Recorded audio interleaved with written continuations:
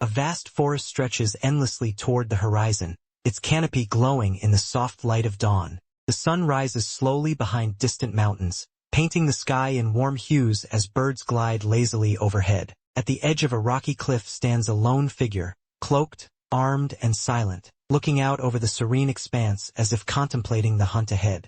The scene shifts to the man's point of view as he watches a group of adventurers walking ahead. 5 companions stride confidently toward the forest, chatting among themselves. They move as a unit, close and familiar, while the man in the foreground lingers behind with a faint, unreadable smile tugging at his lips, an outsider trailing a group that seems unaware of his distance.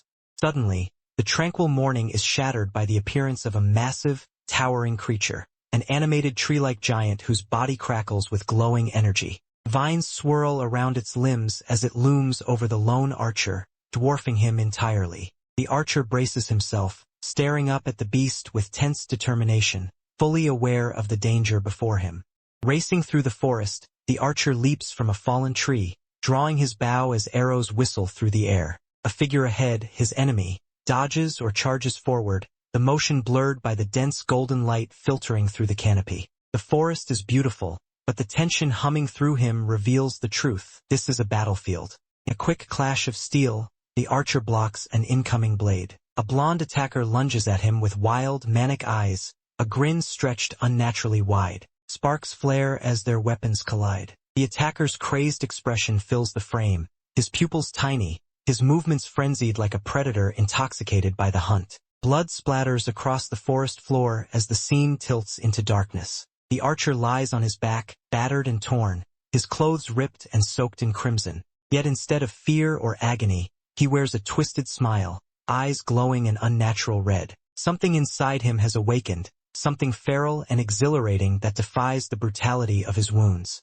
The scene snapped back to Jake's former life, an office washed in white fluorescent light. A bespectacled man with headphones, calmer, reserved, stands next to a woman in a suit. She glances at him with mild curiosity, while his audio guide promises, "Key tips for conversation. You'll be the life of any party."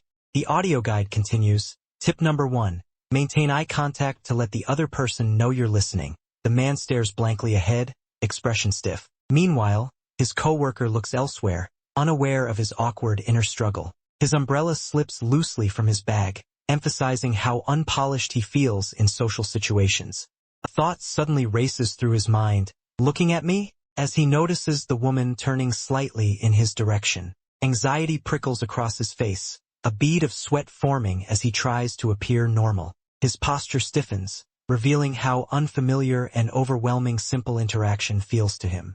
The woman breaks the silence with a warm, friendly smile. "How was your weekend?" she asks casually. Her openness catches him off guard, and he fumbles to remove his headphones, flustered but trying to respond.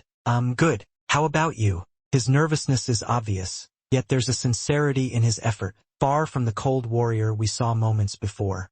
Woman continues speaking cheerfully, her expression bright as she recounts her weekend about a failed fishing trip with her husband. She smiles openly, energized by the memory, completely at ease in the conversation. Her tone is light, friendly, and animated, everything he wishes he could mirror.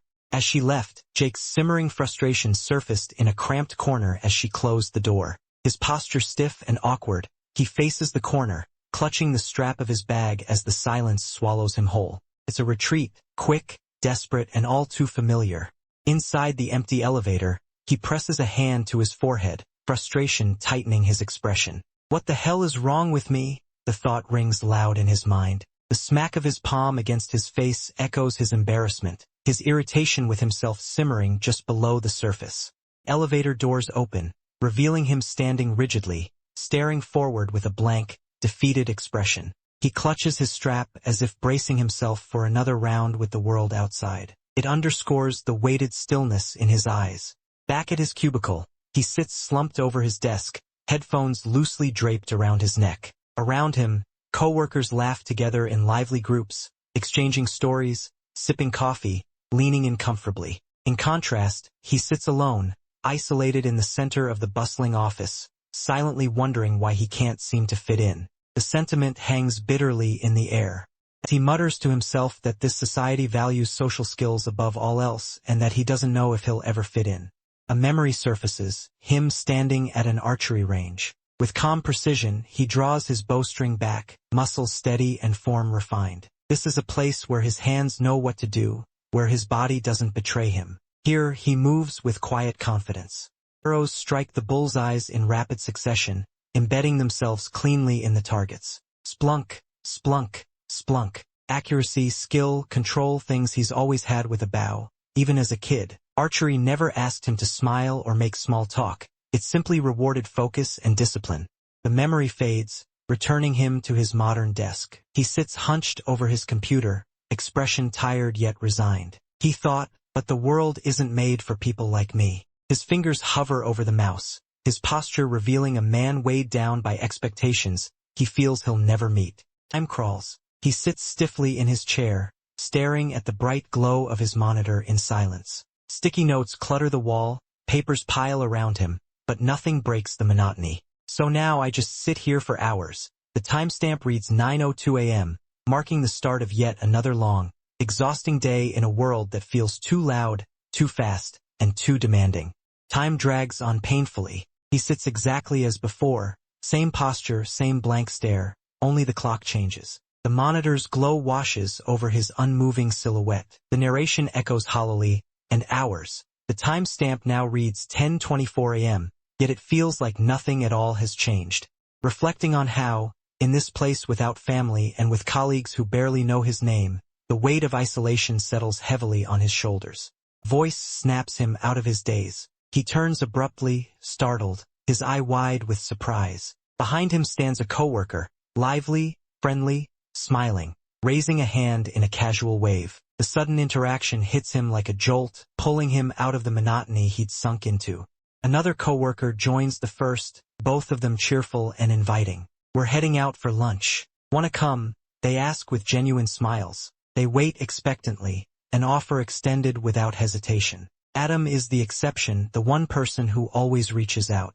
In the meeting room later, Adam sits at the head of the group, posture confident and relaxed. He looks every bit a natural leader. Beside him, Jake sits reservedly, listening. He acknowledges the truth with subtle admiration.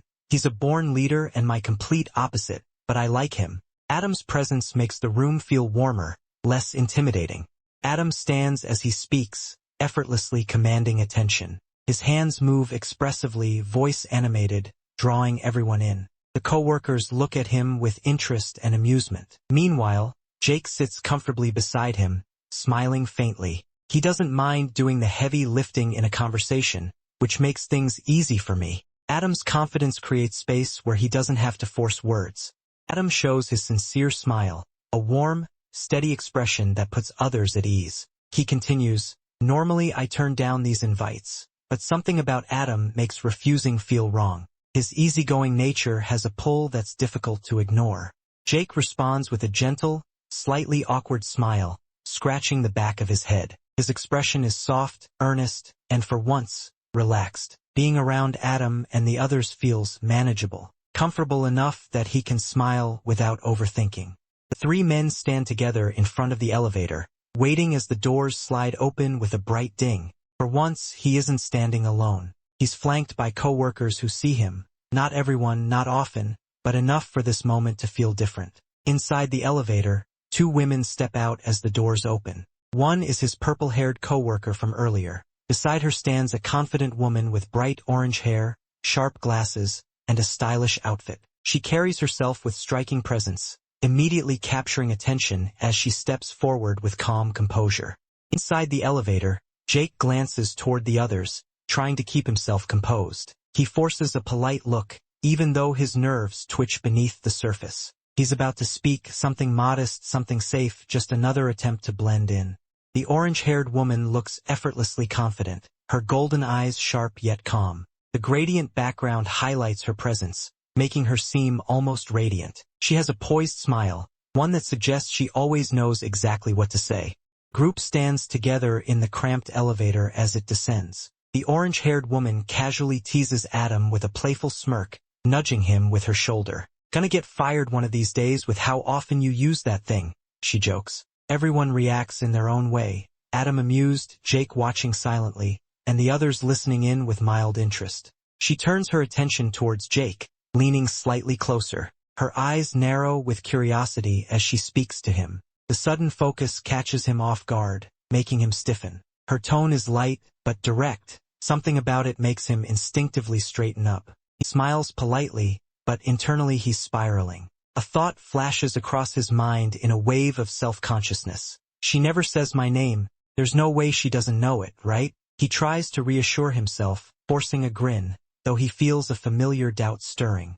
But another thought cuts through that hope. Then again, her attention is often focused elsewhere. His eyes drift toward Adam, who stands confidently in front. The orange-haired woman is animated, speaking to him with familiarity, her bright energy revolving naturally around him. Violent jolt suddenly shakes the elevator. Everyone instinctively braces themselves, eyes wide with shock. The walls tremble, and even the firmest among them stagger. "What was that?" someone blurts out, panic rising sharply. Another voice tries to calm the group. "It's okay, probably just an electrical issue." The entire elevator rumbles violently, the sound deep and threatening. The group crouches or grabs onto one another as the world tilts unpredictably. Their bodies sway with the tremors, expressions tightening with fear. Something is very wrong. This is no simple flicker of power. Adam turns, shouting over the rattling metal, his face filled with alarm. Meanwhile, Jake steadies himself against the wall, trying to maintain balance as the shaking intensifies. The elevator feels like it's falling apart around them. In desperation, Jake slams the emergency button repeatedly, but nothing responds. Sparks flicker around the panel. "Nothing's happening," the orange-haired woman cries out, fear finally breaking through her confident facade. The group huddles together, bracing for whatever comes next as the elevator continues to shudder violently.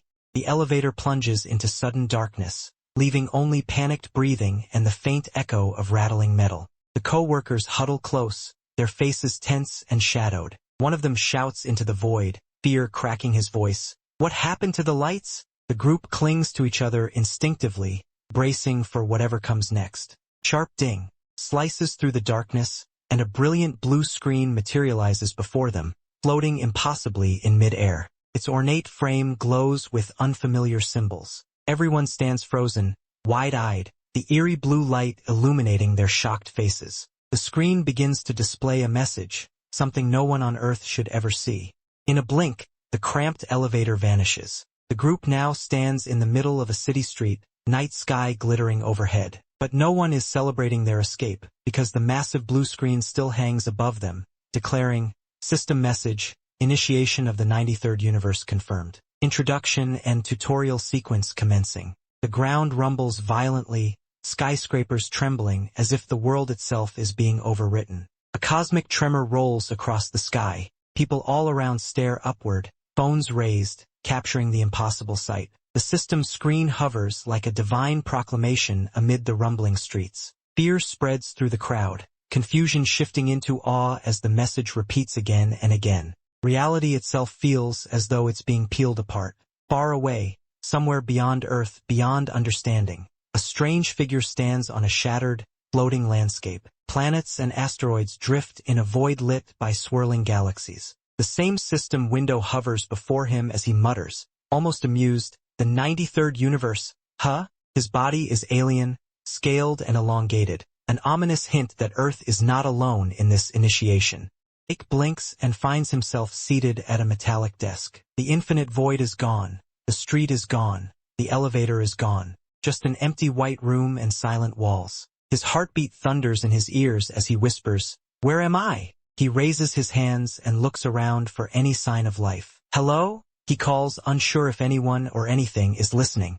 From across the table, a shape stirs. A tall, sleek, unsettlingly alien figure sits with perfect posture. Its smooth, featureless faceplate reflects the sterile room, while faint lines and contours hint at something powerful beneath the surface. Its long limbs and ridged torso make it appear like a creature sculpted from living metal. Jake recoils in horror, eyes wide, adrenaline surging through him. He can't contain the panic ripping out of his throat. "What the hell are you?" His voice trembles, the question echoing in the stark room. He pushes back in his chair, instinctively trying to put distance between himself and the unknown being. Digital countdown flashes into existence. 4:59, 4:58. The creature speaks calmly, its voice resonating in Jake's skull rather than the air. I am the entity in charge of introducing you to your new reality. We have a limited window of time for this introduction. His tone is disturbingly neutral, neither threatening nor comforting. A tense silence gripped the air as Jake, ever analytical and alert, froze in surprise before the sudden appearance of a glowing digital screen displaying an unexpected system notification. He stares at it in disbelief, reading the text that describes him in cold, numerical terms, his name, race, and health points displayed like data in a game. For the first time, the reality of what's happening begins to truly sink in. New system window unfolds before Jake, bright and crisp, displaying a detailed breakdown of his attributes. Strength, agility, vitality, every aspect of him has been quantified. His perception stands highest at 10, while his willpower lags at 6. The message at the bottom notes 0 free points, making it clear these numbers are fixed, for now.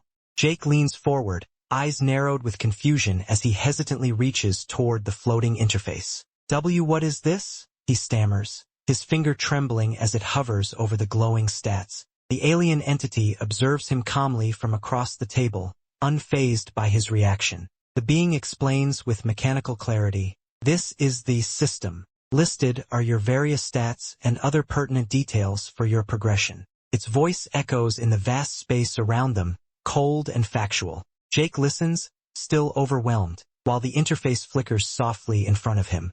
The room melts into a swirl of cosmic colors, opening into a void filled with galaxies and nebulas. The entity gestures subtly as it continues. The system began its initiation when your universe finally passed the minimum threshold required to enter the multiverse. Any additional information will be provided as needed. Jake sits small in comparison to the infinite horizon behind his guide. Jake looks around the cosmic expanse, his expression suspended between awe and disbelief. "I can't tell if this is amazing or absurd," he admits aloud. Planets drift far behind him, their light refracting across the table like reflections in a dream. A soft ding signals another notification, drawing Jake's attention downward. The alien entity points with a slender, elongated arm toward a new selection window appearing between them. The message is simple: choose a class. A holographic display materializes, showcasing a lineup of ethereal weapons, axes, hammers, spears, swords, all glowing in shades of blue. Jake studies them closely, brow furrowed. "So, I'm just supposed to pick one of these?" he asks, half confused, half fascinated.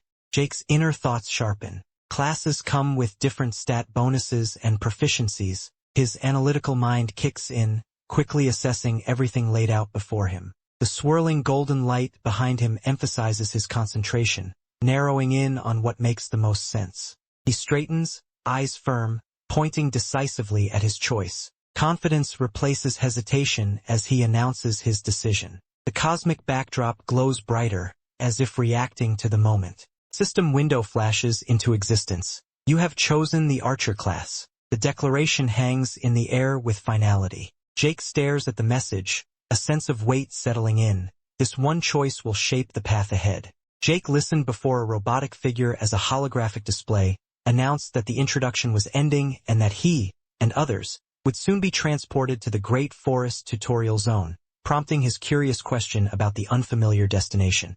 Two towering crimson lizard beasts erupt through the forest canopy, their jaws parted wide to reveal rows of razor teeth. Their throats glow with an eerie blue as they roar, shaking the trees around them. A system message overlays the scene, explaining that the Great Forest is a place filled with both danger and opportunity for newly initiated races like Jake and the others. Deep in the shadows of the forest, a massive boar-like creature devours a fallen beast, blood dripping from its tusks as it tears flesh apart. Its red eyes glow hungrily, and the cracked bones beneath its hooves paint a picture of brutal survival. The accompanying message explains that beasts like this roam the forest in search of prey, and defeating them grants tutorial points, TP, needed to unlock stronger skills. A haunting collage of beast silhouettes fills the panel, stags with glowing eyes, hulking predators with hooked claws, and strange creatures whose shapes blur in the red mist. Their looming figures emphasize the sheer variety and danger of the forest's inhabitants, a silent warning of what awaits the new initiates. Back in the cosmic chamber, the alien guide delivers its message with calm precision. It states that the tutorial will span 64 days, and only the survivors at the end will receive final rewards based on the TP they've gathered. Its emotionless tone contrasts harshly with the grim reality of what it's describing. Jake looks down at the glowing notification still hovering in front of him, his choice of the archer class now officially locked in. He leans forward slightly, eyes lit with a mix of excitement and disbelief. He can feel adrenaline rushing through him as the reality of what's coming begins to settle in. A close-up of Jake's lips reveals a subtle, eager smirk. His breathing quickens as anticipation builds, and for the first time since this began, he looks genuinely thrilled. A single thought pulses through him. This is finally something he can rise to. A new system window flashes into existence, declaring the introduction sequence complete. Lines of white light cascade down the screen, symbolizing the transition from the cosmic briefing into the real challenge. The message welcomes him and everyone else to the official start of the tutorial. Scene shifts to reveal the great forest in all its vastness. Endless treetops stretch toward the horizon, broken only by ancient stone pillars rising like relics of an old world. Clouds drift lazily between the ruins, and flocks of birds soar through the sky, giving the forest a serene yet mysterious atmosphere. Jake and his co-workers appear on a stone balcony overlooking the enormous forest. Now fully equipped with armor and weapons, they look around in panic and confusion. Voices rise in alarm. What's going on? And where are we? As they struggle to understand the strange world they've suddenly been transported to. Jake adjusts the strap of his quiver and grips his bow with newfound confidence. A small, satisfied smile forms on his face as he examines his gear and the environment before him. Not bad, he murmurs, clearly more composed than the others, already beginning to step into the role of an archer. Jake looks out over the treetops, awestruck by the sheer size of the endless green expanse stretching into the horizon. Ancient stone pillars rise from the forest canopy like relics of a forgotten world. Taking it all in, he murmurs in disbelief that the forest is massive, realizing just how overwhelming this new environment truly is. Back on the platform, Adam tries to take control of the situation, waving his arms urgently as he addresses the frightened group. Everyone is startled and confused, exchanging panicked glances while Jake stands quietly behind them, observing the chaos unfold. Suddenly, the ground beneath them begins to tremble. A woman steps back in alarm as the stone surface shifts under her feet, tiny cracks forming with each sharp vibration. She cries out that the ground is moving, struggling to keep her balance as dust rises around her ankles. The tremors intensify, throwing the group off balance. Weapons clatter, armor rattles, and everyone braces themselves instinctively. The blond man shouts for everyone to stay calm, though even he struggles to remain steady as the platform shakes violently beneath them. Meanwhile, deep within the forest, another group moves cautiously along a dimly lit path. Sunlight filters through the leaves in scattered patches, illuminating their serious expressions. A quiet realization hangs over them. Beasts aren't the only things hunting in these woods, and they proceed with tense vigilance. The leader abruptly raises a hand, signaling everyone to stop. The man in front narrows his eyes, asking if anyone else heard the faint rustling in the brush. Another person whispers anxiously, wondering if someone is following them. The forest feels suddenly close, as though something unseen is watching. Sword in hand, the leading man steps forward, calling out toward the dense undergrowth. His voice is firm as he demands that whoever is hiding reveal themselves. The forest falls into a hushed silence, the only sound the faint rustle of leaves swaying in the air. Last, a timid young man emerges from behind the trees with his hands raised high in surrender. Dirt-smudged and visibly shaken, he apologizes quickly, insisting he doesn't mean any harm. He explains that he's only searching for his missing party members, hoping they are still alive. The green-haired woman steps forward with a gentle reassurance, telling him they won't attack. The swordsman remains wary, but he lowers his weapon slightly, granting the newcomer a cautious welcome into their presence. The tension eases, though the unease of the forest lingers in the air. Blonde newcomer rubs a bruise on his cheek, wincing as his fingers brush over the tender skin. Still shaken, he explains that his group was ambushed not long ago, his unfinished sentence hinting at the danger that almost claimed them. His fear fills in the rest of the details. The The swordsman looks at the frightened boy with a mixture of sympathy and caution, acknowledging the grim reality of their situation. They could be anywhere, he says, referring to the boy's lost party. Beside him, the green-haired mage offers a gentle, comforting smile, trying to ease the boy's obvious distress. Stepping forward with a steady voice, the swordsman suggests a solution. "Why don't you stick with us for now?" he offers, gripping his weapon lightly as he studies the newcomer. Despite the uncertainty surrounding him, his tone carries a sense of responsibility and quiet leadership. Green-haired woman places a reassuring hand on the boy's shoulder, her expression soft and sincere. She promises, "We can help you find your party," and her calm presence seems to loosen some of the tension that has been knotted in the boy's posture since he arrived. The boy's eyes widen with surprise before a hopeful smile slowly forms on his face. "Really?" he asks, the relief in his voice unmistakable. For the first time, he looks less overwhelmed and more like someone who finally sees a bit of safety in the chaos around him. But as the group speaks, a subtle, troubling detail is revealed. A small dagger rests in the boy's belt, its metal stained with dried blood. The mark is faint but unmistakable, hinting that before stumbling upon them, he had already encountered danger and survived something violent. The group stands clustered together in the middle of the forest, tension heavy in the air. Confusion and fear show on their faces as they try to process their situation. One of the girls, gripping her staff tightly, finally breaks the silence with a trembling voice, demanding, "What are we supposed to do?" Another member steps forward, his nerves frayed and voice cracking with panic. He gestures wildly as he blurts out, "Did anyone else meet a freaking alien?" The others turn toward him, some startled, some bewildered, each clearly struggling to keep themselves calm. Trying to steady the rising chaos, Adam plants himself between the panicking pair. With a firm but reassuring expression, he lifts his hands to calm them, saying, "It's gonna be okay, one step at a time, all right?" His tone is steady, grounding the group even as uncertainty presses in from all sides. A short distance behind them, Jake watches quietly, analyzing the situation with cool composure. As he takes in the blonde man's leadership, a thought crosses his mind, clear and certain. He really is a natural-born leader. Adam begins moving forward with purpose, guiding the group deeper into the forest. He speaks with confidence that the others cling to, declaring, "Let's start with locating shelter, water, and food." Behind him, the group follows, their earlier panic shifting into hesitant determination.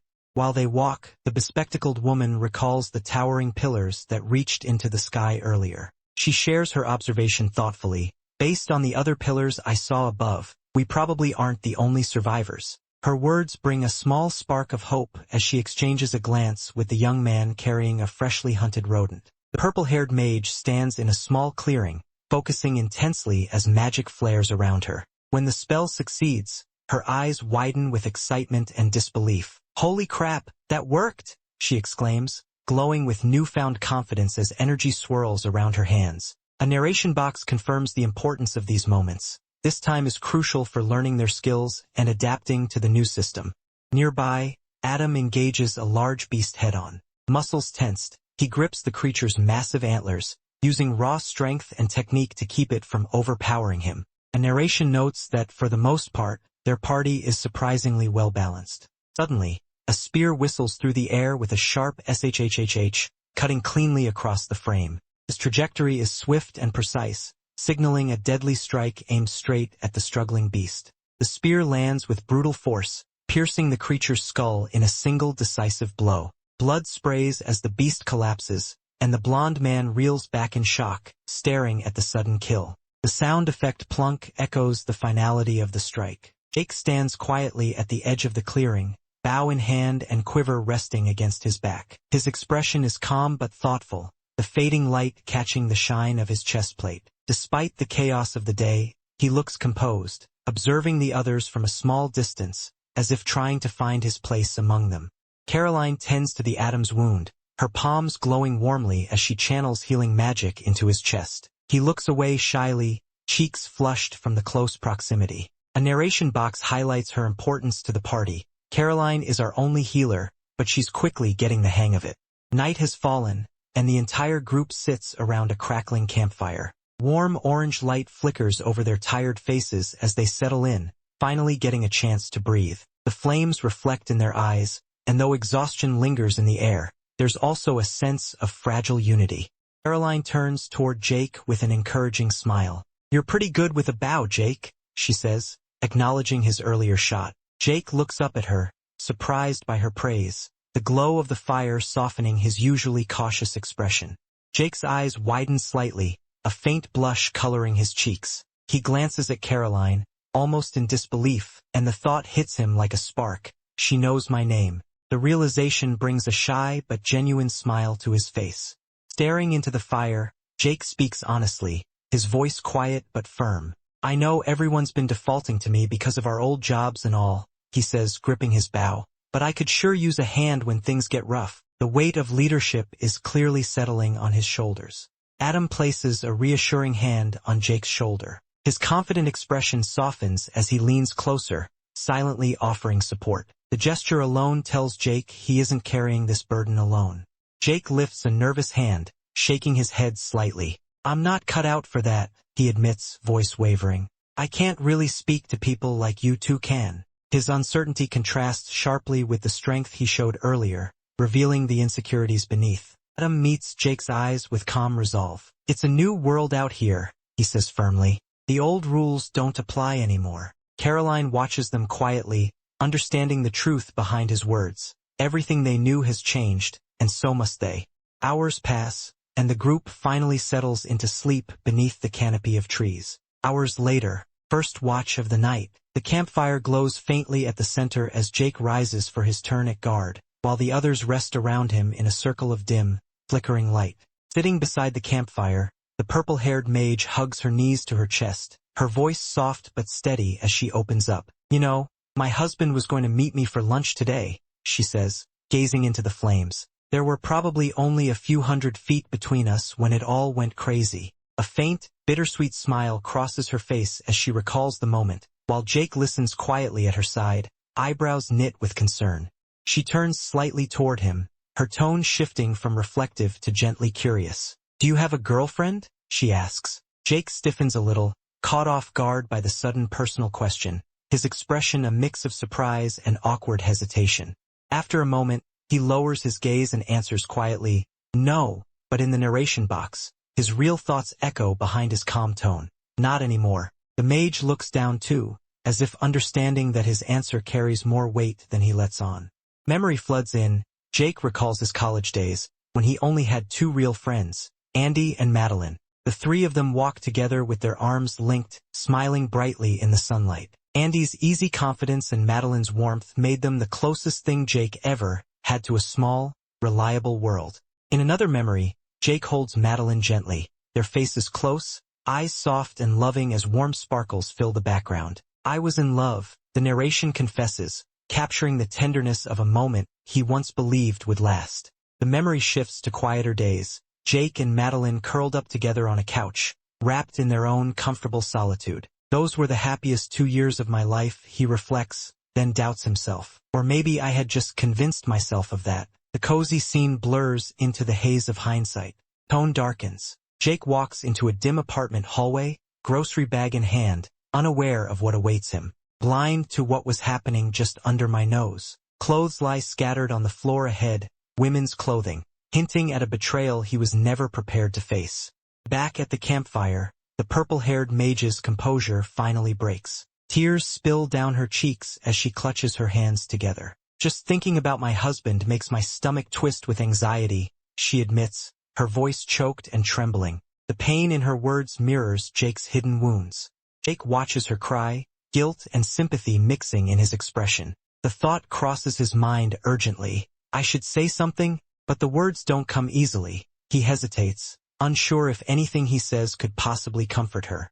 Before he can speak, she stands up abruptly, wiping her tears as best she can. "Excuse me," she murmurs, turning away from the fire. Jake instinctively reaches up as if to stop her, but his hand falls short. He watches her walk off into the darkened clearing, her silhouette framed by sparks from the fire. Joanna walks deeper into the forest, her cloak trailing behind her as she disappears into the misty path ahead. From behind, Jake watches her retreating figure, a bundle of arrows visible over his shoulder. His thoughts churn as he reflects on how much has changed. Adam believes he has leadership potential, Joanna is finally opening up to him, and even Caroline had remembered his name. For someone so used to going unnoticed, it feels surreal. Jake lowers his gaze, the firelight flickering across his determined expression. Adam's encouragement echoes in his mind. Maybe Adam was right. Maybe things really can be different here. For the first time, he dares to believe that this strange world might offer him a chance at becoming someone better, someone stronger. A distant scream suddenly shatters the stillness of the forest. The cry stretches across the treetops, long, sharp, desperate, echoing through the valley. Jake's eyes widen as the sound fades, replaced by an ominous silence. Jake's body moves before his mind even fully processes it. He bursts into motion with a powerful dash, gripping his bow as he sprints toward the source of the scream. His face is tight with urgency, fear, and resolve, all mixing into one driving force. Joanna sits on the ground, frightened and cornered. Standing before her are 3 armed men, broad, confident, and wearing cruel smirks. The one at the front looks down at her mockingly. "All right, little lady," he drawls as if savoring her helplessness.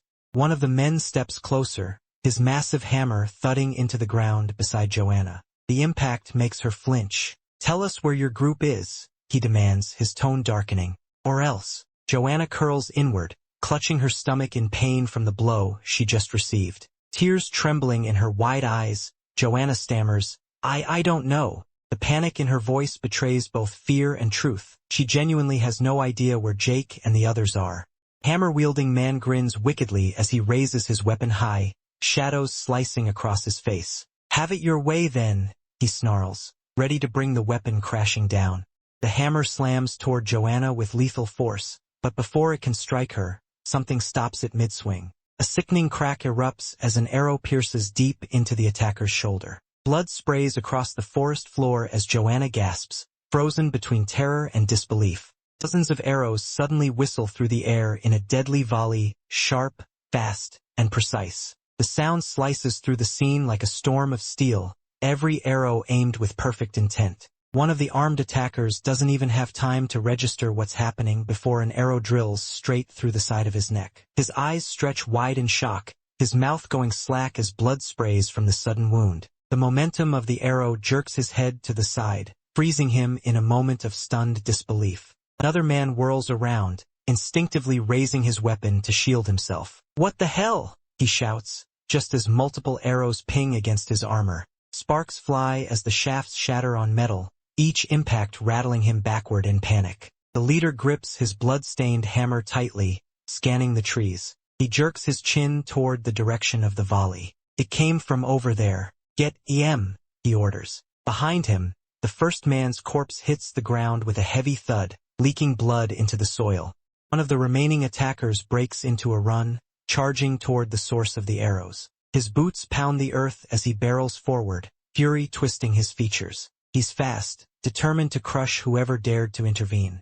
He sweeps through the underbrush, scanning frantically between the trees. His grip tightens around his axe as he mutters curses under his breath, trying to catch sight of the hidden archer before it's too late. Before the man can look behind him, Jake launches himself from the shadows with a powerful leap. His cloak whips behind him like a dark wave as he dives through the air, silent and precise, eyes fixed on his target with deadly intent. Jake slams onto the attacker's back, driving an arrow straight into the man's shoulder with a brutal stab. The bandit's face contorts with shock and pain, his mouth gaping as he tries to process the sudden assault. The wounded attacker snarls through clenched teeth, reaching back with one hand. "Why, you little," he growls, grabbing for Jake's arm in a desperate attempt to tear him off before the student can strike again. Jake yanks free and rolls backward, hitting the ground hard. He tumbles across the forest floor as another bandit charges toward him. The man swings his axe wildly, letting out a furious roar that echoes through the dark woods. The attacker closes in, raising his hefty axe high above his head. His rage explodes in a savage scream, HAA, as he prepares to bring the massive blade down on Jake with full force, determined to end the fight in a single crushing blow. In the dim blue haze of the forest, their silhouettes clash violently. The attacker's massive axe comes crashing down toward Jake, but Jake braces himself and intercepts the blow with his wooden bow. The impact rings out with a loud clunk, sparks scattering as strength collides against desperation. Jake struggles beneath the weight of the blade, his face contorted with effort. The axe edge grinds against his bow, with splintering as the weapon creaks under the pressure. Sweat beads on his brow as he tries to hold back the overwhelming force threatening to crush him. Short distance away, Joanna lies unconscious on the forest floor, blood pooling beneath her. The metallic scent hangs heavy in the air. One of the attackers snarls in frustration. Snapping, she's passed out from the pain. Where's the other asshole? Jake's eyes narrow sharply, a small flicker of movement catching his attention. His glare shifts subtly, he knows someone is approaching, and they're coming fast. The leader charges through the tree-line with murderous intent, stomping closer with each heavy step. Jake's eyes widen as the man raises his hammer high above his head. Shit! Jake hisses through gritted teeth, bracing himself for the incoming strike. Sudden rustle from the bushes behind him tightens Jake's nerves. His head jerks toward the sound, fear spiking. There's another one? He gasps, realizing he's surrounded on all sides.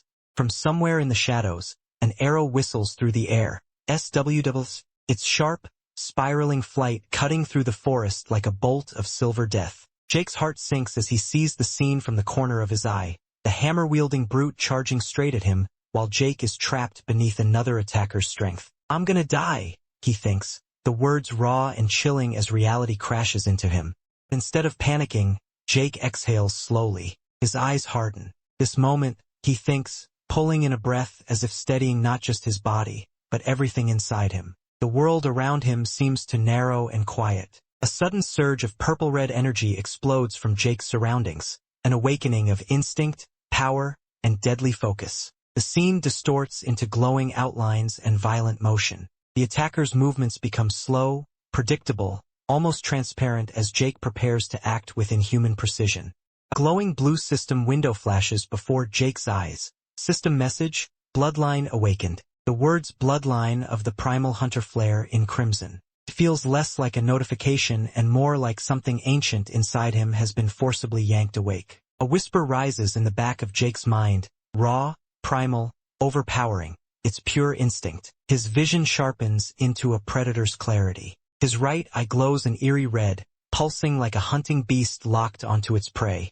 Jake's body moves before thought can catch up. He twists sharply, letting the heavy hammer crash into the ground where his skull had been a split second earlier. The force of the impact sends debris flying, but Jake is already on the move. Arrow streaks toward him from behind, but Jake's hand snaps out with impossible precision. Catch! His fingers clamp down around the shaft, stopping it mid-flight as though it had never been a threat at all. Using the captured arrow as a pivot for his momentum, Jake spins low to the ground and sprints forward. His cloak whips behind him as his movements blur with predatory speed, closing the distance in an instant. In the blink of an eye, the attacker ahead of him jerks violently. Jake's thrown arrow pierces straight into the man's chest. The bandit lets out a guttural cry, "Grah," before collapsing backward, eyes lifeless as his body hits the ground with a heavy thump.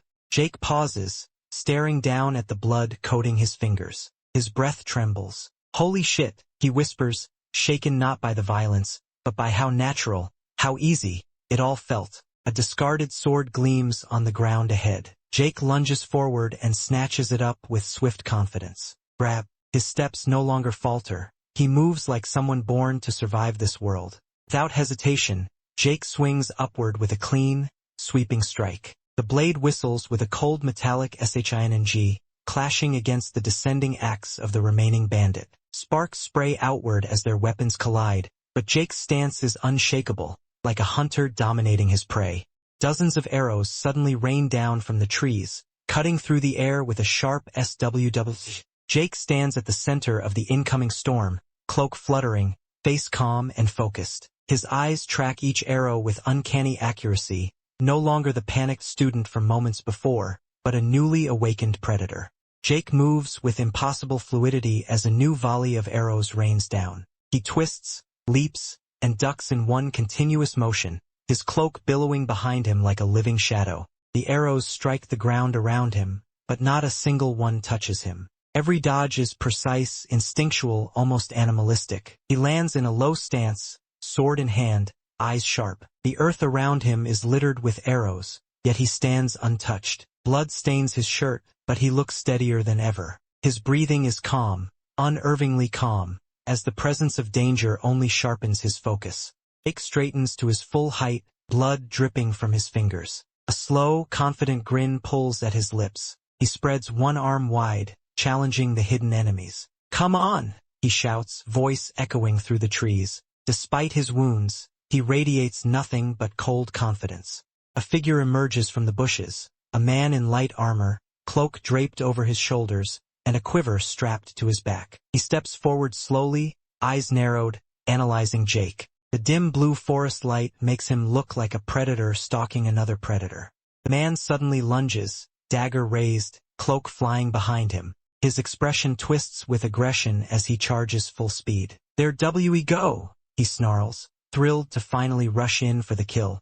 With a violent burst of motion, the bandit tackles Jake, slamming into him hard enough to stagger them both. His face is filled with fury as he grabs hold of Jake, trying to overpower him. The motion is fast, chaotic, raw survival instinct clashing against awakened bloodline. The attacker pulls back his arm, dagger flashing in the light. "What the hell are you?" he screams, voice cracking between rage and fear. Before he can strike, his feet skid on the ground, the impact from the tackle still disorienting them both. Jake's blood-stained fingers clamp onto the man's quiver strap. Grab! He yanks hard, pulling the man downward and breaking his balance entirely. The motion is small but decisive, the move of someone who now fights like a predator, not a person.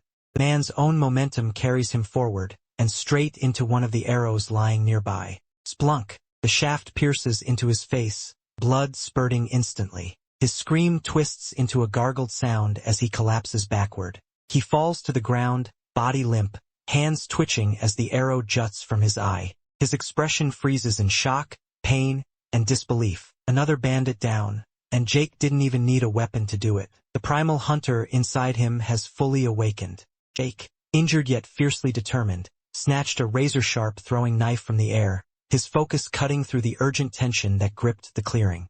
Jake straddles the fallen bandit, rage and instinct blurring into one. His bloody hand grips the broken arrow jutting from the man's face, and with a vicious snarl he slams it deeper. The forest rings with the wet crack of bone and the dying man's final, strangled gasp as Jake forces the arrow down with merciless strength. From afar, the grisly struggle is reduced to silhouettes against the dim, misty woods. One figure pinned beneath the other, a dagger raised high like a brutal executioner. The quiet forest feels colder, almost as if the trees themselves recoil from the raw violence unfolding between their roots. Adam and the others burst into the clearing, faces tight with alarm. Weapons raised, eyes sharp, they scan the chaos. Adam shouts, breathless and frantic, "Are you two okay?" Their group forms a protective front as they brace themselves for more enemies that might be lurking nearby.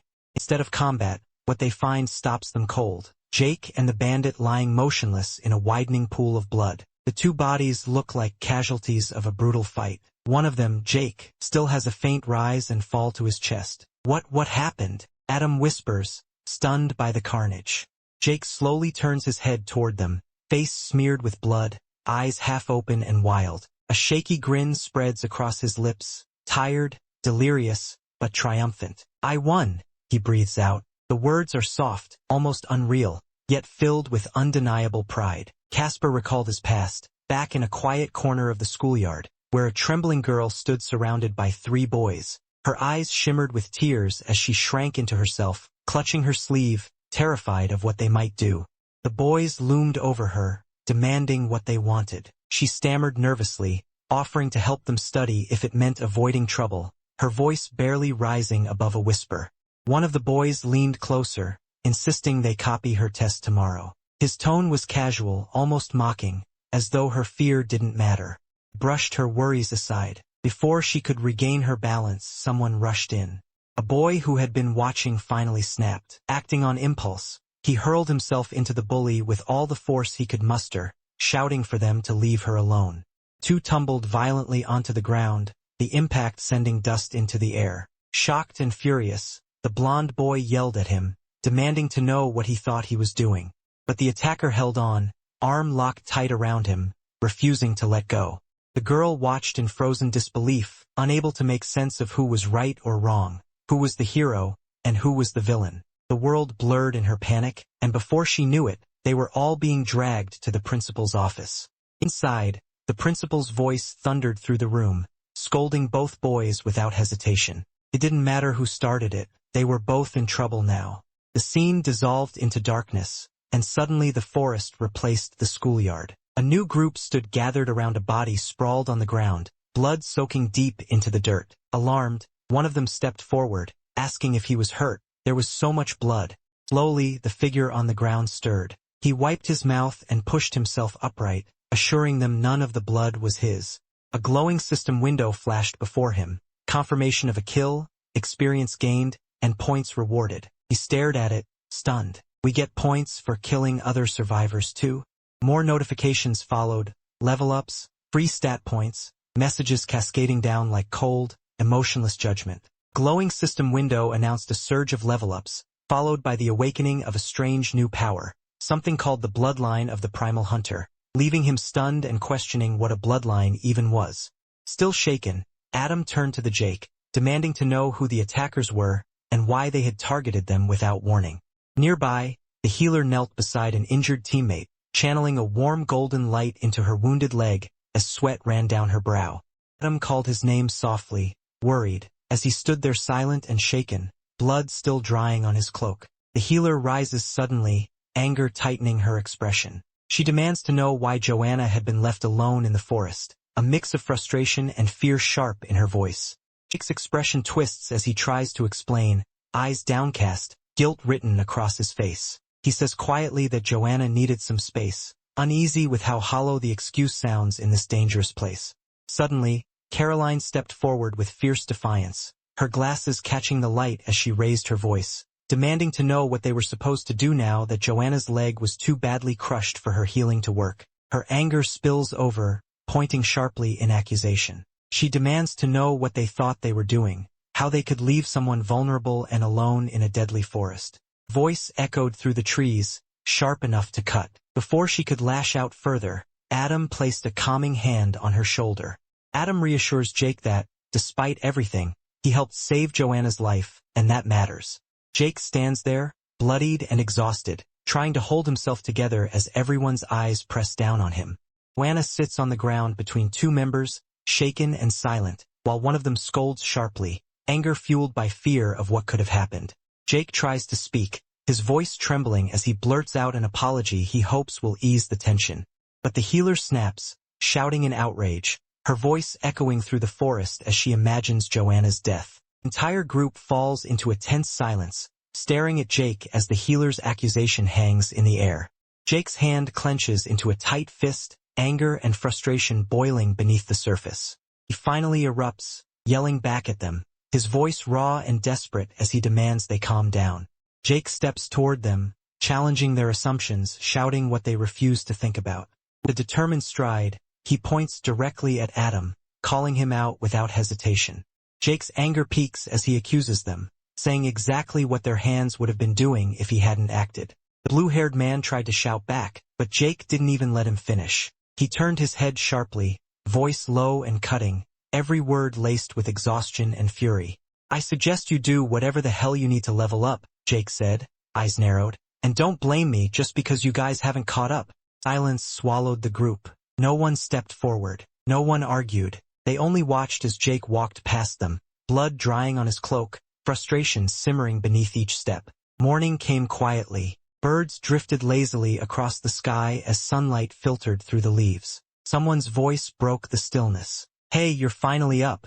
Jake shifted where he sat against a tree, blinking groggily. His muscles ached. His clothes were stiff with dried blood. Beside him, Casper sat calmly whittling a stick, as if the horrors of the previous night were nothing but a dream.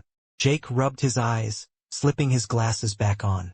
Casper simply nodded in greeting, soft, wordless, but reassuring. Jake stared at him for a moment, taken aback by the gesture. "We each need to start," he began, but the thought trailed off unfinished. A memory pulled him away. He saw himself back in the fluorescent lights of their office, leaning over a coworker's desk. Besides Anthony, Casper had probably been the closest thing Jake had ever had to a friend. Maybe not the loudest, maybe not the bravest, but dependable, steady, easy to talk to. It really was good to have another ally around. Jake watched Casper's phone light up, displaying a familiar defeat. Mega unmatched, 6 times. Casper stared at the notification with a dead expression as the app cheerfully suggested paying $128.99 to try again. Jake couldn't help but sigh. Same Casper as ever.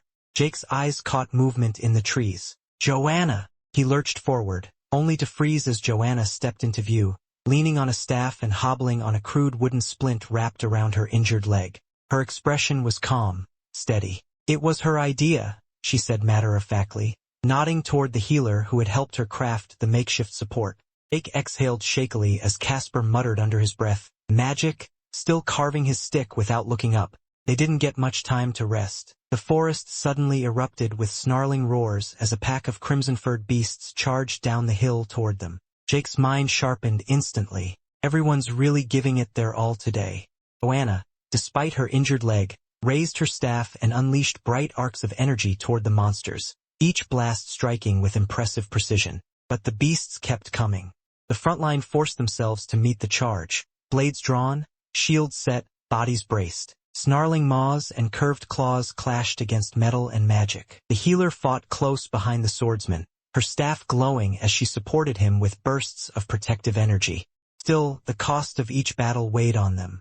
Some of them had received potions with their beginner gear, but none were strong enough to fully mend Joanna's leg. Every attempt at healing only dimly warmed the wound, never truly fixing it. Eventually, the group collapsed into a loose circle on the forest floor, breathing hard, exhausted, bruised, and shaken. Joanna sat near the center, her leg wrapped in a soft golden glow as the healer attempted what little she could.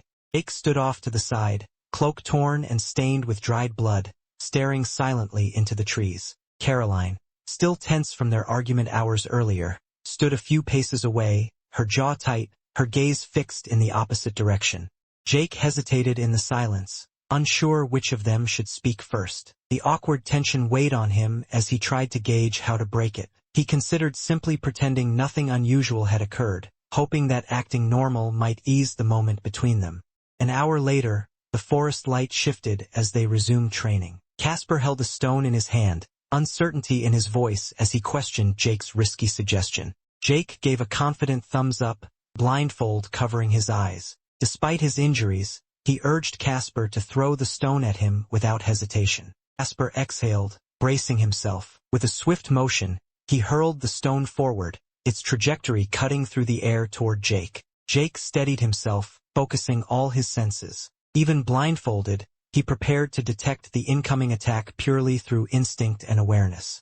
But his attempt failed. The stone struck him squarely on the back with a wet impact, jolting him forward before he could react. Casper rushed over in concern, explaining that he had tried not to throw it too hard, but worry still creased his face as he checked on Jake. Jake reached behind him, feeling the sting from the strike. His fingers brushed the dirt that smeared across his cloak as he steadied himself. Their training halted when Adam announced they should stop for the day and find shelter before nightfall. The others agreed, exhausted and eager for rest as they prepared to move. The group approached the mouth of a dark cave, and as Adam cautiously declared that this looked like a safe spot where they'd at least be sheltered from the rain, a sense of relief washed over them amid the looming storm. Jake remained at the back of the group, believing their location would limit the angles from which an ambush could hit them, all while keeping a vigilant watch on Joanna's injured leg. As the group walked deeper into the forest, Adam stepped closer to Jake, his expression softening as he attempted to speak with him privately. Jake kept his gaze forward, offering only a faint smile as he assured Adam that he wouldn't repeat the same mistake again. Adam reached out, placing a hand on Jake's shoulder, his voice steady with sincerity, as he told him he hadn't deserved the treatment he received earlier. The group pressed onward toward the cave entrance, Adam leading with a torch in hand. Jake followed closely, quietly recognizing the man's reliability. In the dim light, Jake reflected on Adam's character. For all the chaos around them, Adam remained steadfast, a genuinely good man. Jake understood that without Adam's leadership, the group would likely have fallen apart long ago. The thought brought a small, appreciative smile to his face. A memory surfaced, one of their days in the office, where Adam had casually approached him with the same upbeat friendliness he carried now. Adam's bright smile lit up the drab office space, insisting that Jake join him for lunch, as though they had always been close friends. Caught off guard, Jake had accepted with a shy nod, his voice cracking slightly as he tried to hide how flustered he was by the unexpected warmth. Back in the cave, the group halted as a deep rumble echoed through the stone walls. Weapons instinctively lifted, their bodies tensing as they searched for the source of the sound. Violent tremor ripped through the cavern, louder and harsher than before. Dust burst from the ceiling as chunks of stone wrenched free, smashing into the ground with explosive force.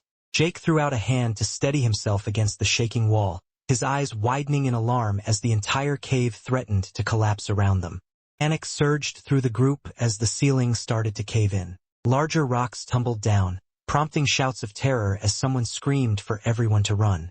The party bolted toward the exit, sprinting with every ounce of strength they had. Stones crashed behind them, each impact echoing like thunder as they raced against the cave's collapse. The ground tilted under their feet as the shaking intensified. Jake leapt forward, narrowly avoiding the falling debris, while others struggled to keep ahead of the collapsing tunnel. Ahead of them, a massive section of the ceiling gave way. Boulders plummeted in a deadly torrent, and Caroline, still inside the danger zone, looked up in horror as the shadow of the falling rocks swallowed the light above. Jake plants his foot hard against the ground, body twisting as he pulls his bow back. His cloak whips behind him, the momentum carrying dust and pebbles across the floor. A blinding burst of force explodes behind him as he sprints forward. Light erupts across the cavern, tearing into the ground where he once stood, leaving a trail of destruction in its wake. Rocks crash down from above. Jake lunges, grabbing Caroline and rolling with her, just as massive debris slams into the ground where they stood moments before. Falling boulders smash into the cavern floor, shaking the entire room. Jake and Caroline skid across the dirt, narrowly avoiding being crushed alive. The dust settles. Jake and Caroline sit up slowly, shaken but alive, surrounded by rubble that now seals off part of the cavern. Breathing heavily, Caroline tries to steady herself while Jake checks if she's unharmed. From the other side of the collapsed wall, the rest of their party approaches warily, torches lighting their path as they discover the cave-in separating them. The party shouts his name from behind the sealed wall, their torch casting light across the jagged stones blocking the passage. Jake and Caroline call back from the other side, confirming they made it through the collapse. Then Jake raised his finger and spoke with grave seriousness. He warned Caroline, who met his gaze with unwavering focus, that the cave was clearly unstable. Jake and the mage walk cautiously across the dim cavern floor, their footsteps echoing softly. The darkness around them feels alive, every small sound bouncing off the jagged stone walls as if something unseen is moving just out of sight. Jake glances over his shoulder, alert, his cloak trailing behind him. Caroline steps forward and presses a hand against the rocky surface. Her expression is firm, calm but strained. The unstable wall looms over them, cracks spiderwebbing across its rough face. Flickers of torchlight catch on her hair as she prepares to act. On the other side of the collapse, Adam reaches out to stop the swordsman just as he lifts his weapon to strike. Their faces show tension, fearful that even the slightest force could trigger another deadly rockfall. Joanna, clutching her staff, trembles. Her knuckles whiten as she hugs the red-tipped staff close to her chest. She looks terrified but determined, not wanting to abandon Jake and Caroline on the other side of the cave-in. Their silhouettes stretch across the cavern walls as the group moves deeper into the twisting corridors. The cave narrows, towering rock formations leaning inward like jagged teeth. Their voices echo faintly through the endless stone. Jake touches his chin thoughtfully, brow furrowed. His eyes track the uneven terrain ahead. Every decision feels like a gamble, but it's better than risking another cave-in. He speaks clearly and firmly through the crack in the stone, projecting his voice toward the group on the other side. Determination steadies his tone, even though the uncertainty of the cavern deepens with every step. His quiver shifting against his back, Jake walks forward into a narrower, torchless tunnel. The darkness swallows the light quickly, leaving only hints of shapes carved by time. The air grows colder, heavier. Jake's expression turns grim, calculating potential outcomes. Caroline beside him appears equally tense, her golden eyes sharp behind her glasses. She steps forward reassuringly, her voice steady despite the dread curling around them. Jake watches her with a faint hint of relief, her confidence grounding him. Together they press deeper into the unknown. Her eyes burn with fierce determination, amber irises glowing even in the dim cavern light. The slight curl of her lips isn't fear, it's defiance. She refuses to let the darkness swallow her. Jake watches her with a small, surprised smile, quiet but genuine. Her stubborn resolve sparks something in him, easing the tension that's been gripping his chest since the cave-in. The other group wanders through the twisting tunnels, their torchlight spilling across walls that seem to shift and tighten the deeper they go. Exhaustion and doubt creep into their footsteps. The shield-bearer pats the Atom's shoulder, trying to mask his own unease. Behind them, the Joanna clutches her staff tightly, while the rogue follows silently, eyes scanning every shadow. The shield-bearer turns serious, his voice echoing faintly against the stone. There's no sarcasm, only honesty. He's acknowledging something the whole group has felt but never said. Atom looks up, startled. He hadn't expected the comment to pierce so directly at the doubt gnawing inside him. The shield-bearer's tone sharpens, not as criticism, but as a sober reminder. The cave is dangerous, but deeper dangers lurk beyond it, and they all know it. He hesitates as a memory surfaces, one that unsettles him even now. His eyes darken, remembering the moment that changed how he viewed Jake. The memory flashes. Jake, bleeding heavily, surrounded by gore, smiling with wide, unblinking eyes. It wasn't the smile of relief or victory. It was something feral, something that didn't belong to the quiet man they thought they knew. Atom frowns, unsettled. He looks down, trying to make sense of the image in his mind, because the Jake they know is calm, rational, not someone who smiles while dying. The shield-bearer's expression softens. His earlier seriousness fades into something quieter, concern mixed with a hint of guilt. He looks down as if weighing his words. Atom turns sharply, his voice steady but his eyes conflicted. He says it firmly, as if reminding both himself and the others. Head, Jake lifts the torch higher, its flame flickering against the rocky walls. Beside him, Caroline watches closely, her gaze sharp and analytical. Her tone is flat, factual, no panic, no judgment, just observation. Her golden eyes lock onto the blood staining his sleeve. He says it awkwardly, trying to play it off, but the angle of his shoulders betrays the pain he's trying to hide. Without hesitation, she steps closer and lifts his cloak, ignoring his attempts to shy away. Her hands move with practiced precision. His eyes widen behind his glasses. He still looks genuinely confused, like someone who expects anger but isn't sure why compassion is being offered. Golden healing light gathers around her palm, warm and steady. She works with quiet authority, already focused on the injury. His mind panics in chibi form, scrambling through imaginary social interaction flashcards, while she sternly concentrates on healing him. Her voice softens, but only slightly. She isn't lecturing, she's worried. The glow around her hand intensifies as the wound begins to knit together. Her hands glow with warm golden light as she works carefully over the wound. Despite her confident tone earlier, there's a hint of insecurity in her voice. She's trying her best, but she knows her limits. His voice comes out softer than expected. The question slips free as he watches the magic swirl around her fingers, illuminating the cave walls. She glances up, genuinely curious, her golden eyes steady despite the delicate spell she's maintaining. The question turns back on him effortlessly. She nods lightly, as if confirming a truth she's carried for years. Her voice loses its earlier edge, replaced by something reflective, almost vulnerable. She adjusts her stance, still focused on healing him. The explanation comes out casual, but there's logic behind it, strategic thinking born from experience. He turns toward her, surprised. She keeps her eyes on the healing spell, but something about her answer feels heavy. The scene shifts to a quiet hospital room, two children sitting on a bed. The air feels colder, still, filled with unspoken memories. A younger version of her sits at a computer, headset on, illuminated only by the screen's soft glow. It's the kind of ritual siblings build to stay connected. He listens silently, realizing how little he actually knows about her beyond her sharp tongue and steady courage. Her cheeks flush pink, frustration bubbling up. This part clearly still irritates her. Even now, in a life-or-death world, old gaming stereotypes haunt her. Now, gripping both swords with a fierce confidence beneath the open sky, she admitted that her initial resentment stemmed from wanting nothing more than to stand among the fighters, dealing powerful blows like anyone else.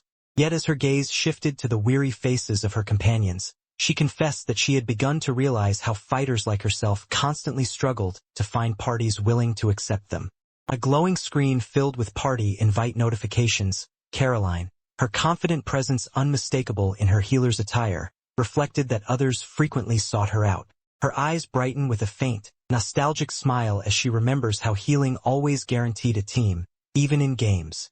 Back in the cave, she adjusts the archer's bandages with quiet determination, her gaze steady and honest. A close-up of her face, serious, resolved. She isn't joking or exaggerating. She means it. He nods gently, eyes lowered in sincere respect for the logic behind her choice. He exhales sharply, frustration leaking through as she finishes tying the last of the bandages. He stares ahead, conflicted, while she stands behind him, fiery gaze sharpening as if she senses the weight of his silence. She gives the bandages a firm final tug, securing the knot perfectly. Their conversation falls into a brief, meaningful quiet. She steps forward with firm resolve, staff in hand. Jake follows closely behind, gripping his torch as the glow dances across the cavern walls. The two stand at a split in the tunnel, one path veering left, the other right. The cavern looms above them like a jagged stone maw, shadows swallowing the space ahead. She turns toward him anxiously, hand tightening around her staff. The uncertainty in her eyes reflects the darkness stretching in both directions. Sound echoes faintly through the rock, small, quick, unsettling. Both freeze, listening. His eyes narrow behind his glasses. Something instinctive jolts through him, familiar yet unsettling. She places a cautious hand on his shoulder. His expression shifts, focused, analytical. He looks deeper into the hollowed stone corridor, suspicion sharpening his tone. The space ahead is pitch black, too quiet, too still. Something waits just beyond the reach of their torchlight. From the inky depths of a shadowed cave, countless pairs of glowing blue eyes emerged, their silent watchfulness casting an ominous chill through the darkness. His voice is steady, but his lips curl into an uneasy grin. The danger is unmistakable and closing in. Jake's expression tightens as something strange wells up inside him, an instinctual stir, almost primal. His eyes become sharp, focused, scanning the darkness as though something deep in the cavern is calling to him. A chill crawls down his spine, but his gaze refuses to look away. His heart thrums with an intensity that borders on exhilaration. Every fiber of his being screams danger, yet another part, one he barely recognizes, leans into the feeling with almost hungry anticipation. His breath steadies as he grips his cloak, torn between caution and an irresistible pull toward the darkness ahead. Jake lifts the torch higher, the flame swirling like a restless spirit. The mage stares, caught off guard by the sudden decisiveness in his voice. He steps forward, shadows stretching behind him as if urging him onward. Dozens of tiny, cold blue eyes glow in the pitch-black tunnel. They blink in unison, watching, waiting. The cavern fills with the eerie chorus of squeaks and shifting bodies, creating an atmosphere thick with tension, like the calm before a storm. She moves in front of him with urgency, flames from her torch illuminating the fierce determination in her eyes. Her stance is protective, as though shielding Jake from his own reckless impulses.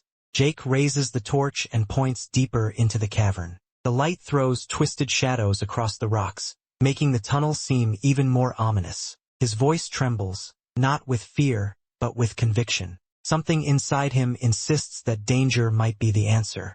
He crosses her arms, trying to rein in her frustration. The glow from the torches reflects off her glasses, casting sharp glints across her stern expression. She's thinking clearly, trying to anchor the both of them in logic before panic takes over. Jake's voice rises, echoing faintly through the cavern. His excitement borders on agitation, like he's trying to convince both her and himself. The firelight flickers wildly as though feeding off his strange enthusiasm, casting erratic shadows that dance along the cavern walls. She presses her palm to her forehead, exasperation overwhelming her usual calm. The gesture is sharp, her frustration radiating from every movement. The faint trembling of her fingers reveals just how worried she really is. Jake lowers his head, the flame casting warm orange light over his face as he stands in uneasy silence. His grip on the torch loosens slightly, revealing hesitation beneath the bravado. Something deeper, more personal is driving him forward, and he knows it. Jake remembers the moment he felt truly alive, blood on his cheek, adrenaline shaking his limbs, the raw thrill of battle pounding through him. His eyes widen slightly as the truth surfaces. Beneath all his excuses, beneath the logic and arguments, a hunger has been growing inside him. She glares at him, her voice trembling with frustration and fear. Her staff shakes at her side as she tries to make him understand. The stakes are real, and they're not playing adventurer for fun. Every step they take could be their last. Jake throws his arms out helplessly, eyes wide and desperate. His voice cracks with something deeper than anger, confusion, longing, an ache he can't put into words. The torchlight flickers across his face, revealing the storm inside him. His mind flashes to visions of powerful warriors and mages, people lifting boulders like toys, casting spells that reshape reality. He sees a world where he can rise above who he used to be, a world where he doesn't have to feel small or powerless ever again. Her golden eyes narrow, the glow reflecting her disbelief. She can't wrap her head around why he's treating this like a fantasy when the dangers around them are painfully real.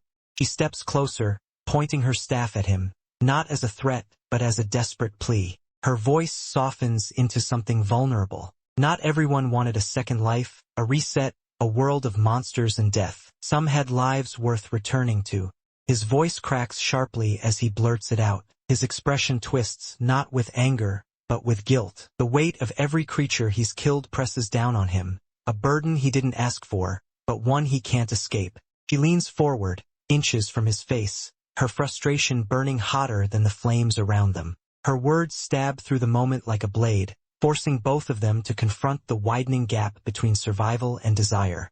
A jagged crack crawls up the cavern wall, pebbles shaking loose as the stone shifts ominously. Something deeper in the cave responds to their shouting, something that has been listening. Jake grits his teeth as the reality hits him. Arguing won't change anything. The group won't follow him into danger, not like this, not now. His frustration simmers, but he forces himself to breathe as he tries to pull back from the edge of his impulse. Fight drains out of his shoulders as he finally relents. His torch dips slightly, casting softer light between them. It's not what he wants, but for now, he chooses them over the thrill burning in his chest. The two of them walk side by side down the dim tunnel, their footsteps echoing softly through the cavern. The mage bows her head slightly, relief mingling with exhaustion. Jake keeps his torch raised, the warm flame lighting the uneven path ahead, quietly accepting her gratitude without meeting her eyes. Deeper in the cave system, another group moves cautiously, torches flickering against the jagged walls. Unease hangs heavily in the stale air as they scan every shadow, worried for the two who split off earlier. A hooded member of the group speaks with a calm, reassuring tone. He adjusts his scarf and gestures toward the winding pathways, acknowledging the labyrinth-like danger of the caverns. He squints into the dim distance, the darkness swallowing the tunnel just a few meters ahead. Even with enhanced senses, the cave feels unnaturally murky, as though something is distorting their vision. Adam's voice sharpens with determination as he grips his torch. The others exchange uneasy glances. His resolve is admirable, but exhaustion is starting to weigh on them all. A steady hand rests on Adam's shoulder, urging caution. They can push their limits only so far, and the cave has already proven unforgiving. Joanna hobbles forward, leaning heavily on the cavern wall for balance. Her makeshift wooden prosthetic clicks against the stone floor, each step stiff and unsteady. Sweat beads on her brow, pain obvious despite her attempts to hide it. She forces a smile, but her trembling voice betrays her discomfort. Despite the strain, she keeps pace, refusing to be the reason the group slows down. Adam stares ahead into the darkness with fierce resolve. His jaw tightens as he pushes aside all fatigue, his worry for Jake and the mage outweighing any concern for himself. A deep crack rumbles through the rocky ceiling above them. Dust trickles down as the cavern groans ominously. The group halts, instincts sharpening. The cave itself feels alive, shifting, and watching them as they approach what looks like a pitch-black tunnel leading deeper into the unknown. The group instantly tenses. Adam raises his hand sharply, signaling silence while gripping the torch. The flame flickers as if reacting to the air shifting around them. Behind him, Joanna and the others freeze, eyes snapping toward the dark corridor ahead. Drop into fighting stances, shields raised, staffs tightened, blades drawn. The cavern seems to hold its breath with them, the tension thick enough to feel against their skin. The shadows around them stretch unnaturally as they brace for whatever is approaching. Casper leans forward, squinting hard into the pitch-black tunnel. Even with heightened perception, the void ahead swallows every detail. It's as though the darkness itself is alive, dense, impenetrable. Soft, rapid footsteps echo from deep within the corridor, light but urgent. The sound ricochets off the stone walls, making it hard to pinpoint exactly where it's coming from. The group tightens their formation instinctively. Sweat beads along Adam's temple as he stares forward with a clenched jaw. Each faint tap draws closer, faster, his heartbeat sinking with the echoing steps. The footsteps accelerate, no longer cautious, but rushing. Something is barreling toward them, unseen. Casper narrows his eyes, sensing the speed and direction even if he can't see the figure yet. His body shifts automatically, preparing to intercept whatever breaks through the darkness. Casper's eyes widen as a shape finally emerges at the edge of his perception. Too small, too familiar to be a monster. Adam surges forward, relief flooding his voice as he recognizes the silhouette running toward them. His grip on the torch loosens as his posture shifts from defensive to desperate concern. Jake and Caroline emerge into the torchlight, breathless but unharmed. The group's tension melts instantly, replaced by overwhelming relief as they rush forward to meet them in the dim cavern. Reunited group forms a loose circle, relief washing over them. Caroline moves with bright enthusiasm, practically bouncing as she steps toward Adam, while the others relax for the first time in hours. Torchlight warms the cavern, framing the team in a brief moment of peace. Caroline leaps forward, throwing her arms around Adam's shoulders. He steadies her instinctively, meeting her gaze with a small, tired smile. For a moment, the fear and tension of the caverns fade beneath the soft glow of their reunion. The team's tanker rests a hand on his sword, brows furrowed as he studies the two carefully. His voice is calm but edged with concern. He clearly expected far worse after their separation. Jake rubs the back of his neck awkwardly, forcing a nervous smile. Sweat gathers at his brow as he tries to figure out how to summarize everything without sounding reckless or foolish. Caroline cuts him off sharply, stepping forward with confidence. Jake blinks, startled at her decisiveness, while the others shift their attention toward her. She adjusts her glasses, presenting a smooth, almost too casual smile. Her tone leaves no room for questioning. She's clearly choosing to omit the dangerous details on purpose. Jake lowers his gaze, nodding quietly. The small motion shows his gratitude. Caroline's cover spares him from admitting how close he came to pushing them into unnecessary danger. The guilt lingers, but her gesture eases it just enough. She gestures at the cracked stone walls around them. Adam's eyes widen slightly in surprise as he follows her reasoning. The earlier rumbling is still fresh in their memory. None of them want to spend the night in a death trap. A piercing shriek erupts from the back of the group. Joanna recoils violently, eyes stretched wide in terror as something skitters near her foot. Her staff trembles in her grip. With pure panic-driven strength, she swings her staff and slams a large green beetle against the cavern wall. The impact echoes through the chamber as the insect crumples, legs twitching. Her breath shakes, but she stands firm, adrenaline overriding fear. Joanna forces an apologetic smile, rubbing her cheek awkwardly as a bead of sweat trails down. Her nerves are still shaking from the earlier surprise, though she tries hard to mask the lingering fear beneath humor. Casper crouches on the ground, speaking with gentle sincerity as he examines the struggling green spider near his feet. Joanna behind him freezes, guilt washing over her as she watches him cradle the creature she had nearly smashed seconds ago. He extends his hand carefully, allowing the spider to scuttle onto his palm. Its legs twitch lightly across his skin, yet he remains unfazed, completely calm in contrast to the others watching with varying degrees of alarm. The group continues walking ahead, their torchlight casting shifting shadows as he lingers behind. Whispering reassurance, he carries the spider delicately toward a darker corner of the cavern, where it can safely return to its nest. The spider crawls across the slope of his hand, pausing as its multiple red eyes glimmer faintly. The creature chitters softly, tiny legs trembling with agitation. Gently places the spider onto the cavern floor. Its legs unfold with cautious precision, scuttling toward the darkness, until its movement abruptly stops. He straightens up slowly, eyes widening as dozens, no hundreds, of spider silhouettes emerge from the shadows above, around, and below him. Some cling to the ceiling, others lower themselves on strands of silk, surrounding him in an eerie, synchronized motion. One of the group members, watching from a distance, adjusts his glasses with a tremble. His voice wavers as he registers the volume of spiders converging around the oblivious boy. Oblivious to the enormous spider descending silently toward his shoulder, he gestures dismissively. The torchlight flickers on its bulbous body as it creeps closer, each leg tapping lightly against the cave wall.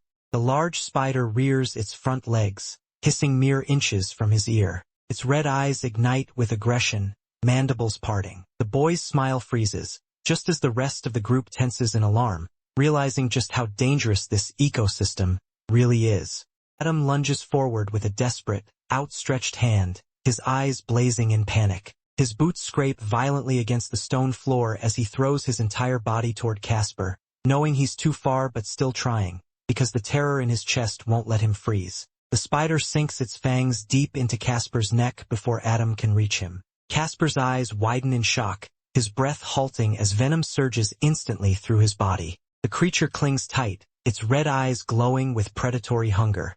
Jake whirls around, torch blazing in one hand as he draws his bow in a fluid, practiced motion. His expression hardens. Gone is the nervous boy. In his place stands a hunter reacting on instinct. All around them, giant spiders descend from every surface, walls, ceiling, shadows. Their legs click and scrape in a sickeningly synchronized rhythm. The group stands surrounded, encircled by an army of glowing eyes and bristling limbs.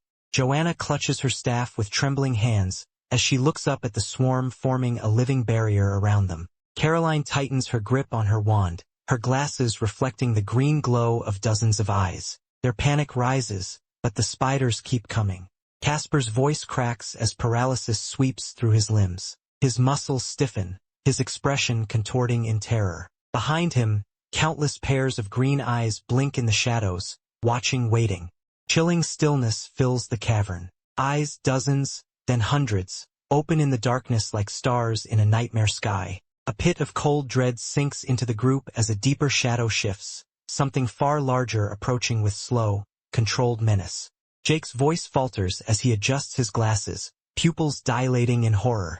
From the darkness, an enormous yellow spider emerges, its massive body marked with black patterns, its mandibles flexing as it unleashes a shrill, violent hiss that echoes through the cavern. Towering above the trembling group, the colossal yellow spider unfurls its massive legs with a thunderous scrape. Its fangs drip with venom as it lowers its hulking body, blocking nearly the entire cavern ceiling. Each of its steps makes the earth quiver. Casper stands frozen beneath it, utterly defenseless.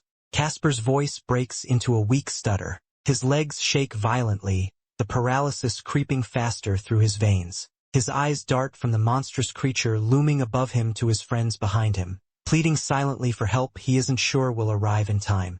An arrow cuts through the air like a streak of light. The force of the shot tears the wind around it into spiraling rings. Jake has fired without hesitation, reaction born not of courage, but desperation.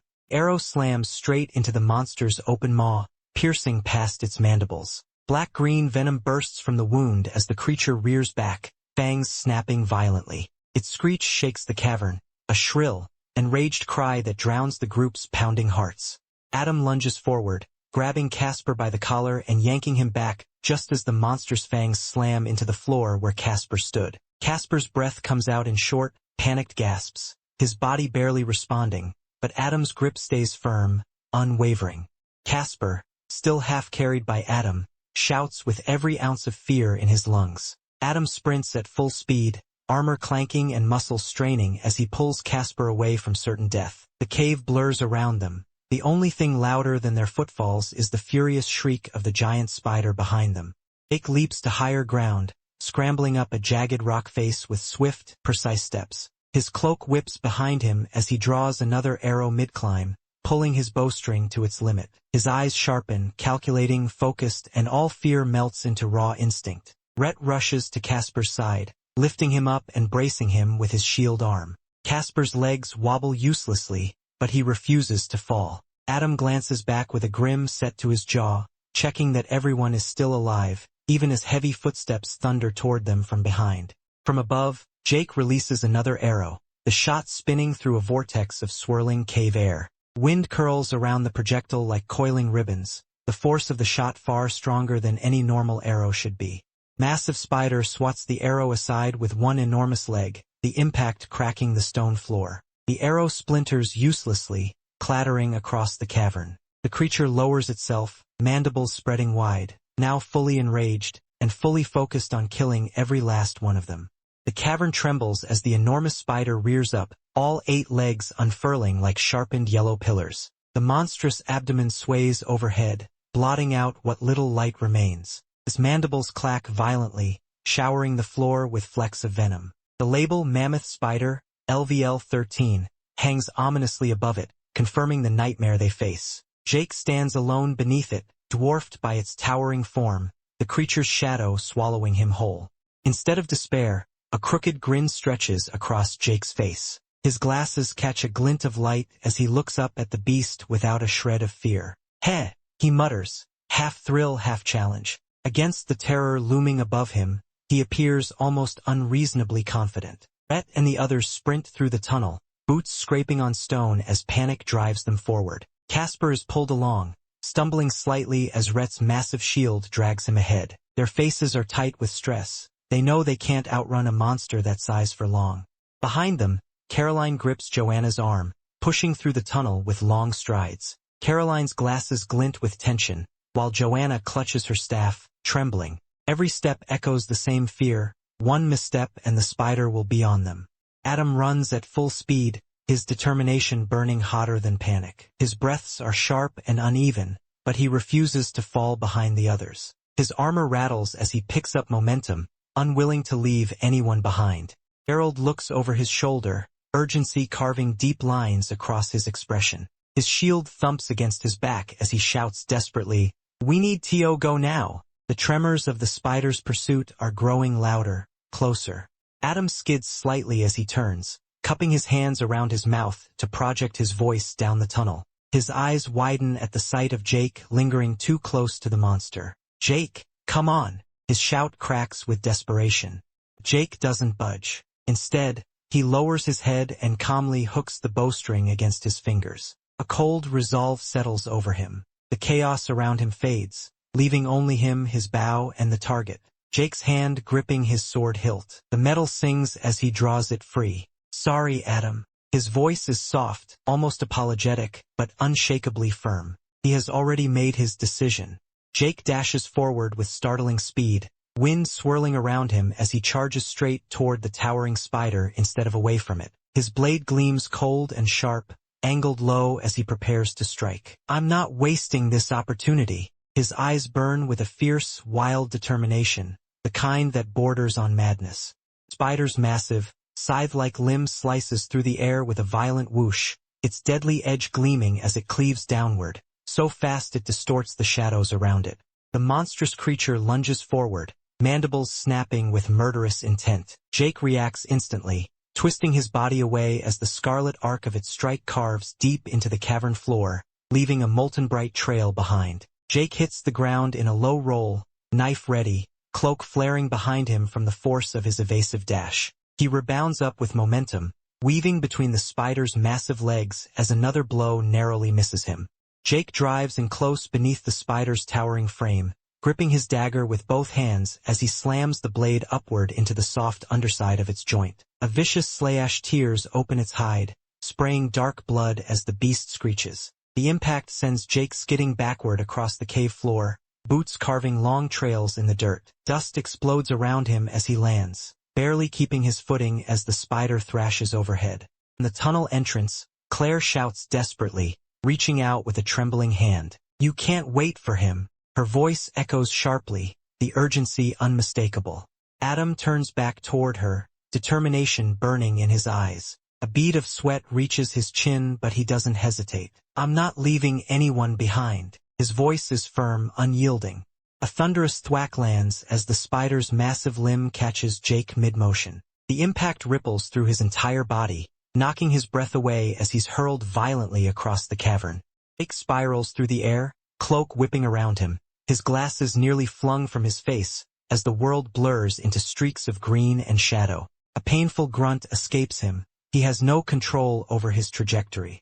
He slams into the cavern wall with bone-rattling force. Rocks explode outward, the impact kicking up clouds of dust. Jagged stones crumble loose overhead, cracking ominously as the cavern trembles under the force of the collision.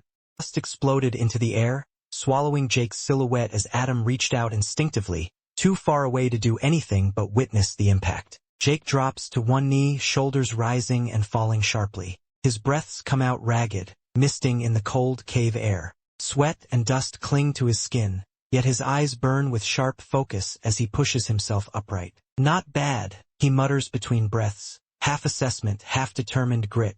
A sudden pulse echoes within him, an eerie, primal surge. Jake's eye widens, glowing an unnatural red as something ancient and violent stirs awake in his blood. He can feel it, something bubbling, something rising. Flashback, distorted, grainy, dreamlike. Jake sees himself being crushed by pressure, collapsing under impossible weight. His younger self reaches out desperately, fingers scraping stone, vision fading, and yet the sensation blooming inside him now feels just like that moment. Raw survival. A system window flashes to life before him, illuminating the cavern in cool blue light. Bloodline awakened, bloodline of the primal hunter. The words hit like a hammer. Jake's expression darkens as realization settles in. That instinct, the instinct to hunt, to survive, to kill. Jaw tightens. Blood drips from his lip, but he doesn't even wipe it away. This power, it isn't gentle. It isn't clean. It wants out.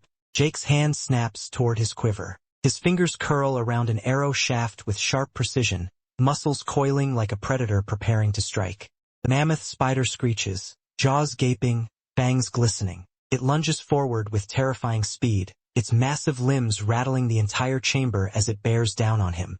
Jake explodes with movement, and darkness bursts around him like wings made of shadow and blood. His irises blaze crimson, his expression razor-sharp. A red, violent aura wraps around his blade, as he draws it with a sound like metal slicing through the world itself. The cave trembles violently, stones raining from the ceiling, cracks spreading like lightning across the walls. A thunderous slam reverberates as part of the cavern collapses nearby, shaking everything underfoot. Jake launches forward, leaving behind a whirlwind of crimson energy. The cave is about to collapse, but even as the ceiling crumbles, his eyes shine with unwavering resolve. But I'm not running away from this. He charges straight toward the monstrous spider, blade raised, aura flaring like a wildfire. He charges straight toward the monstrous spider, blade raised, aura flaring like a wildfire. The sound of the cave trembling becomes an ominous drumbeat, loose gravel bouncing across the stone floor as the group argues. Her voice is firm and heated as she stares him down, insisting that some people preferred the old world and its comforts, its predictability. Yet even as she speaks, his mind drifts, the rising tension in his chest drowning her out. Between the flickering torchlight and the rising dust, he realizes with stark clarity that the past no longer holds a place for him. She grips her staff tightly, frustration shaping every word as she tries to make him understand. Survival comes first. This world isn't a game where you can experiment or gamble with your life. Her trembling voice reveals both fear and resentment. Meanwhile, he stands motionless, the shadows deepening around him, and his inner thoughts sharpen into a single truth. Strength is the only currency that matters now. The cave shakes violently again, cracks running through the ceiling as chunks of rock plummet around them. Each slam reverberates like thunder. Amid the chaos, his conviction solidifies. No matter what collapses around him, stone, safety, or old ideals, he knows he must keep pushing forward, no matter what it takes. Dust cascades from above as the armored man shouts, panic rising in his voice. Flaming debris whirls through the air. They don't have time for any more arguments or hesitation. The entire cavern is ready to bury them alive. Adam's urgency cuts through the noise, but the figure he's calling to doesn't turn. His warning falls on deaf ears. With eyes glowing a feral red, the Jake's focus has narrowed to a razor's edge. A dark aura coils around him like living flame as he mutters that the man can't reach him. Not through this instinct, this awakening, this primal surge guiding every heartbeat. He is somewhere between consciousness and instinct now. The Spider Queen lunges with terrifying speed, its massive legs slicing through the air. Purple energy streaks around its body as Jake darts forward in a blur, the force of their movements bending the air. Sparks fly as he clashes with its momentum, every motion guided by something deeper than thought, something new, something awakened. His blood-red eyes track the incoming danger with unnatural precision. Instinct whispers sharply, an attack is coming from the left. His grip tightens, his pulse sinking with the warning pounding through his skull. There's no time to think, only to move. He pivots, cloak sweeping like a dark wave as he narrowly avoids a serrated limb slicing inches from his side. Dust spirals around him as he redirects the momentum, blade flashing. His body reacts before his mind catches up. Pure instinct, pure survival. Another threat emerges behind him, but to him it feels sluggish, telegraphed, almost predictable. His gaze sharpens, every sense honed to a razor point. Time stretches as he evaluates the angle and force, deciding in a single breath how to counter. He stands centered in the darkness, aura crackling with red arcs of energy. His breathing steadies as he weighs his choices, dodge or parry. Both options flicker before him like paths in a maze, but instinct pushes him toward only one answer. His fingers flex, readying for the decisive moment. He tightens his grip on his blade, veins standing out against his skin as the glow intensifies. His mind screams with certainty, I have to strike. The blade hums with lethal intent as he prepares to release all the force building inside him. But before he can move, a dark silhouette descends, an open hand reaching through the blackness, cutting between him and the target. The moment freezes, shock rippling through his focus as the shadowed figure places itself directly in harm's way. Steel and instinct collide with flesh. His strike, meant to save, instead slices through the intruding arm. Blood spatters across the darkness in a violent arc. His eyes widen, red glow flickering as the realization hits. He didn't miss. Someone intervened. The wounded figure stands at his back. Adam. His voice cracks as he stares at the blood staining his own arm. He hadn't expected this. Couldn't have predicted it. Jake's frozen expression reflects disbelief and a fear he cannot process. Adam grabs him by the quiver, steadying him with a firm yet injured grip. His other hand hangs limp, crimson dripping down his armor. Even through the pain, he refuses to let Jake spiral deeper into instinct. His presence alone drags Jake halfway back to reality. For a heartbeat, the world fades into muted gray. The shaking seems distant, the spiders screech swallowed by the haze. Adam's labored breathing fills the silence. This quiet, this stillness, it's the moment danger meets sacrifice.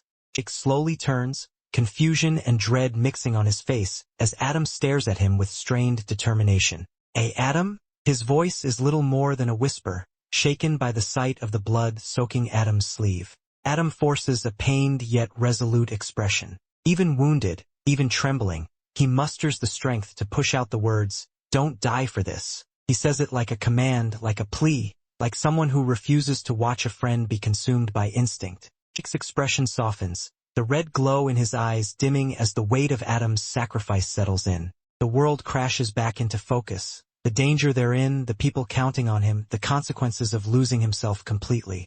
His jaw tightens, determination reshaping his features. No more reckless instinct, no more blind rage. He steadies his breath and lifts his gaze, ready to fight not just the monster before him, but the one trying to take root within. The cavern trembles violently as massive slabs of stone shatter and fall from above, crashing down in a deafening cascade. Dust blooms through the air like a spreading storm, swallowing visibility as Adam and Jake sprint with everything they have, the thunder of collapsing rock chasing at their heels. Ground quakes again, another brutal slam. Behind them, the mammoth spider screeches in agitation, its many legs scrambling as the collapsing ceiling forces it back. Light from the outside world filters in through widening cracks, a desperate beacon cutting through the chaos. Outside, the group waits anxiously near the treeline, faces tight with dread. They strain to see through the dust-filled gap. Joanna's voice cracks first, betraying the panic twisting in her chest. Where are they? Her hands tremble despite the healer beside her trying to steady her. From the rising haze, two silhouettes emerge, stumbling, leaning on each other for support. Step by uneven step, Adam and Jake push through the broken stone, carrying themselves forward with what little strength remains. Relief washes across their faces as they finally reach open air. Caroline darts forward, her sharp eyes instantly landing on the blood-streaking Adam's arm.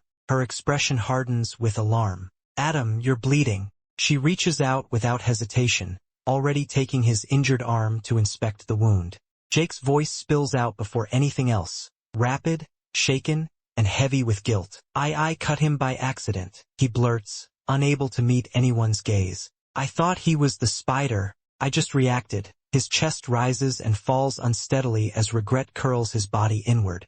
Caroline's concern twists sharply into frustration. Her eyes narrow behind her glasses. Why the hell were you even trying to fight that thing, after everything? But Adam cuts her off gently, placing a steadying hand on her shoulder. It's okay. I'm fine, he says, forcing a reassuring smile despite the blood still dripping from his arm. His tone is calm, but the strain behind it is unmistakable.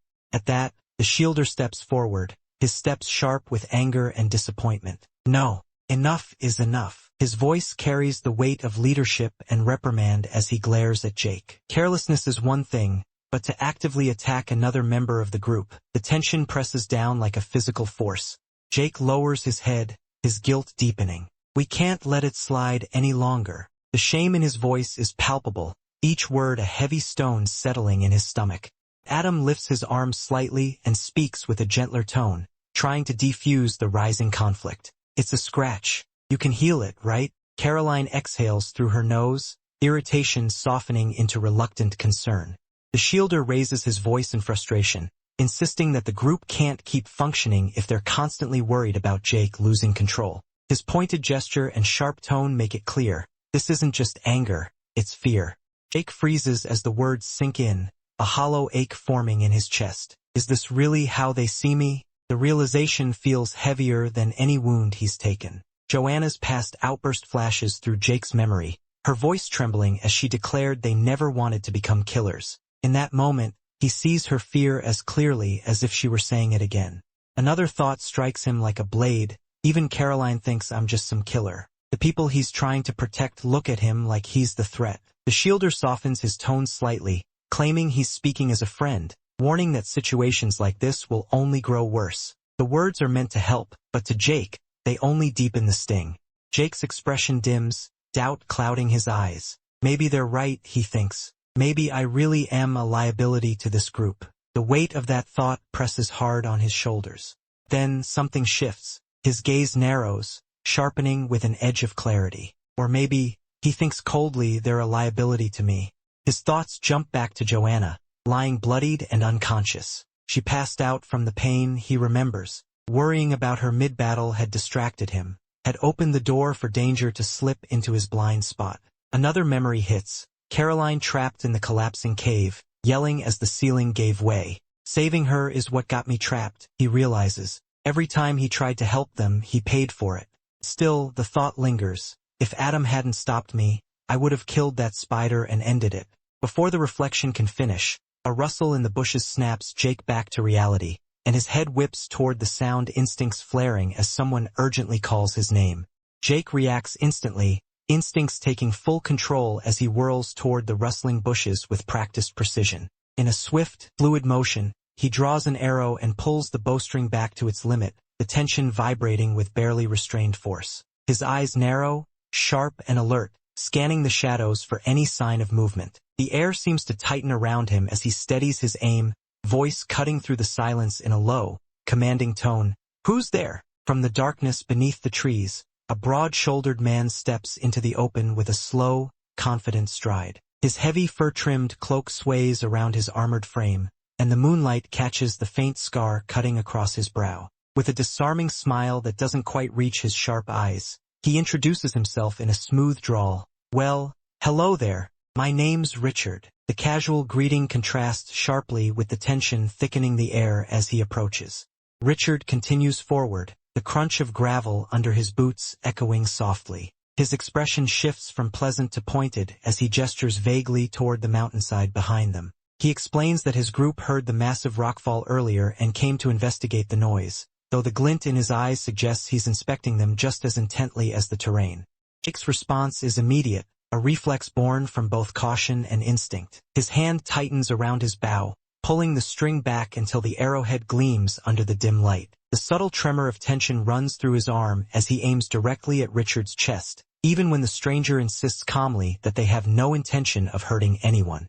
Without speaking, Jake shifts his gaze to Adam, silently asking whether to stand down or prepare for a fight. Adam meets his eyes with a steady nod, his posture alert but controlled. Caroline mirrors the gesture from behind, equally wary, and the three of them silently fall into sync, standing united even as uncertainty hangs in the air.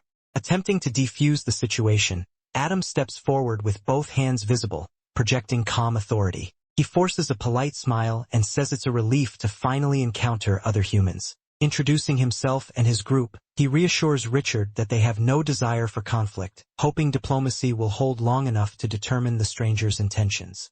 Suddenly, movement ripples through the forest as dozens of figures emerge from the shadows behind Richard, armored fighters, robed casters, hooded scouts, all watching with silent intensity. Richard stands at their forefront like a commander, arms crossed confidently as he repeats, almost mockingly, "Of course not," as though the sheer size of his company proves his point. One of the newcomers steps ahead, a youthful blonde man draped in a green cloak, with a friendly smile and an almost careless elegance. He twirls 3 glowing blue darts between his fingers. He explains that his group, along with 2 others, has formed an alliance to increase their chances of survival, delivering the information as though it's an invitation rather than a strategic declaration.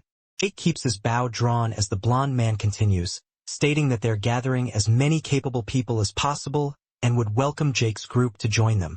Jake's eyes narrow slightly, the arrow still pointed downward but ready to fly, as he studies the stranger's tone, soft words wrapped around a subtle pressure.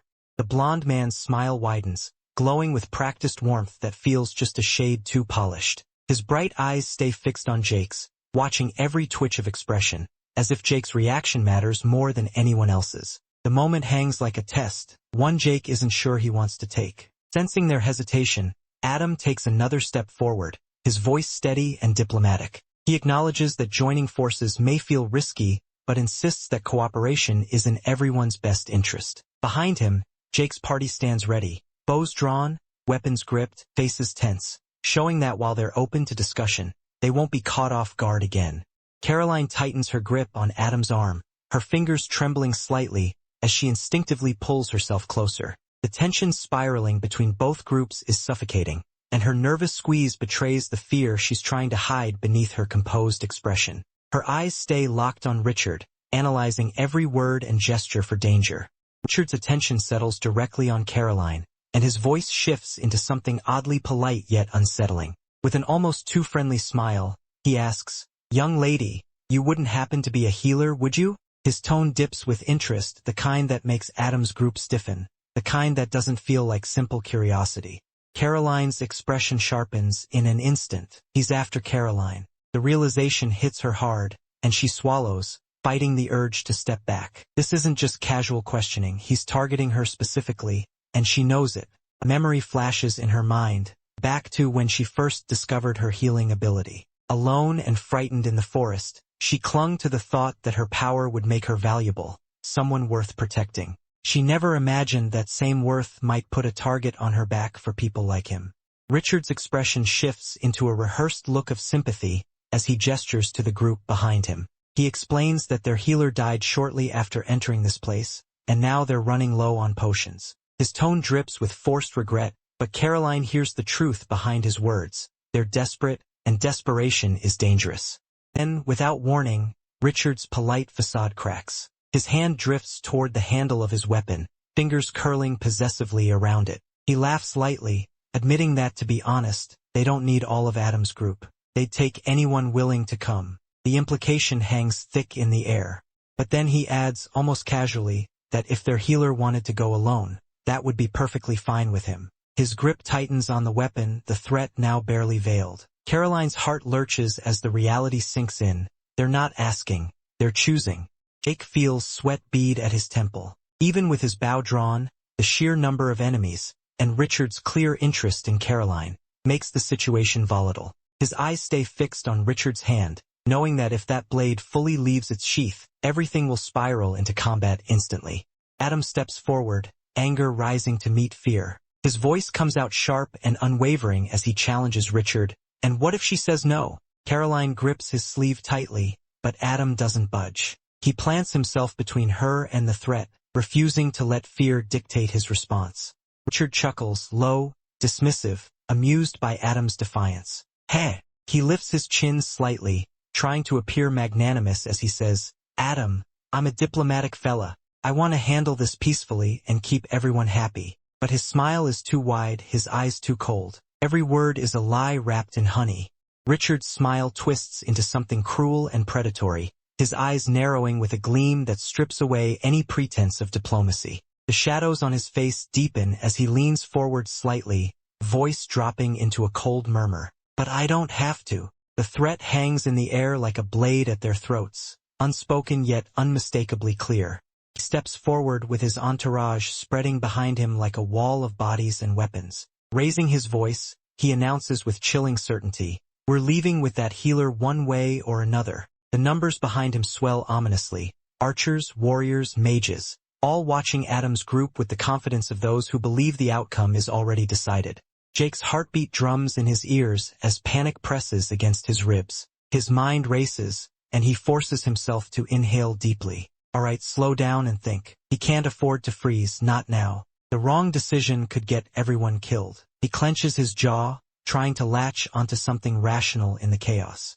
His eyes shift to the others behind him. Exhaustion has settled over them like a suffocating fog. Caroline still trembling from fear, Adam worn thin from earlier battles, the rest bruised, drained, barely holding their weapons steady. Everyone is still exhausted, Jake realizes, the dread sinking deeper. They're in no shape for a fight, not against a force this large.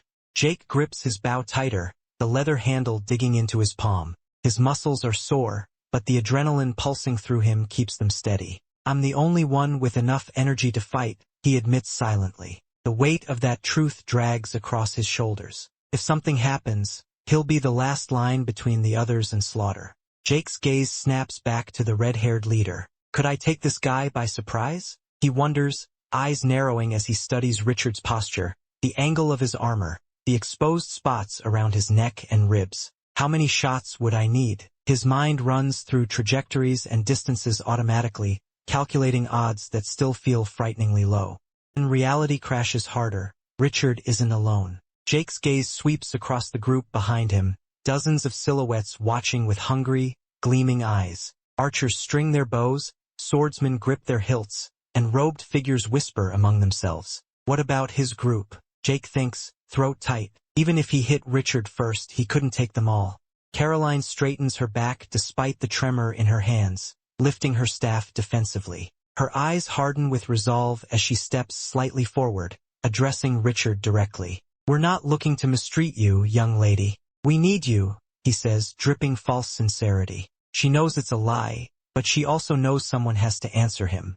Jake bites down on his thumb in frustration, tasting the metallic tang of panic. There are too many of them for us to outrun, he realizes, brain working furiously. They're boxed in from every angle. Retreat would only get them hunted down. Sweat runs down his cheek as the horrible truth settles in. What am I supposed to do? Before he spirals deeper, Adam steps close and calls his name firmly. Jake! Jake glances up and finds all eyes on him. Adam's steady, Caroline's desperate, the rest anxious but trusting. They're waiting for him to act, waiting for his decision. And suddenly, the crushing pressure shifts into something sharper, responsibility. Adam hesitantly suggests that maybe they should just go along with the opposing group, his uncertain voice carrying through the tense forest air. The others gather around him, their faces lit faintly by moonlight, each of them wearing the same mix of fear and exhaustion. Jake studies their expressions closely, noticing how shaken and unsure they all look as they try to find the safest option. Caroline pushes her glasses up, her brows furrowing as she admits her discomfort. She quietly confesses that she doesn't like the way the red-haired leader is watching them, his gaze far too eager and predatory for her liking. Her tone reveals both distrust and unease, and the group shifts subtly closer together, sharing her tension. One member shrugs gently and tries to sound reasonable, saying that the other group might not actually be bad people. He explains that surviving this place without a healer would make anyone desperate. The exhaustion in his voice reflects the desperation they themselves have been battling, and he tries to see the situation from the enemy's perspective. He adds softly that anyone in their shoes would likely feel the same desperation, trying to lighten the mood. But the words do little to comfort the group. If anything, it only makes them more aware of how vulnerable they are in this unfamiliar world. Adam looks toward Caroline again, his expression earnest as he asks what she thinks. She meets his gaze with visible worry but stays honest, admitting that she doesn't want to fight. Her answer hangs in the air, weighted with the fear that conflict might end badly for all of them. Jake watches them quietly, his stomach twisting as he realizes they're seriously considering surrendering. The worry in his eyes deepens. The group's uncertainty is becoming more dangerous than the threat in front of them. He fights the urge to shake them out of it, feeling the pressure of leadership leaning toward him. Caroline steps closer to Adam, her voice warm but strained as she places a reassuring hand on his arm. She tells him she trusts him, offering rare comfort in the midst of the chaos. Adam straightens at those words, drawing strength from her faith in him. Taking a steadying breath, Adam nods decisively and announces that they'll join the other group. His words are firm, but there is a flicker of uncertainty in his eyes. He is choosing what feels like the safest option, even if it is far from ideal. Jake pauses, the gears in his mind turning sharply. For a moment, he considers the possibility that this might actually work to their advantage. If they play along, maybe they can buy time or find an opportunity to regain control of the situation. That glimmer of strategy steadies him. With newfound resolve, Jake steps forward and approaches the red-haired leader. His voice is cool and steady as he asks for the man's level, positioning himself as someone who should be taken seriously. His stride is confident, and his posture shifts as though he has decided to seize control of the encounter rather than be dragged along by it. A slow, confident smile spreads across Jake's face, the kind of smile that doesn't reach the eyes, sharp, knowing, almost predatory. In that narrow curl of his lips lies a silent declaration. Everything is unfolding exactly the way he wanted. That's perfect, he thinks, the words echoing with dangerous satisfaction. Jake exhales a long, theatrical sigh, his shoulders loosening as if genuinely disappointed. He tilts his head slightly, scrutinizing the red-bearded man before him. Honestly, this is a bit of a letdown, he admits with a weary tone, as though commenting on whether rather than an armed confrontation. I was hoping you'd be stronger. He shifts his expression to something bordering on playful arrogance, leaning forward with a challenging spark in his eyes. As for me, he says lightly, as though introducing himself at a party. Then his voice drops into a venomous smirk. My name's Eat Shit, and I'm level go F *** yourself, ***. Behind him, the group recoils in shock. Caroline, Adam, Joanna, and the others stare at Jake with a mixture of disbelief and alarm, their composure shattered. Athena gasps sharply, hand rising to her mouth. Jake, what are you doing? She demands, unable to understand why he's provoking the very people they were moments away from negotiating with. Richard's patience snaps. His expression twists with irritation, and he lets out a harsh scoff, brows pulling into a deep scowl. I thought we were close to an agreement here, he growls, jaw grinding as the tension between both groups spikes like a drawn bowstring. Jake lifts a hand dismissively, waving off the tension as though none of it concerned him. Relax, he says calmly. They're going to join you, but I'm not. His eyes narrow with a personal sense of purpose, his tone turning colder. I have bigger prey to hunt. He leans in slightly, voice dropping into a low, unmistakably serious warning. But let me make something very clear, he says, locking eyes with the red-bearded man. I'm leaving my friends in your care, so keep them safe. His expression hardens, sharpened by the threat underneath. Or we're going to have a problem. Richard's eyes narrow into slits, crimson irises burning with challenge. His expression becomes unreadable, half insulted, half intrigued, as he repeats Jake's warning back to him. Is that right? The words rumble from him like a growl. Two men face off in a tense standoff, their expressions locked in a mutual glare. The forest air feels thick, as though the trees themselves are holding their breath. Jake's grin widens, fearless and taunting. Do you really think you're the predator in this scenario? He asks, the smile cutting across his face like a blade.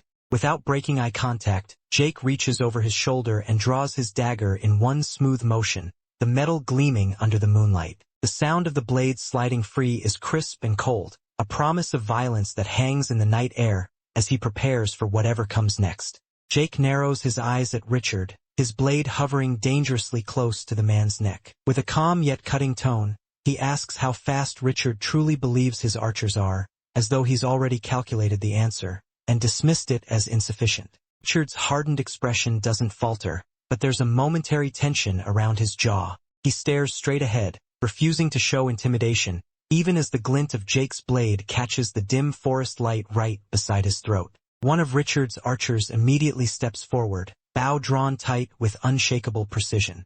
Her voice is firm, almost cold, as she declares that they're certainly faster than the time it would take Jake to lop Richard's head clean off. Richard clicks his tongue in irritation, jaw tight. His pride is clearly stung, not just by Jake's boldness, but by the fact that his own people are being forced into this tense standoff.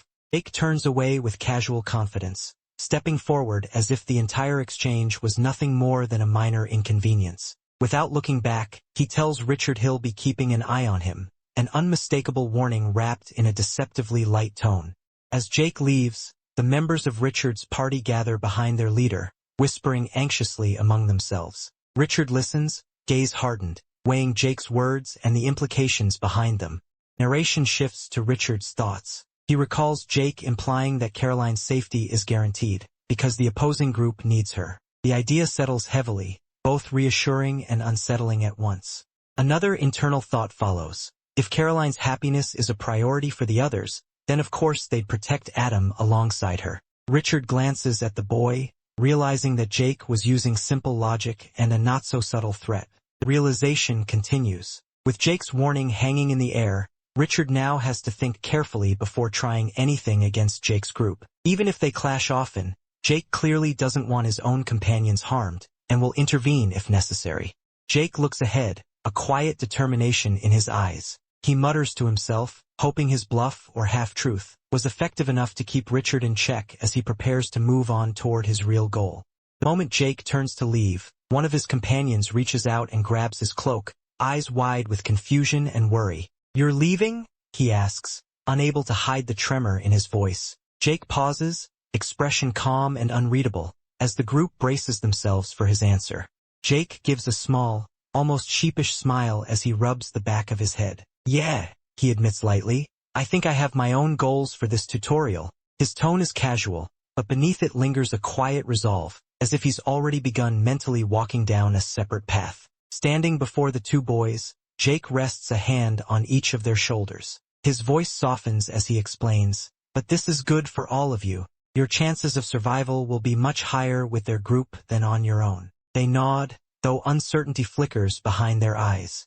Jake's smile grows a little warmer as he reassures them. "And don't worry," he adds, lifting a hand lightly, "I really will check in." For a brief moment, he seems less like the intimidating fighter he had been moments before and more like an older brother sending younger siblings to safety.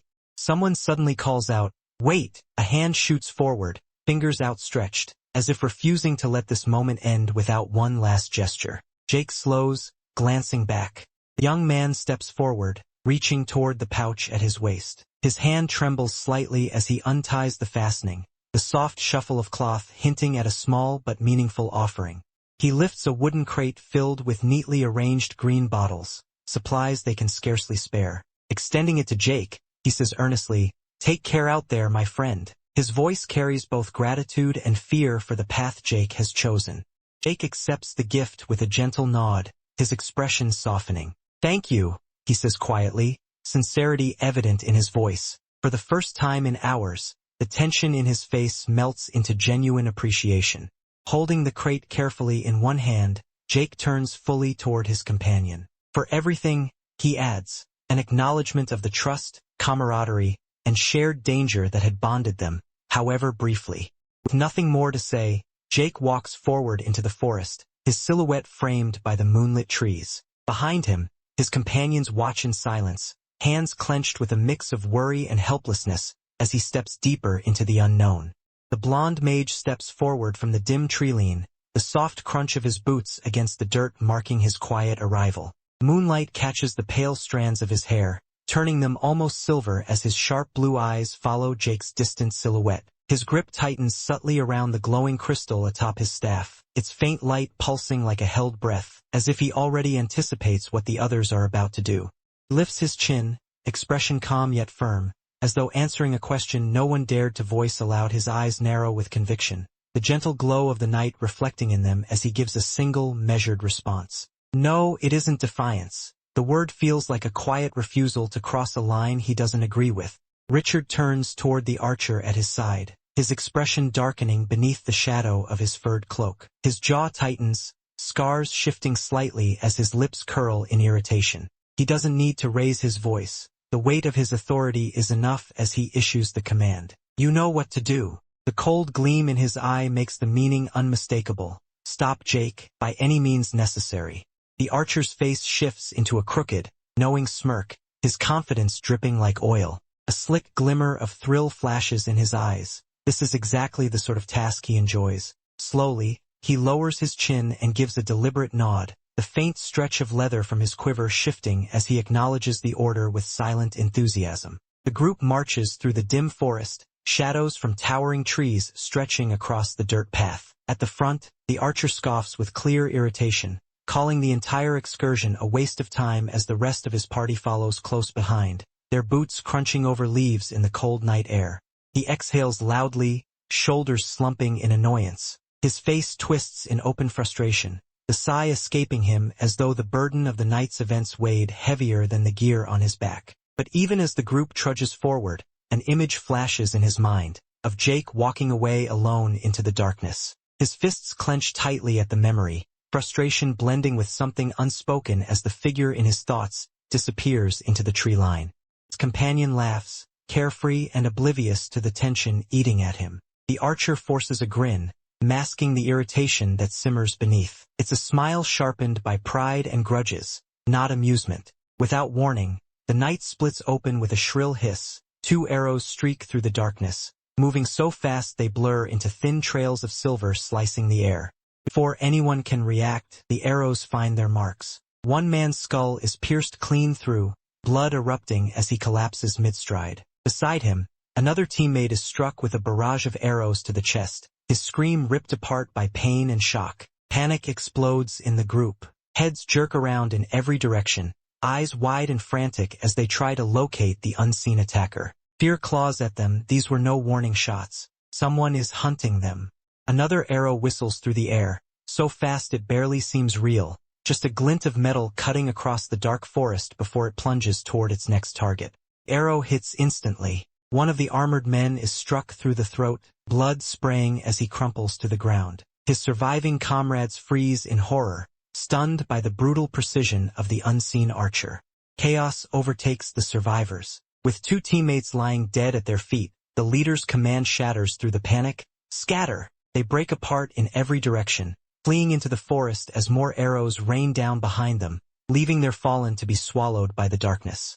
The forest falls eerily silent, the shadows deepening between the tangled bushes as the two remaining hunters push through the undergrowth. Every footstep is cautious, every breath measured. The air feels thick, as if the trees themselves are holding back in anticipation of something violent. From behind a dense shrub, one of the men lifts his head, scanning the dim woods with tense precision. His comrade moves ahead, brushing aside leaves and branches. Their nerves wound tight as they both sense the unseen threat lurking just beyond the next patch of darkness. The forest rustles faintly, branches swaying with subtle motion. A single twig snaps somewhere in the distance, sharp enough to cut through the stillness like a warning. The hunters freeze, their instincts sharpening as they brace for whatever is stalking them. One of the hunters narrows his eyes, peering through the brush as faint silhouettes shift between the trees. He whispers urgently to his partner, his voice low and edged with tension. He's over there, marking the direction of their unseen enemy. The man leaps through the foliage, pushing aside branches as he scans the forest floor. His breath grows heavier, and unease creeps in as he realizes he has wandered into a patch of grass where visibility is scarce and the shadows seem to shift unnaturally. He crouches low and parts the tall grass with trembling hands, peering into the clearing beyond. His eyes widen slightly, not from clarity, but from the dread of knowing he might be the one being watched instead. Suddenly, a sinister figure looms behind him, half shrouded in darkness. The attacker's face is twisted into a wicked, gleaming grin as he raises a dagger high above his head, its edge catching a cruel glint. The hunter barely manages a startled, "Ha!" as doom shadows over him. Steel flashes in a deadly arc. The blade slices through the dim blue light of the forest, leaving a streak of silver in its wake. Momentum and malice combine as the strike descends toward its target with brutal swiftness. In one swift motion, the attacker's knife tears across the hunter's throat, blood spraying as the man's eyes widen in shock. Pain and fear ripple across his face as he stumbles, clutching the wound. Yet far from safety, another arrow suddenly whistles through the air toward his assailant. An arrow whistles through the night air and finds its mark with brutal precision. It slams into Jake's side, the force twisting his torso mid-stride as pain flashes across his face. His cloak billows sharply from the impact, the sudden jerk of his movement betraying just how deep the shot landed. Behind him, the archer stands poised in the shadows of the forest path, feet braced, bowstring still trembling from the release. Moonlight catches on the metal tip of the next arrow he's already preparing, his expression cold and relentless. Jake's hand instinctively reaches toward the wound, warm blood seeping through fabric as the shaft vibrates with every staggered step. For a split second, the forest seems to hold its breath, silent, tense, as predator and prey lock into their deadly dance. A slow, eerie grin stretches across Jake's face, one far too calm and far too sharp for someone with an arrow still lodged in his side. His eyes burn with a feral red glint as he casually twists the blood-tipped arrow in his hand, as if the pain were nothing more than a mild inconvenience. A soft, mocking chuckle escapes him, "Heh!" a sound that sends a cold ripple through the forest stillness. Two arrows cut through the air in a deadly blur, slicing the darkness with a sharp hiss. The shafts whistle violently as they streak forward, aimed straight toward Jake with lethal intent. From behind the bowstrings recoil, a furious voice rings out, "Die!" The shout fueled by desperation and rage as the ambusher finally commits to the kill. Jake reacts instantly, hurling himself sideways and rolling across the uneven forest floor. Leaves and dirt scatter around him as he tucks his body tight and tumbles behind the thick trunk of a towering tree. The motion is fluid despite his wound, driven by instinct and sharpened reflexes, barely fast enough to escape the incoming projectiles. Both arrows slam into the tree trunk behind him with a heavy thunk, burying themselves deep in the wood. The impact echoes through the night, vibrating through the bark. The shafts quiver violently, frozen mid-air testament to just how close they came to striking flesh. Jake's eyes narrow beneath the shadows draped across his face. His expression shifts into a cold, predatory stare, focused, calculating, and utterly unshaken. The faint glow of moonlight cuts across his features, highlighting the sharp tension building in his gaze. He's no longer merely defending himself, he's analyzing, hunting. At a distance, the archer hides behind a broad tree trunk, inching around it cautiously. The bark creaks softly under his shifting weight, betraying his attempt at silence. His breathing is tight, his posture rigid. He knows Jake survived the last volley, and the hunter he's stalking feels far more dangerous than expected. The archer reaches back into his quiver and slides another arrow free, fingers trembling ever so slightly. The slender shaft scrapes against the leather container as he draws it out. He's preparing for another shot, but the tension in his grip reveals the growing unease curling through his nerves. Jake steps partially into view from the trees, bow already drawn. His silhouette is steady and centered, his posture composed despite blood trailing from his wound. The forest backdrop frames him like a looming shadow as he pulls the bowstring taut. His expression says everything, he's done running. The archer looks up sharply, eyes widening as a sudden blur streaks past him. The wind splits around the arrow's path, but it doesn't fly anywhere near his body. Instead, it sails upward toward the canopy. Confusion flashes across his face, echoing in his startled thought, "He missed!"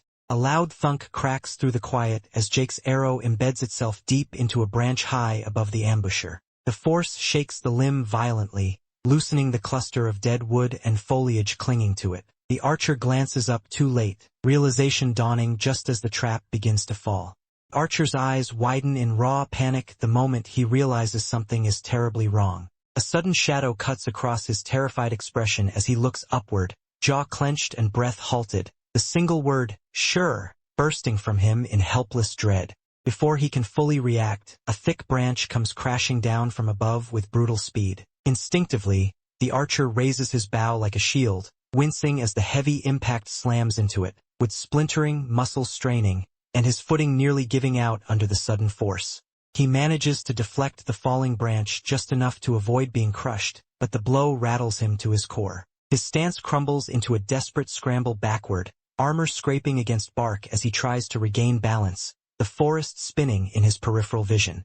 Heart pounding, he jerks his head left and right, searching the shadows with frantic eyes. The realization hits him like ice in his veins. Where did he go? His hand tightens around his bowstring as his breathing turns sharp and uneven. Jake descends from above with terrifying speed, cloak billowing behind him like a streak of darkness. His dagger is raised high, the metal flashing as it catches the moonlight, and a vicious, eager grin twists across his face as he aims directly for the archer's exposed back. Before the archer can turn fully, the blade plunges deep into his back with a sickening stab, his entire body jolting from the force. His mouth opens in a silent gasp of agony as his limbs buckle under the sudden collapse of strength. Jake drives the blade deeper, forcing the archer face-first into the dirt. With one knee pressing into the man's spine, Jake leans his weight forward, hands locked tightly on the dagger's hilt while the archers quiver and bow clatter helplessly against the ground.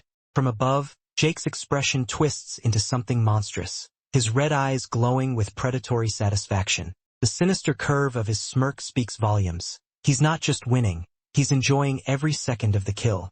Not far away, a trembling woman in armor watches the scene unfold, her sword raised but shaking uncontrollably. Jake glances back toward her, the faint outline of a smile playing across his lips, as if daring her to move, knowing full well she's frozen in terror. Jake lifts his head slowly, staring upward with a chilling, unblinking intensity. His eyes burn with an eerie crimson glow, and the smile on his face stretches wider, darker. Meanwhile, on a distant path, another group walks unaware, one of them casually asking, "So, tell me more about that archer fella." Little do they know the horror unfolding in the forest. Blonde man smiles warmly, eyes gently closed as shafts of morning light filter through the forest behind him. His relaxed expression carries a comforting familiarity, as though he's reminiscing about something fond and effortless. The golden glow softens the edges of his features, making him appear calm, approachable, and almost nostalgic in the serene woodland backdrop. The red-haired warrior's gaze sharpens, his eyes narrowing with a complex mixture of skepticism and curiosity. Subtle creases form at the corners of his eyes, revealing a guarded nature beneath his rugged exterior. Though he remains silent, his expression makes it clear he's evaluating every word spoken, weighing truth and motive with a practiced soldier's intuition. A photograph is presented bright, cheerful, and completely at odds with the somber forest around them. In it, a group of office workers bunch together, smiling as though caught in a fleeting moment of camaraderie. The blond man stands in the center, arms slung over the shoulders of two colleagues, including a dark-haired young man and another with a playful grin. The group radiates normalcy, the kind found in shared break rooms and long workdays, grounding their strange new world in a memory of a simpler past.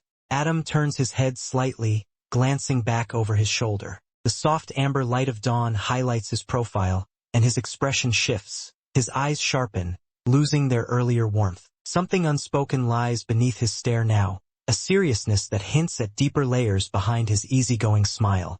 Richard steps closer, placing a heavy but friendly hand on Adam's shoulder. His booming presence is undiminished by the peaceful morning around them. The gesture is both reassuring and commanding, as though reminding the younger man that while the memories are pleasant, the reality before them demands focus and strength. Richard's grip on Adam's strap tightens, pulling him slightly forward. The action is firm, almost symbolic, a grounding motion that redirects attention from nostalgia to responsibility. The leather creaks under the pressure, and despite the warrior's partially softened expression, the intensity of his conviction is unmistakable.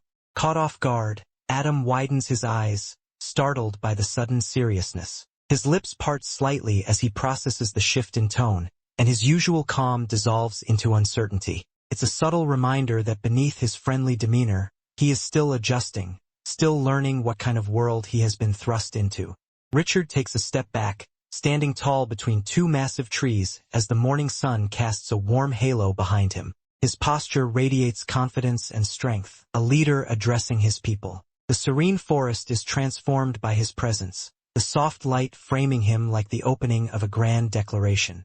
Sweeping view of a vast encampment stretches across the clearing below, illuminated by the golden hues of early light. Rows of tents, supply stations, and organized structures form the backbone of a bustling base of operations. Tiny silhouettes move purposefully between them, each contributing to the growing strength of the settlement. The scale of preparation is impressive, a testament to survival built on order and collective effort. The red-haired warrior smiles broadly, pride shining through his expression. His grin is infectious, brimming with confidence, reassurance, and a touch of boastfulness. Bathed in warm light, he stands as the embodiment of stalwart leadership, welcoming newcomers into a place crafted through hard work and resilience.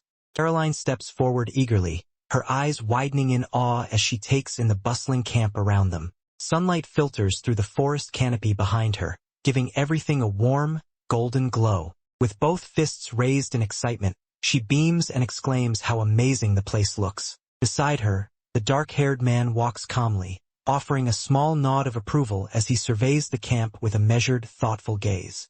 Amid the crowd, a silver-haired girl lifts her arms with a blissful smile, letting the evening breeze brush across her skin.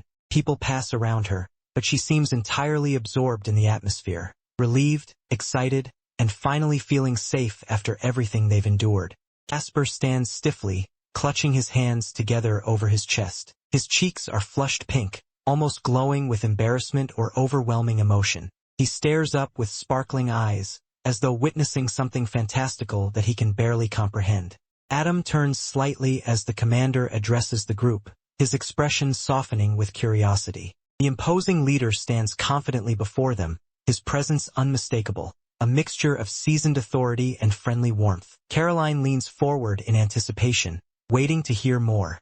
Caroline gives a playful wink, her bright golden eyes glinting behind her glasses. Her shy smile carries a touch of humor and reassurance, the kind that helps lighten the tense atmosphere lingering around newcomers in an unfamiliar place. Richard leads the group deeper into the camp, gesturing broadly as he explains the layout. The setting sun casts a warm purple-orange glow across the canyon walls, stretching long shadows behind the tents. Adam walks beside him, listening attentively as soldiers pass them, nodding in greeting. Now surrounded by several of the commander's subordinates, Adam stands facing their leader. Richard grins proudly, speaking animatedly as he introduces the workings of the camp. Around them, people walk to and from their duties, creating a rhythm of organized activity.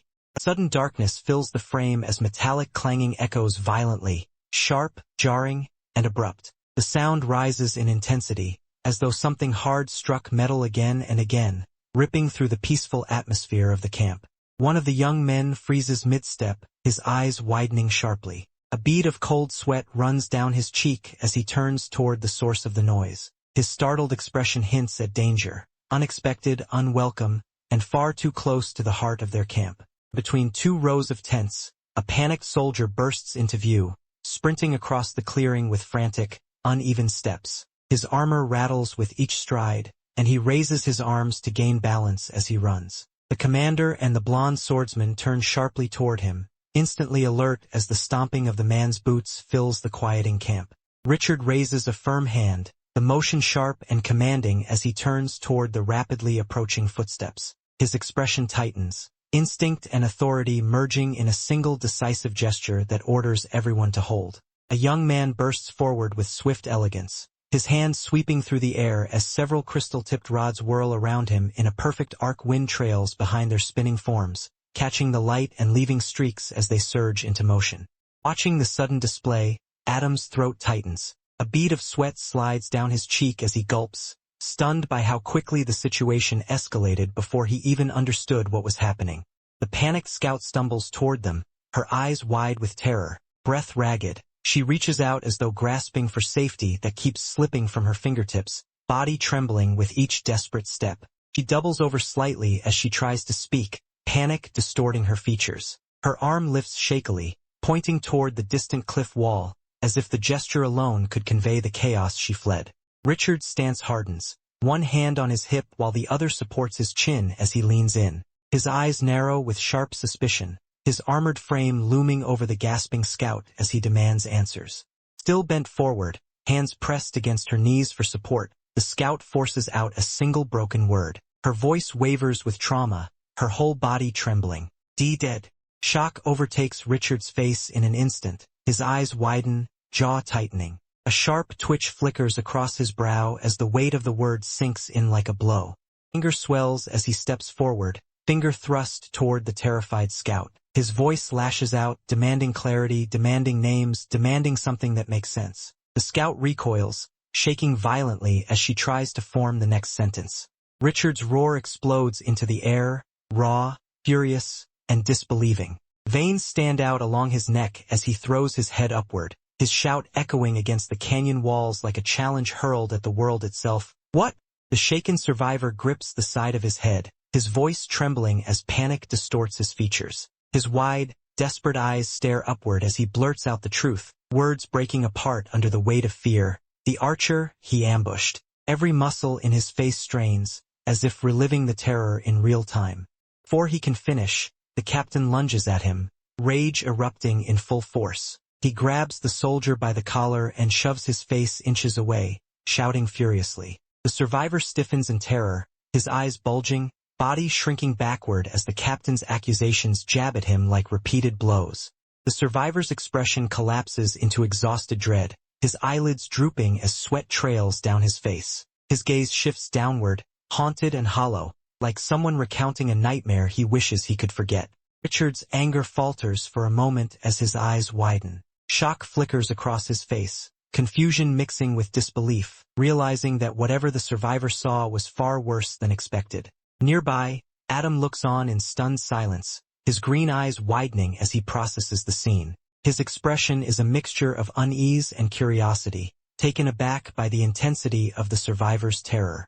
With a sudden, violent motion, the captain grips the soldier by the scarf again, pulling him close with both hands. His teeth grind together as he glares down, veins bulging with barely contained fury, demanding answers the soldier is almost too frightened to give. The survivor struggles to speak, his voice trembling as he forces the words out. His neck strains against the captain's grip while he stares upward, fear twisting his features. He insists that what they encountered wasn't normal. Something about the archer was beyond human. A chilling memory surfaces in the survivor's mind, the archer's face, twisted into a grotesque grin, bathed in shadow. His eyes gleam with unhinged delight as though he relishes the carnage. The scene is dark, grainy, and suffocating, more monster than man. Back in the present, the survivor breaks. Panic floods his entire face as he screams, sweat pouring down his cheeks. His pupils shrink, his jaw trembles, and his voice cracks as he shouts with absolute terror. He's a monster! His fear is raw, overwhelming, and all-consuming. Jake pushes through the dense forest, moving cautiously between the towering trees whose shadows stretch long in the morning light. His breathing is shallow but steady, fatigue weighing on every step. With the underbrush whispering under his boots, he thinks grimly to himself that he desperately needs a place to rest. His body has been pushed past its limit. Lowering his posture, Jake slips through the foliage like a hunted animal, his senses sharpened and alert. The exhaustion of the last day clings to him heavily. Everything since yesterday has been an unending chain of fights, chases, and survival. Even so, he moves with deliberate care, refusing to let fatigue dull his instincts. Jake finally slows to a halt, allowing himself a moment to breathe. His shoulders sink with relief as he acknowledges that, at long last, he has a second of calm, long enough to check the growing pile of system notifications he's been forced to ignore during battle. A bright blue system window materializes beside him with a crystalline chime. Jake scrolls through it, his eyes reflecting the glowing text. The screen lists out the kills he's made in the past chaotic hours, each line a reminder of the desperate clashes he barely survived. The system window displays his first recorded kill, a human rank warrior stronger than the others he faced. Jake notes the substantial TP gained, the numbers confirming that the fight had been as dangerous as it felt in the moment. Another detailed kill log unfurls. The archer he fought earlier, the same one who nearly skewered him, granted another chunk of experience and TP. Jake's finger tracks the glowing symbols as he takes in every detail from the interface. New notification flickers into place. His class level rises, Archer now at level 7. A brief satisfaction stirs in him as he sees the allocated stat points and the single free point earned, proof that his struggle is yielding tangible progress.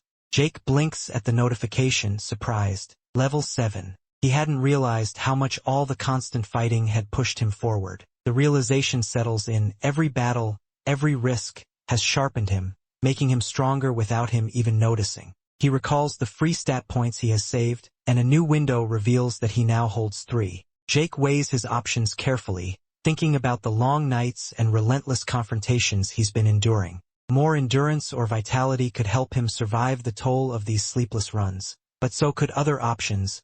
Pauses, thoughtful. Perception, perhaps the most crucial stat for an archer, seems to synergize best with his mysterious bloodline ability, even if he still doesn't fully understand what that ability is. Memories flash through his mind, the towering spider monster, the chaotic battles, his own growing proficiency. After a moment of deliberation, he considers the choice once more, knowing that every point matters. With a decisive motion, Jake reaches forward to confirm his choice. The glowing interface ripples under his touch as he allocates his stat points. The system responds instantly, acknowledging that the points have been invested directly into perception. Jake watches as the notification solidifies, confirming the upgrade. A subtle shift washes over him, a faint clarity, a tightening of awareness, as though the world sharpens at its edges. A moment later, Jake opens his status window, scanning the updated numbers displayed. His health bar catches his eye first, barely a third left, the reminder of how close he came to dying. His gaze sweeps through his stats, now clearly showing the increase in perception. Jake exhales slowly. He needs rest badly, but at least he's stronger now, stronger than he was just hours ago. Jake presses a hand against his side, wincing as he rubs the tender area where the arrow had torn through earlier. The fabric is frayed, the skin beneath still sore and warm. As he moves, he thinks grimly about how much harder everything has become without Caroline's healing magic. With every breath, he reminds himself that one wrong step now could mean bleeding out in the middle of nowhere, and this time there's no one to patch him back up. His fingers brush the small stash of potions Adam had given him, precious, fragile vials clinking softly under his cloak. Jake knows he can't rely on them too much. Each one is a lifeline he cannot afford to waste. Before he can finish the thought, a low, rumbling growl rises from the shadows ahead, spreading through the trees like a chilling warning. Wolves emerge from every direction, their eyes gleaming, teeth bared as they slowly close the circle around him. Jake's boots scrape against the dirt as he takes a careful step back, instinctively shifting into a defensive stance. The wolves creep ever closer, their snarls vibrating through the air. Despite the danger tightening around him, Jake lets out a short, humorless chuckle. Talk about terrible timing, he mutters under his breath, forcing a lopsided smile even as he prepares himself for the fight he didn't want. Morning sunlight warms the encampment as William jogs in with an eager wave, calling out with cheerful energy. "Excuse me." His bright voice cuts through the quiet bustle of the camp. Several tents stand pitched in orderly rows, and among them, Caroline kneels near one, absorbed in repairing a piece of equipment with practiced calm. Caroline pauses mid-task, looking up with a questioning expression as William approaches. Her golden eyes widen slightly behind her glasses when he asks, "Your name's Caroline, right?" She answers with a distracted but polite, "Yeah," clearly unsure where this enthusiastic stranger is going with the conversation. William fidgets nervously, covering his mouth with his hands as he blurts out, "You were one of Richard's fighters, weren't you?" Embarrassment floods his expression, his shoulders hunching. "Oh man, I'm so embarrassed." He looks like someone who practiced introductions in his head, but still managed to mess them up the moment he opened his mouth. Caroline watches curiously as William plops down onto the ground in front of her with far too much energy, landing with an audible thump. His hands flail as he tries to explain himself, words spilling out in a rushed apology. "Sorry if I came off as scary or something. I promise I'm not one of those crazy guys." Despite his awkwardness, the sincerity in his voice softens the moment. The bright grin that nearly outshines the sun, William waves enthusiastically. "My name's William, by the way." His whole posture beams friendliness, the kind of earnest warmth that makes it impossible to dislike him. Even his wave is exaggerated, fingers spread wide as if trying to reassure her from across the space. Caroline's expression softens further as she studies him. "You look a lot younger than the others," she observes, noticing the roundness in his features and the youthful way his emotions sit openly on his face. Her tone is gentle, curious rather than judgmental. William laughs sheepishly, raising both hands defensively as if surrendering. "I know, that's why I have to try so hard to fit in," he admits. No one wanted to let the 19-year-old in the party. There's a mix of pride and vulnerability in his voice, eager to prove himself, but painfully aware of how others see him. William recalls the night before, standing beneath the shadowy canopy with a handful of arrows glinting faintly in his grasp. His expression is soft and almost shy as he admits that he had to force himself into an act, an exaggerated display of toughness, just to be taken seriously. The forest's darkness makes him look even smaller, emphasizing how unnatural that persona truly was. Back in the warm light of the camp, William awkwardly scratches his cheek, his nerves showing through every strained line of his face. He explains earnestly that beneath the facade, he's just a normal 19-year-old struggling to get by. There's no bravado now, only an anxious kid hoping to be understood. Caroline's stern healer composure melts away as sympathy floods her features. Leaning slightly forward, she places a hand gently against her chest, her brows lifting with genuine concern. To her, he suddenly looks less like a reckless fighter and more like a frightened youth thrust into a nightmare. "You poor thing," she murmurs, her voice soft, William's mouth curling into a subtle, self-effacing smile. The sharp shadows hide half of his face, but the nervous, almost embarrassed grin speaks for him, equal parts relief and awkwardness as he realizes he's finally being seen for who he really is. Dawn breaks over a silent battlefield. The next day, sunlight filters through the dense treetops, illuminating the gruesome aftermath of Jake's struggle. Dozens of wolves lie scattered across the clearing, their bodies twisted and lifeless, blood seeping into the dirt in dark, wide pools. The forest is eerily still, save for a soft rustling in the brush. A small white rabbit hops cautiously into the carnage. Its tiny nose twitches repeatedly as it sniffs the air, attempting to make sense of the unfamiliar and overwhelming metallic scent. Its bright red eyes dart nervously between the unmoving wolves. Suddenly spooked, the rabbit bolts away with a shrill squeal, leaves scattering beneath its feet. A hand, Jake's, lunges out from the foliage, not to grab the rabbit, but reflexively reaching as if awakening from a deep, startled sleep. The movement is clumsy and disoriented, hinting at exhaustion far beyond physical. Jake jolts awake upright, a gasp ripping from his throat. His hands are raised defensively, eyes wide, breath uneven. The sight of the sun filtering through the trees does little to calm him. Panic remains etched across his face as he frantically asks how long he had been unconscious. Dirt clings to his clothes and hair, his body showing signs of strain. He tilts his head back, staring at the sky through the canopy. Only then does the reality sink in. The morning light is unmistakable. The tension in his features loosens slightly as he mutters in disbelief, acknowledging that he must have slept through the entire night. Relief mixes with fatigue. Jake pushes himself up, brushing leaves, dirt, and dried blood off his clothing with tired, half-hearted motions. His expression is worn, almost hollow, as he notes the state he's in. But even as he tries to tidy up, he knows it's pointless. Another fight is bound to come soon. His sigh carries both resignation and determination. Jake's inner voice echoes in the darkness as the scene fades in, a calm yet resigned acceptance of solitude. He acknowledges the truth: no allies, no guidance. Only himself, the forest, and the challenges waiting ahead. His thoughts steady him rather than frighten him, giving him a moment to breathe before facing the new day. Morning light filters through the trees as Jake stares upward, his expression settling into focus. Arrows rest in the quiver on his back, a reminder of the work ahead. He straightens his posture, letting the cool forest air wake him fully. Whatever lies ahead, he's prepared to face it. With a quiet exhale, Jake accepts the reality of the path before him. The tone of his internal monologue shifts, no longer reflective, but determined. He steels himself, mentally transitioning from rest to action. Whatever he needs to do, whatever skills he must sharpen, it all begins now. Jake lifts a limp rabbit by the scruff, inspecting the arrow lodged in its side. It's a clean shot, efficient and precise. His movements are practiced but not careless. Every kill is a necessity, each one a reminder that survival here demands quick decisions and steady hands. A sudden flutter of wings snaps his attention skyward. Jake knocks an arrow, draws the bowstring back, and tracks a bird darting between the trees. His posture becomes sharp and controlled, the world narrowing to his target. Hunting is no longer a chore, it's a rhythm his body is learning well. The scene shifts into raw motion as Jake clings to the back of a frantic boar. Muscles strain in both man and beast. The boar bucks wildly, oinking in panic while Jake tightens his grip, fighting to maintain control. Dust and leaves scatter beneath them in the intense struggle.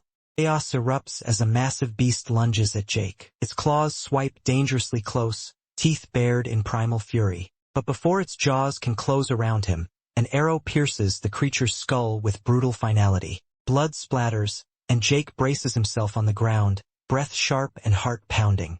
Jake stands over the slain monster, catching his breath as the tension slowly releases from his shoulders. He mentally tallies his progress, each kill bringing him closer to mastery, each battle sharpening his instincts. His level climbing to 10 in a single day is proof of just how far he's come. Something catches the corner of his eye, a faint glint reflecting off a nearby tree branch. Light flickers through the canopy, unusual enough to draw his full attention. Jake narrows his eyes, trying to determine whether it's harmless sunlight or something more deliberate. Jake knocks on the tree's surface, testing for anything hidden within or behind it. His senses remain calm. No tingling danger, no instinctive warning. Still, he stays alert as he looks for irregularities. Curiosity and caution move hand in hand as he prepares to investigate further. Jake braces himself against the rough bark of the tree, pushing off with controlled strength. His cloak ripples behind him as he swings his body upward, landing lightly on a high branch. His eyes sharpen with focus. Whatever glinted inside this tree has clearly piqued his curiosity. Perched halfway up the hollow trunk, Jake leans forward, peering into the dark cavity. A soft, rhythmic glow pulses from within, illuminating a small, ornate object. His eyebrows lift in surprise. "A jewelry box?" he mutters internally, baffled by the unexpected sight inside a wild forest tree. Without hesitation, Jake reaches in. His fingers curl around the smooth, carved edges of the box, pulling it free from the shadows. The wood feels cool and heavier than expected, as though infused with enchantments. Leaves rustle softly around him as he carefully lifts it out. A gentle chime resonates in his ears. A blue system window materializes before him, outlining the box's nature with crisp lettering. Magical jeweled lockbox, uncommon. It states plainly that the item was created by the system itself, containing a rare and powerful treasure. Jake stares at the ornate top, absorbing the sudden revelation. His eyes widen in disbelief. System created? He thinks, gaze narrowing as he tries to wrap his mind around the idea. If the forest itself is spawning treasures like this, then the rules of this world are far stranger, and potentially far more rewarding than he imagined. Jake lowers the box to chest level, inspecting it with quiet amazement. So this is loot, basically, he concludes to himself. The weight of the lockbox shifts, and with a solid clunk, the lid loosens. Light spills from the inside, hinting at whatever lies within.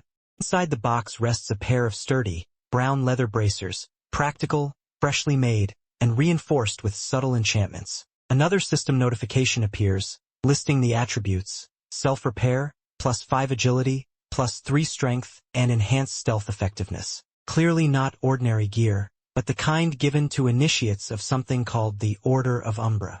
Jake lifts the bracers with both hands, his eyes brightening. Well, if that isn't something, he thinks, turning them over. He hasn't the faintest clue what the Order of Umbra could be, but the bonuses alone make them well worth the find. Even the faint shimmer on the leather suggests lingering magical craftsmanship. As Jake examines the interior of the lockbox again, he pauses. A faint glimmer catches his eye, something small, flat, and golden lying at the bottom. There's something else in here, he notes, leaning closer to retrieve the hidden object. Soft ding echoes as another system window forms. A single golden token rests in the box, etched with a minimal square symbol. The notification explains its purpose: a tutorial equipment upgrade token, capable of elevating a starting item to common rarity. Jake exhales softly. An upgrade token, he realizes, already imagining how to use it to strengthen his gear.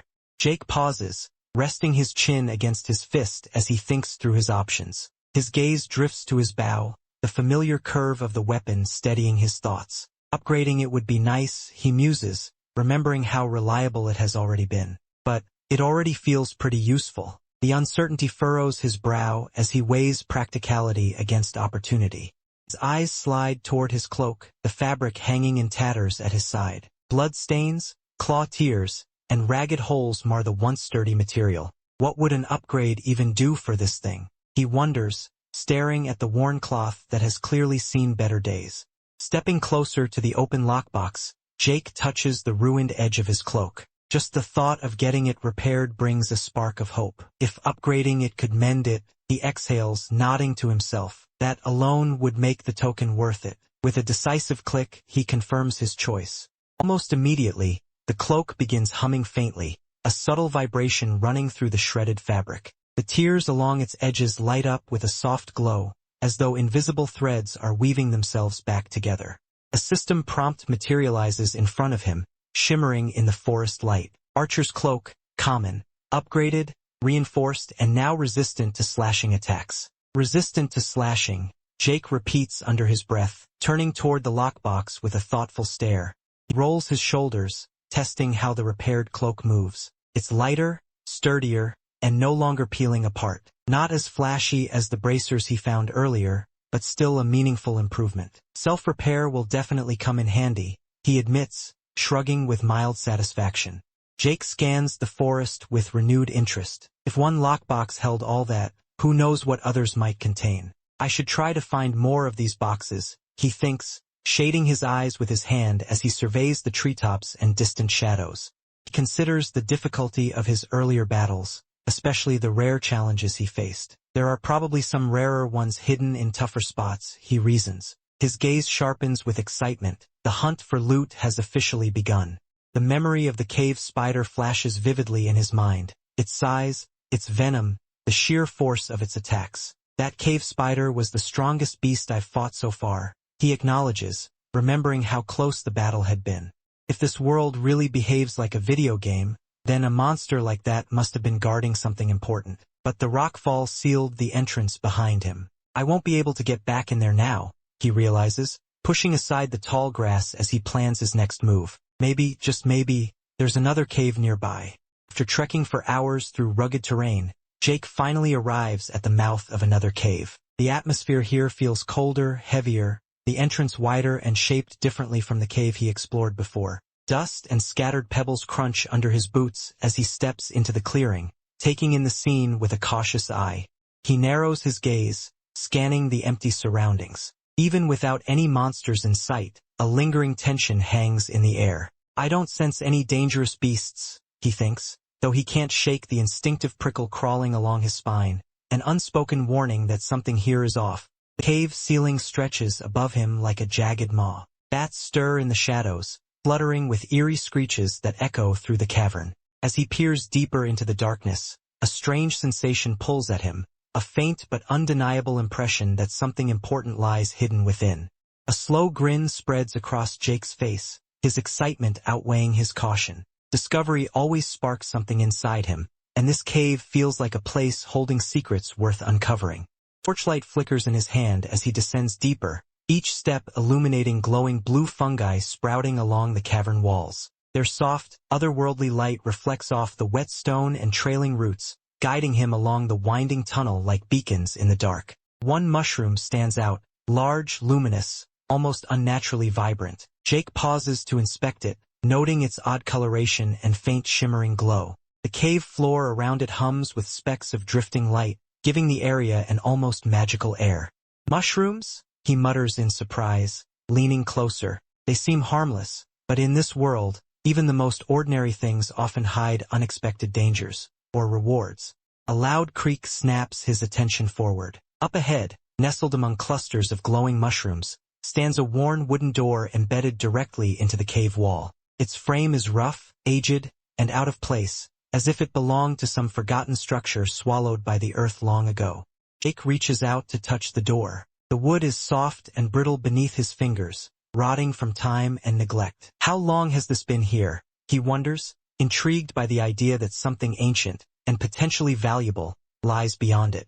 A system notification flashes bright blue before him, illuminating the cavern with an ethereal glow. Tutorial challenge dungeon discovered. Jake stares at the message, a mix of anticipation and thrill rushing through him. He has just uncovered something far more significant than he expected.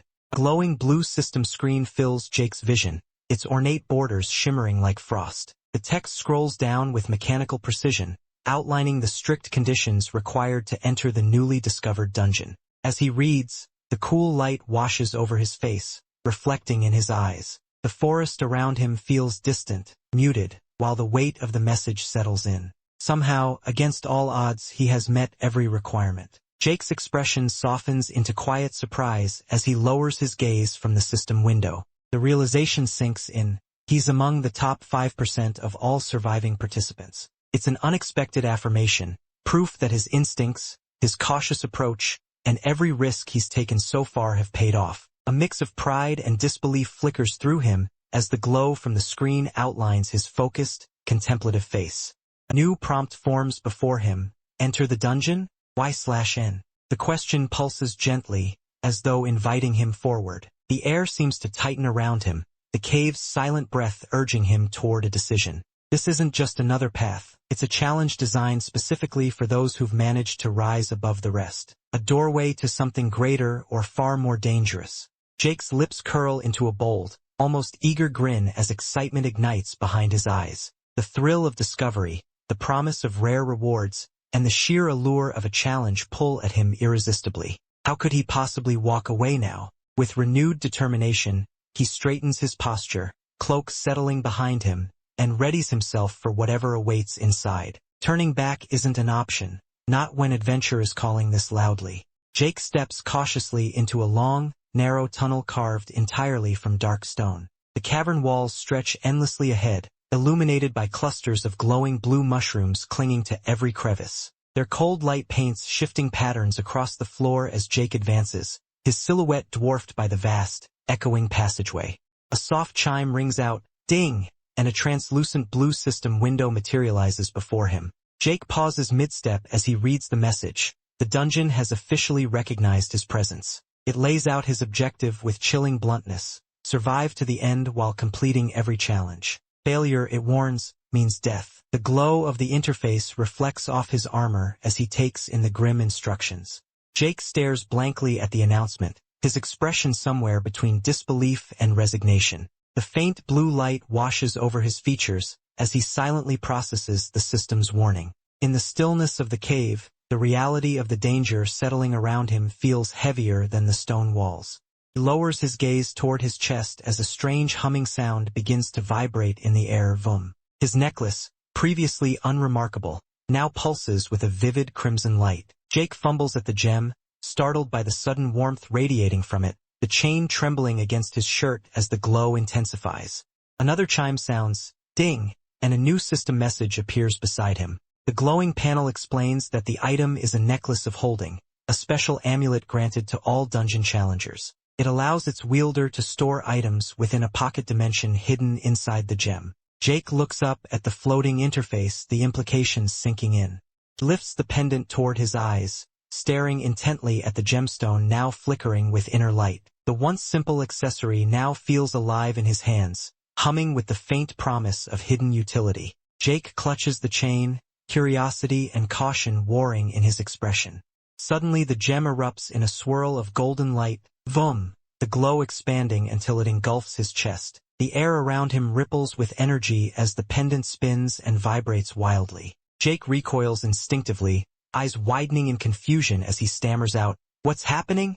Jake stumbles backward as the gemstone burns even brighter. He grips the necklace with both hands, trying desperately to steady it as the radiant glow intensifies. The light feels almost explosive, and panic spreads across his face. "I think there's something in here," he shouts, voice echoing through the cavern. The sudden burst, a small blue creature shoots out of the amulet, wings flapping rapidly. The imp-like monster snarls as it spirals through the air, bearing sharp fangs and outstretched claws. Its glowing yellow eyes lock onto Jake, and it releases a guttural jar as it dives toward him. Jake reacts instantly, leaping aside with a burst of adrenaline. His cloak whips behind him as he pivots into a defensive stance, teeth clenched and eyes narrowed. "What is that?" he growls, already preparing to counter the creature's sudden ambush. Jake lunges forward, reaching toward his pocket with quick, practiced motion, but before his fingers can make contact, he freezes. His expression sharpens with sudden alarm as he realizes something is wrong. His eyes widen in disbelief. He lifts his hand, stunned, as the realization hits him fully. The items that should have been in his pocket are completely gone.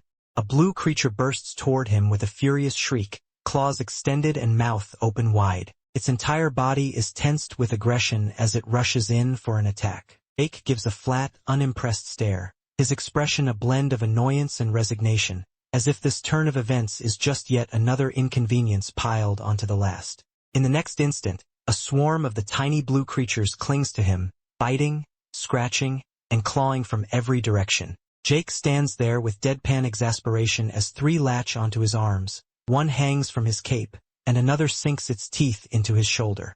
One of the creatures leaps onto his leg and clings with all its might. Jake stumbles, shifting his balance as he fights to stay upright, while the swarm continues to harass him relentlessly.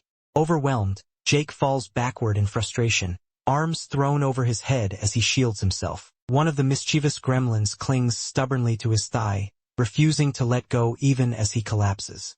A single step echoes through the cavern, Jake's foot landing against the stone floor. The sudden stillness contrasts sharply with the chaotic scuffle just moments before.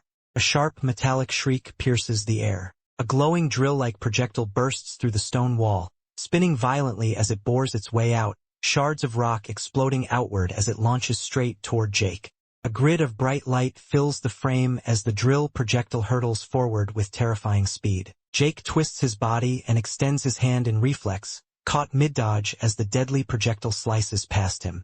A blinding streak of fiery light tears through the cavern, illuminating the glowing mushrooms as the projectile hurtles past. The red-haired man barely manages to twist his body aside, fear flashing in his eyes as he realizes, too late, that he's stepped into a deadly trap. The spike slams into the stone floor with explosive force, cracking the ground open and sending shards of rock flying in every direction. The impact leaves behind a smoking crater, a reminder of just how lethal the mechanism is.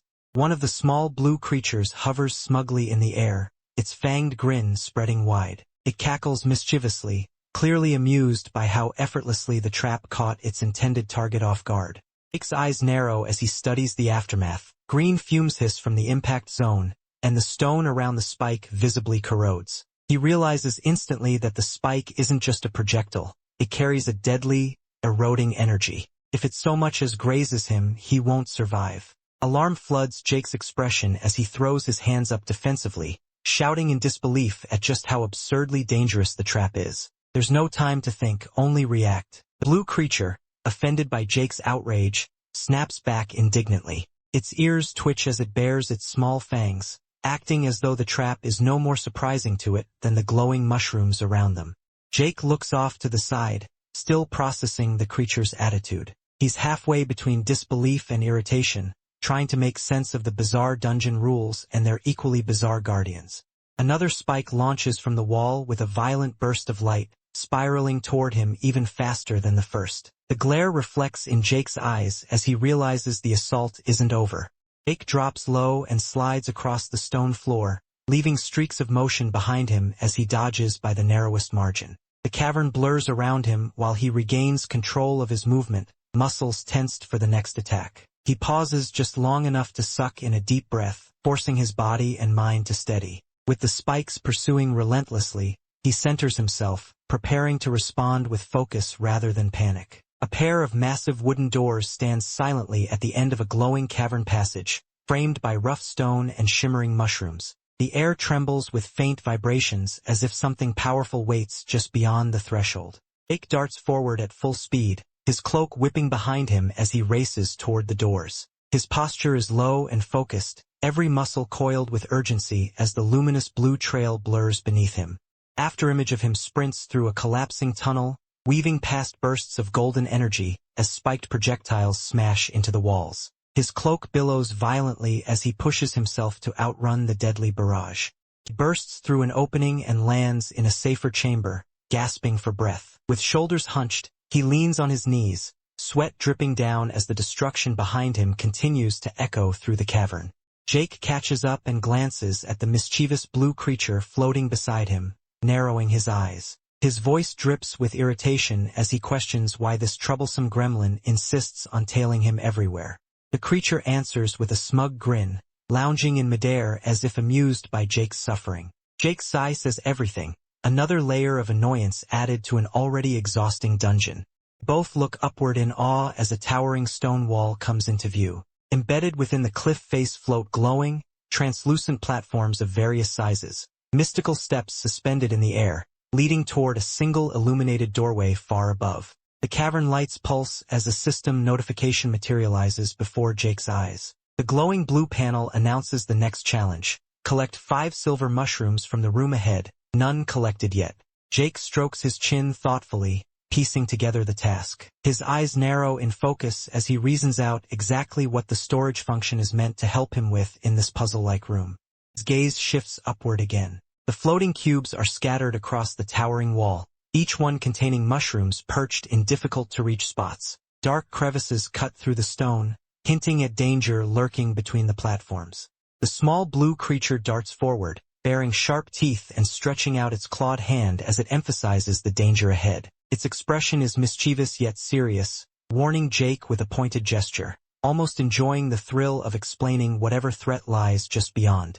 Jake steps forward confidently, his heel pressing down on a glowing white platform. The surface lights beneath his foot, signaling that the challenge has begun. There's a sense of deliberate intent in his stride, no hesitation, just a quiet readiness. Jake's mouth reveals a wide, confident grin spreading across his face. The smile is sharp and self-assured, showing that he's not intimidated by the challenge. If anything, he looks excited, almost eager to test himself. Jake launches upward in a powerful leap, his cloak billowing behind him as he kicks off the glowing platform. His body arcs with perfect control through the air, while the blue creature flutters alongside him, keeping pace. The motion shows he's fully committed to racing through this obstacle course head-on. Suddenly, a blinding projectile erupts from the wall, an orange, glowing drill-like spike tearing through the air with incredible speed. It spins violently, radiating heat and danger, creating a deadly streak of light aimed straight into the path of the challengers. He slides across a glowing platform at high speed. With quick reflexes, he snatches up a silver mushroom, while his small purple companion zips beside him. A system message floats beside them, confirming his progress. 1/5 mushrooms collected. More spikes fire across the room, each one bursting from the walls with lethal force. The glowing drills slice through the air, leaving streaks of orange and white as they rotate. The danger increases rapidly, turning the challenge into a chaotic battlefield of speed and precision. He flips his body midair, narrowly dodging a spike that tears past his legs. With incredible agility, he uses his momentum to reach another platform, grabbing a second mushroom as he passes. A flash of text confirms his advancement. 2/5 mushrooms collected. A counter appears overhead. 3 out of 5 mushrooms collected, as Jake's blue companion looks over with surprised admiration. The creature's eyes widen, clearly impressed by how fast Jake is progressing. Its tone hints at unexpected respect. Well, would you look at that? Jake's hand closes tightly around another mushroom, gripping it firmly as he races forward. The item glows faintly in his palm as the interface updates again. 4 out of 5 silver mushrooms collected. His movement is smooth and uninterrupted, a clear sign he's accelerating through this challenge with increasing momentum. The blue creature crouches low on the glowing platform, a wild grin spreading across its face as it prepares to spring forward. Its claws flex instinctively, and its bright yellow eyes gleam with mischievous excitement. Behind it, the cavern walls loom in jagged darkness, making the creature's vivid blue fur stand out like a spark of living energy. Blue creature gazes upward in alarm, its expression flipping instantly from curiosity to shock. The massive blazing projectile, an intense sphere of light surrounded by molten red glow, descends from above. The heat from the incoming strike paints the creature's fur in warm hues as it freezes for a heartbeat, utterly stunned by the danger closing in. Now fully aware of the threat, the purple creature's panic explodes across its face. The platform beneath it flashes crimson, signaling imminent danger. Its ears shoot upward, its eyes widen, and its mouth stretches into a trembling grimace as it realizes it's directly in the projectile's path. A trembling "oh crap" slips out, barely audible over the rising hum of the beam above. Behind them, Jake leaps with powerful momentum, his face twisted between disbelief and urgency. His feet push off the glowing platform as he lunges toward the endangered creature. The glowing tiles beneath him blur into streaks of purple and blue, emphasizing the speed of his desperate jump. "You gotta be kidding me," he thinks, frustration mingling with adrenaline. The fiery projectile streaks across the cavern, tearing through the air like a comet. Jake catches sight of the blue creature directly in its path, clutching a silver mushroom and frozen in terror. The entire scene tilts in motion, as if everything is sliding toward disaster, the glow of the incoming attack painting the platform in ominous red light. Jake throws himself forward with everything he's got, closing the last few feet in a reckless dive. He crashes into the blue creature in a split-second tackle, shoving it out of harm's way. The two tumble across the glowing surface as the blazing projectile tears pass just overhead, the heat brushing Jake's back like a passing inferno. Momentum carries Jake further than expected, sending him skidding off the edge of the platform. He slams hard into the nearby cavern wall, the impact vibrating through stone and bone alike. The glowing platforms continue shifting nearby, while the cavern lights flicker from the sudden shock of movement. Jake collapses onto the rocky ground, gasping for breath. Sweat trails down his face as his lungs desperately pull in air. His entire body trembles from the collision and the near-death moment. For the first time, the full weight of what just happened settles onto him, leaving him momentarily breathless and exhausted. The blue creature, usually energetic and bold, stands stiffly against the cavern wall, fear tightening every muscle in its small body. Its wide yellow eyes glance toward Jake, clearly shaken by how close they all came to disaster. The cavern's soft blue mushrooms glow around it, casting faint light on its tense expression.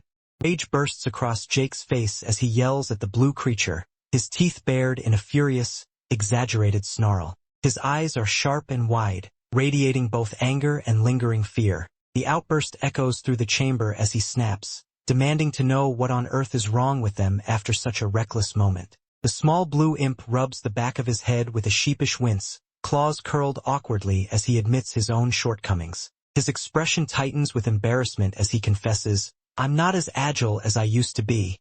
Jake's eyes narrow sharply, his brows pulling together as he stares at the imp with disbelief, silently demanding an explanation for the chaos that just unfolded. The imp straightens up defensively, ears flicking as he declares with attitude, "I'm an imp." He follows it up with a begrudging introduction, announcing his name, Cecil, while his irritation simmers visibly. Jake's boots shift across the glowing cave floor as he pats himself down, checking for injuries or missing items after the frantic scramble, steadying his breath as the tension drains from his limbs. Cecil gestures loosely, his tone turning casual as he comments on the situation. His expression softens just enough to signal that, despite the chaos, he isn't particularly bothered by everything that happened. The imp scratches awkwardly at the back of his neck, leaning slightly as he mentions Jake's performance. With a reluctant nod, he acknowledges that Jake really pulled through on grabbing that last mushroom. Jake flashes a sly, self-satisfied grin, lopsided and unmistakably smug. The glimmer in his eye makes it clear he's enjoying the compliment more than he lets on. Jake lifts the final red-capped mushroom between his fingers. A soft chime echoes through the cave as a glowing system window appears beside him, declaring the challenge complete, all 5 silver mushrooms collected. A voice calls out from the darkness of the cavern, Cecil's tone surprisingly impressed. "Hey, you're pretty good at this, Jake." The background glimmers with faint azure lights, giving the compliment an almost warm atmosphere. Cecil shrugs dramatically, spreading his clawed hands with a coy grin. His shoulders rise in a carefree gesture, as though admitting Jake's skill was unexpected, but not unwelcome. Cecil lounges casually in the air, arms propped behind his head and legs crossed, as if floating is the most natural thing in the world. Below him, Jake walks forward cautiously, still tense from the previous challenge. Cecil flashes him a wide, smug grin as he comments from above. Jake steps out onto a rocky ledge and freezes. Before them stretches a massive cavern filled with sickly green liquid. Dozens of stone pillars rise from the glowing surface, each topped with a faintly glowing gem. The room is huge, and the sheer distance between platforms makes Jake instinctively tense. A blue system window appears in front of Jake with a crisp chime. The message outlines the next trial. He must use the platforms to cross 3 entire rooms, each one under a strict 15-minute time limit. The glowing text hovers above the greenlit cavern, emphasizing the weight of the challenge. Jake folds one hand under his chin, studying the cavern carefully. His expression sharpens as he analyzes the spacing between the pillars, the height differences, and the possible routes he might take. Despite Cecil floating casually nearby, Jake mentally prepares himself, trying to strategize before committing to the first jump. Another notification suddenly flashes with a loud ding, this one far less comforting. The system announces a harsh restriction. All of Jake's stats are forcibly reset to a flat 10, and every one of his skills is disabled. The moment he finishes reading, tension rises in his chest. This challenge just became significantly more dangerous.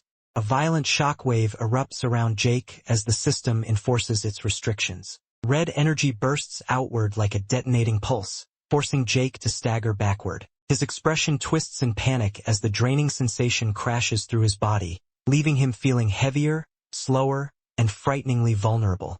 Before Jake can fully recover, another calm blue window materializes. This one states that his stats and skills will only return once the entire challenge is completed. The clean, emotionless text hangs in the air, mockingly reassuring, considering how weak he suddenly feels. Jake collapses to one knee, clutching his chest as sweat drips down his face. The sudden loss of power hits him like a punch, his breath shortening as he struggles to adjust. His limbs tremble, and even the simple act of steadying himself feels exhausting under the weight of the imposed limitations. With his head lowered, Jake slowly looks up, his face pale and eyes wide with dread. Realizing just how unprepared he is for this trial, he whispers in disbelief, "Oh, shit." The words escape him instinctively, an honest reaction to the terrifying handicap now placed on him.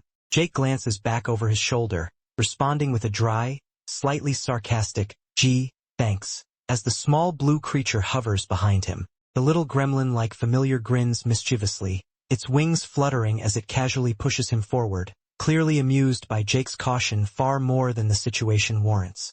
Jake steps to the edge of a vast chamber, and the sight that greets him stops him cold. The cavern floor is completely submerged in a glowing green liquid, faint ripples breaking across the surface. Dozens of round stone platforms rise from the toxic pool, each topped with faintly shining colored glyphs like guiding beacons. From his vantage point, the scale of the puzzle-like room becomes clear and intimidating. A system window materializes in front of Jake with a soft ding, illuminating his face with its blue glow. The message outlines the challenge ahead. He must use the platforms to traverse not just this chamber, but 3 separate rooms. Each room has a strict time limit, 15 minutes. Jake's eyes narrow as he absorbs the rules, already dissecting the problem in his mind.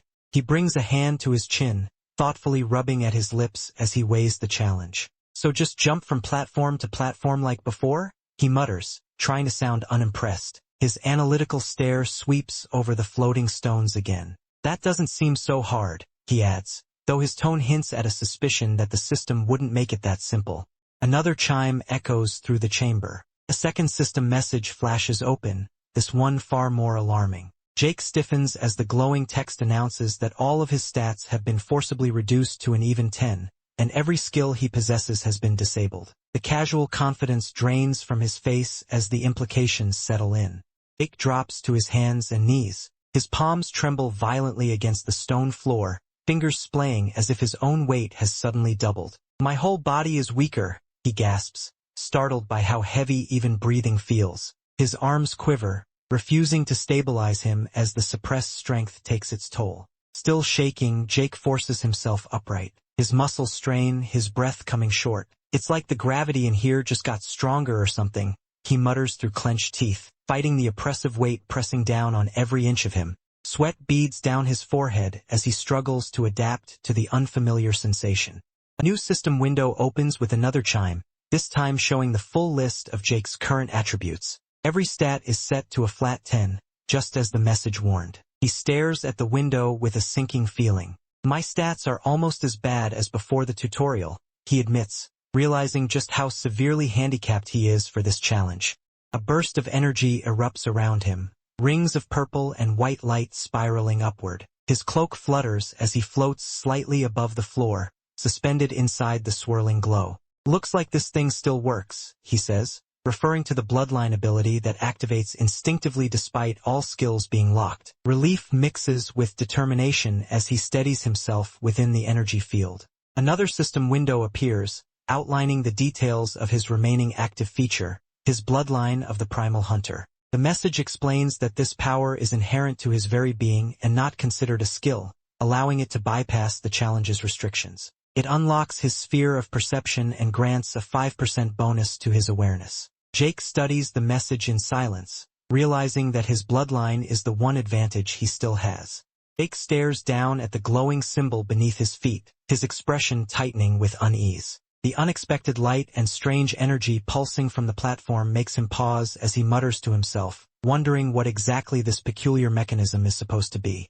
The small blue creature flutters anxiously around him, wings beating in rapid, uneven bursts. It leans toward him with genuine worry, asking if he's all right. Jake snaps back to awareness, tilting his head up and giving a quick, embarrassed apology. The creature points sharply toward a floating system window that suddenly appears beside them. A loud ding echoes in the air. It warns Jake that whether he's ready or not, the challenge's countdown has already begun. The timer blinks unforgivingly. 13 minutes, 48 seconds left. Jake steps forward to the very edge of the rocky ledge, looking down at the vast chamber beneath him. A wide pool of bubbling, acidic liquid seethes below, the platform scattered like stepping stones. He mutters his task aloud, crossing the room without touching the acid. From above, the chamber stretches endlessly, dotted with floating stone pillars. Jake observes that there seem to be 3 distinct types of platforms, each marked with its own unique glowing symbol, the waypoints illuminated amidst the toxic pool. One of the nearest platforms highlights its emblem clearly, a coiled serpent wrapped around a blue mushroom. Jake leans in, studying the design carefully as he identifies the first icon. Lets out a long, defeated sigh, shoulders drooping. Of course, it just had to involve mushrooms again. His exasperation is nearly palpable as he mutters his frustration under his breath. Jake examines the serpent and mushroom symbol more closely, irritation flickering in his eyes. The glowing illustration makes it obvious. This platform type relates to those troublesome mushrooms he encountered before. His gaze shifts to the next symbol, an elongated, winged serpent hovering above what looks like a crowd of creatures. Jake speculates aloud that the image might represent some kind of revered serpent figure, possibly worshipped by lesser beings. Finally, he observes the third symbol, a stylized wyvern, wings unfurled and poised as if ready to strike. Jake concludes matter-of-factly that this one must represent a wyvern, completing the trio of platform types he needs to navigate. Jake studies the platform symbols carefully, tapping his chin in thought. He wonders aloud if the drawings might be depicting some kind of growth cycle. Beside him, the little blue creature hovers and nods thoughtfully, agreeing with Jake's interpretation. Jake acknowledges the idea as clever, even if it doesn't bring him any closer to solving the puzzle. Jake looks out over the cavern, taking in the dozens of stone platforms rising out of the glowing acid below. The far end of the chamber glows with the faint light of the next exit. Although Jake now understands the symbols, he mutters that it still doesn't help him figure out the correct path to cross the deadly acid. Standing at the edge of the cliff, Jake stares down at the bubbling acid and the unstable pillars. The blue creature hovers beside him, casually commenting how unfortunate it is that humans don't have wings to simply fly across the chamber like he can.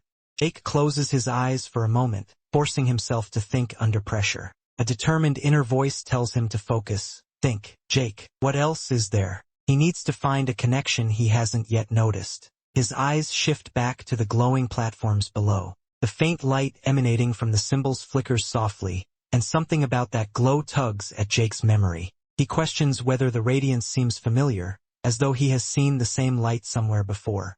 The blue creature tilts its head, puzzled, asking Jake what he means. Clearly hasn't made the same connection Jake is starting to grasp. With sudden confidence, Jake crouches and reaches out to pluck one of the glowing blue mushrooms scattered along the cavern floor. He announces that he finally has an idea, gripping the mushroom firmly as he prepares to act. Jake swings his arm back and launches the mushroom with full force toward the platforms. His cloak trails behind him dramatically, as the small creature floats near his shoulder, watching with wide, curious eyes. The mushroom arcs through the air, spinning as it travels toward one of the distant platforms. Jake watches closely, testing his hypothesis. Mushroom lands lightly on one of the stone pillars, tapping twice as it settles near the glowing symbol. Whatever reaction is supposed to happen next, Jake is ready for it.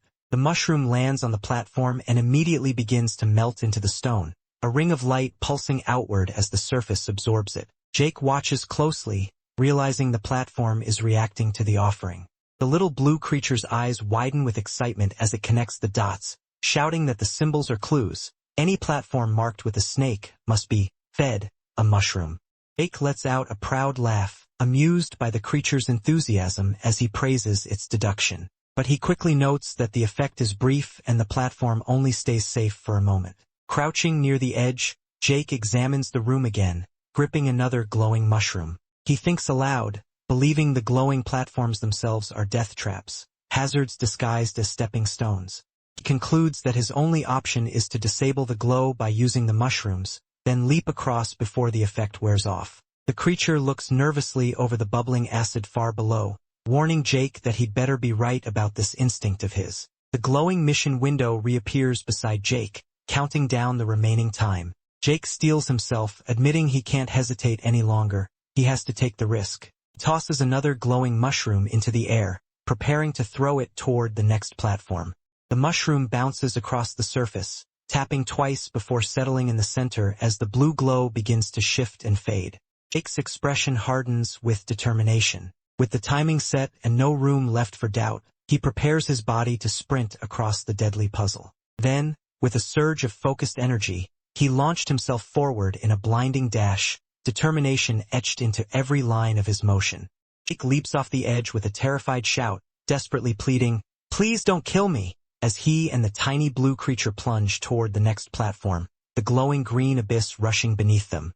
They slam down hard onto the dark stone, the platform's glow activating beneath Jake's feet with a sudden FWOM. Jake lands in a crouch, sliding forward from the momentum while the blue creature skids alongside him.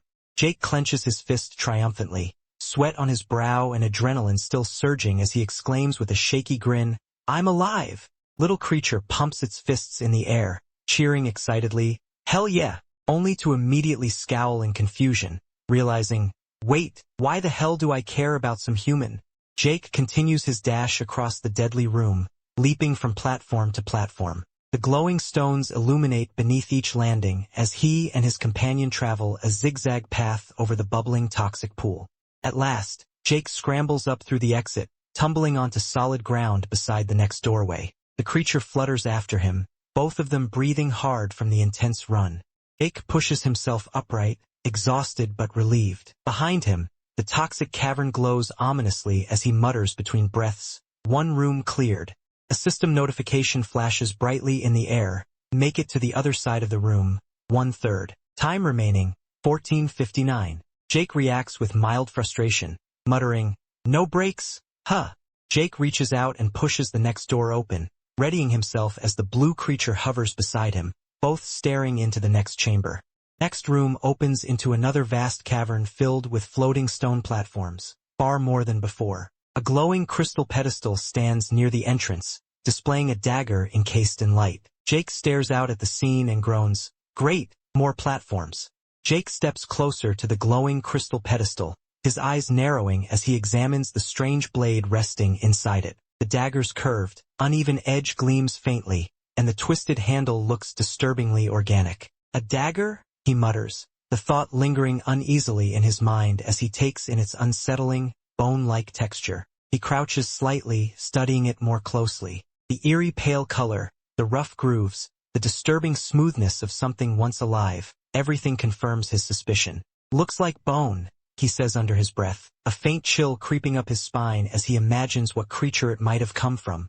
Jake reaches forward and carefully pulls the dagger free from its crystalline casing. Its weight is cold and oddly natural in his hand. He grimaces as a thought strikes him. "I'm getting major cult vibes," he mutters, the atmosphere of the place suddenly making a lot more sense. He rises to his feet, still clutching the dagger while scanning the next stretch of deadly platforms. Symbols scatter across them, twisting snake shapes with no clear pattern or path. "Well, I don't see a clear path with just snake symbols," he reasons aloud. His energy is still drained from the last room, and his voice tightens. "With my current stats, I can't make any crazy jumps." Holding the dagger up, he studies the carved serpent that curls around the hilt. The design mirrors the patterns on the platforms. If the mushrooms deactivated one platform, he thinks, recalling the earlier puzzle, then this dagger must deactivate another. His fingers brush the carved snake, following its winding form as a theory forms in his mind. He looks to one of the glowing platforms and its bright square sigil. "The snake ate the mushrooms," he notes, piecing together the symbolism. Whatever logic these rooms follow, it's all tied to the creatures and images carved into their surfaces. A new symbol glows to life nearby, an illustration showing a winged serpent hovering above a group of people raising their hands in worship. Jake frowns. What does the winged serpent eat? He asks himself. Compared to the mushrooms earlier, there's only one other thing prominently displayed in the diagram. His expression darkens as the meaning becomes clearer. The only other thing in the symbol are worshippers, he says reluctantly. The implication hits him all at once, and he straightens with a grim sigh, already sensing where this puzzle is headed. Jake exhales sharply, shoulders sinking in resignation. I don't like where this is going, he mutters, but he grips the dagger anyway. With a swift motion, he drags the blade across his palm. Blood spatters instantly, bright and warm against the cold air. Freakin' cults, he growls through clenched teeth. Blood rains across the ancient symbol, splattering messily over the serpent and its worshippers. The stone hums ominously, and a deep red glow pulses beneath the surface. The creature beside Jake winces. Ouch. Hope humans have a lot of blood to spare, it remarks, just before the symbol vibrates and emits a low, rumbling thwum, signaling the activation of whatever gruesome mechanism the puzzle required. Jake clenches his wounded hand, the pain flaring sharply as the strange bone dagger's cut throbs. He mutters through gritted teeth, cursing at how badly it stings despite looking like only a shallow slice. He lifts his hand to inspect it, eyes widening as blood pours freely down his palm and wrist. What should have been a tiny cut gushes nonstop, each drop falling heavily to the ground in a steady, unsettling stream. Small blue creature hovers beside him, pointing excitedly at the glowing symbols ahead. It chirps that a clear path has appeared, only 3 jumps needed. Jake, still dazed, looks up at it blankly, trying to focus through the dizziness creeping in. Shaking his head, Jake forces himself back into motion. He steels his expression and tightens his fist despite the pain, reminding himself that he's already committed. There's no turning back now, not this close. He takes off in a sprint, pushing his aching, blood-slicked body forward. His steps blur as he dashes across the unstable platform, every movement fueled by sheer stubborn will. Jake launches himself into the air, cape trailing behind him as he makes the first crucial leap. The glowing chasm beneath him stretches endlessly, but he focuses only on reaching the next safe spot. His foot hits the next platform, only to skid violently across its slick surface. Blood from his hand smears beneath him, sending him sliding forward in a loss of control. Crashes down hard, slamming onto the ground with a painful thud. The impact knocks the breath from his lungs, and he growls in frustration as the world tilts around him. Jake lifts his trembling hand, horrified to see the wound still bleeding freely. He can feel it now, something is wrong. Whatever enchantment is in that dagger, it's doing more than just cutting him. More blood splatters onto the glowing symbol, each drop weakening him further. He can feel his stamina draining fast, his head growing heavy. The blood loss is beginning to take its toll, and he knows he doesn't have much time left. Jake forces himself upward despite his shaking limbs, one blood-slick hand pressing against the stone as he pushes off the ground. His breathing is ragged, but he grits his teeth and whispers to himself, "Just keep moving." He launches into another desperate leap, his cloak whipping behind him as he extends both arms forward. Every motion looks heavier than the last, but he throws himself across the glowing chasm anyway. His foot slams down onto the next platform with a dull thud. The landing is unsteady, the impact almost buckling his weakened legs, but he manages to stay upright for another heartbeat. Drawing in a shaky breath, Jake immediately propels himself forward again. His expression hardens, fueled by stubborn determination as he commits to yet another jump despite his worsening state. Mid-air, his vision distorts. Everything streaks in violent lines as his heart pounds like thunder in his ears. A harsh white outline pulses around his body, signaling that something inside him is breaking or changing. A surge of agony rips through him. His body arches as red lightning cracks behind his head, pain contorting his face while his teeth clench. Whatever the dagger did, it's hitting him full force now. Watching from afar, Cecil's expression tightens with alarm. His eyes widen as he bares his small fangs and mutters urgently, "He's not gonna make it." Jake's body begins to fall, spiraling downward toward the bubbling green liquid below. His limbs flail instinctively, trying to reorient himself as the cavern tilts around him. He desperately extends both arms toward the nearest ledge, fingers stretching with everything he has left. His fall slows only slightly as he reaches for any hold he can grasp. At the last possible moment, his hand clamps onto the edge. Blood smears across the stone as his fingers dig in, stopping his fall just inches above the glowing pool beneath him.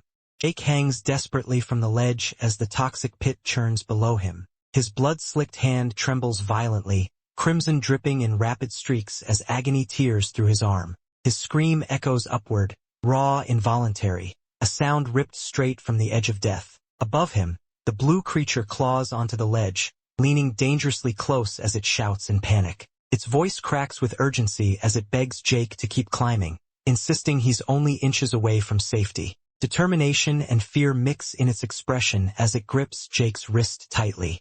Jake grits his teeth, his face twisted with effort. He forces himself to respond through the pain, breath hitching with every word. With a quivering jaw and trembling eye, he pushes past the rising panic. His hand clenches harder, he refuses to let go. The moment his leg dips into the bubbling acid below, a sharp hiss erupts. Toxic liquid splashes upward and begins eating through his boot instantly, dissolving it into black mush. Jake's shout of pain bursts out, raw and unfiltered, as burning agony shoots up his leg. Sweat pours down Jake's face as he strains with everything he has left. Muscles shaking, he pulls against gravity, inch by inch refusing to yield. His fingers dig into the rock, nails scraping as he fights to lift himself clear of the deadly pit.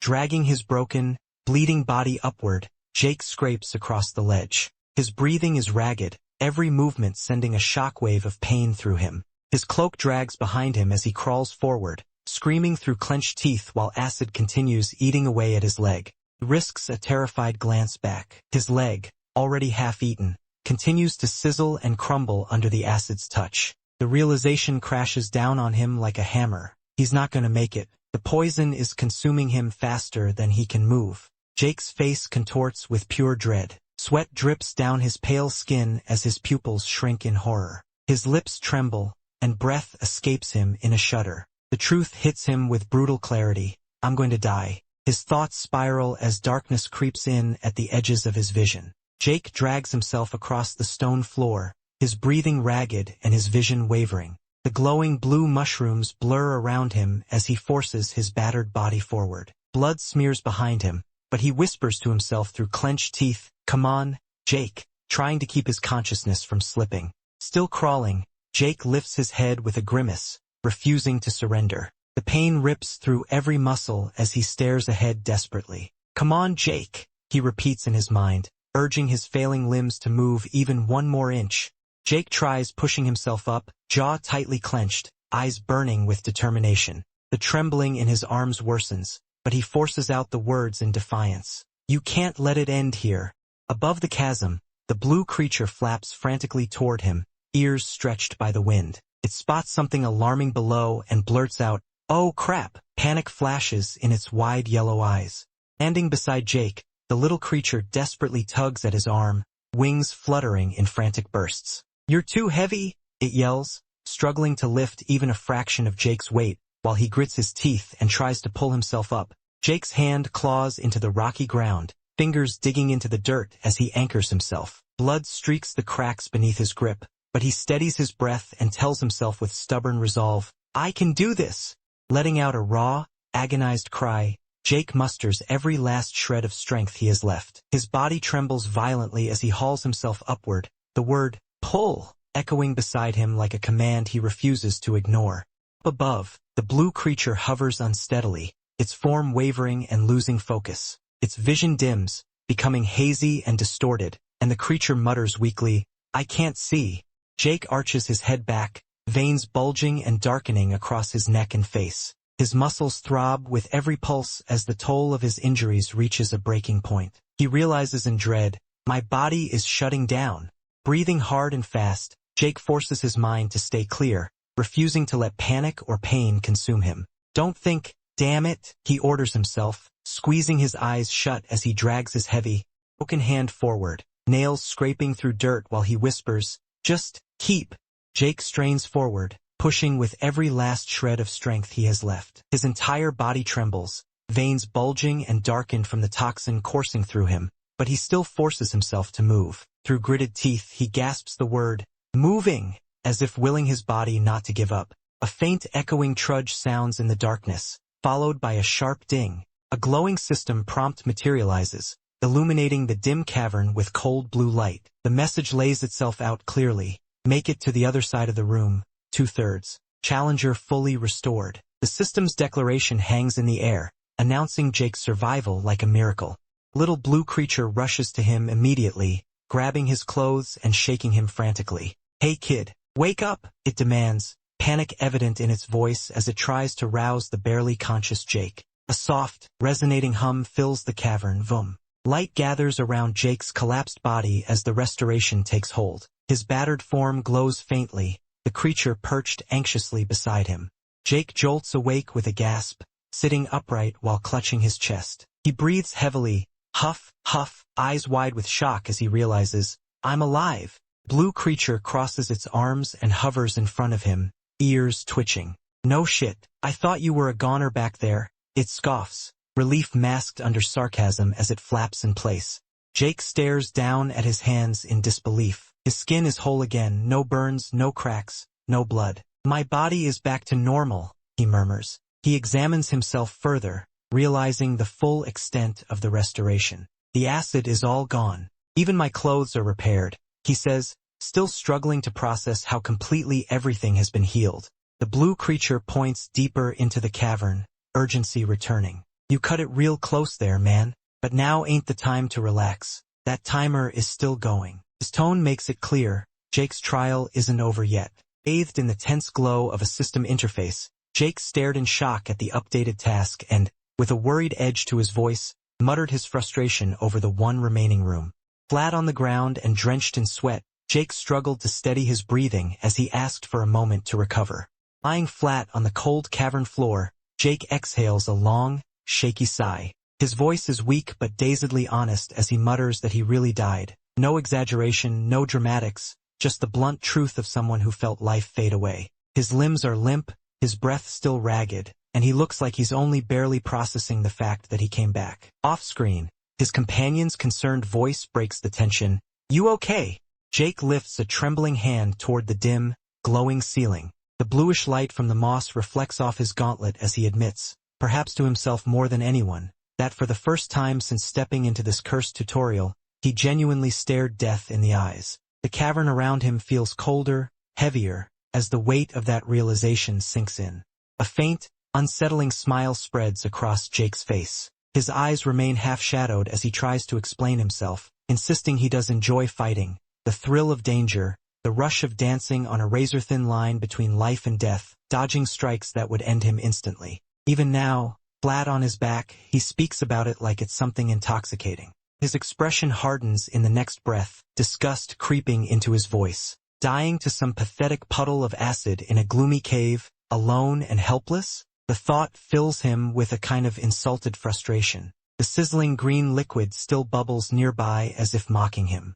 Jake turns his head away, eyes narrowing with determination. He can't accept that kind of ending. Not for himself, not here, not like that. His refusal is quiet but absolute. He forces a strained grin, clarifying lightly, "No offense," as if trying to soften the intensity of his previous thoughts. It's a fragile attempt at humor, but it shows he hasn't lost himself completely to fear or panic. His small blue companion responds with a sympathetic shrug, ears lowering slightly. He admits he understands the feeling. He used to be a loner too. Then came the endless imprisonment inside that necklace, trapped for what felt like eternity, wondering if he'd ever see another living soul again. The memory darkens his expression, his claws curling slightly at the thought. The creature's tone softens as he adds that the ordeal gave him a new perspective on life. His eyes shift off to the side, reflecting a quiet wisdom born from isolation and fear. It's a rare moment of sincerity from the usually snarky companion. Jake pushes himself upright and stands with renewed conviction. Shadows cling to him as he mutters with tired resentment,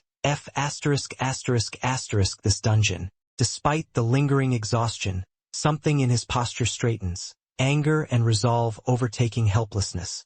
His jaw sets, his fist tightening as he steels himself for what's ahead. With a determined glare, He vows he's not letting this place kill him. Not now, not ever. Even in the low cave lighting, there's a fire in his eyes that wasn't there before, defiance forged by the brush of death. Jake pushes the crystalline doorway open, stepping cautiously into the next chamber. His eyes scan ahead, alert and calculating. Above him, Sylph flutters in with wide, curious eyes, following close behind.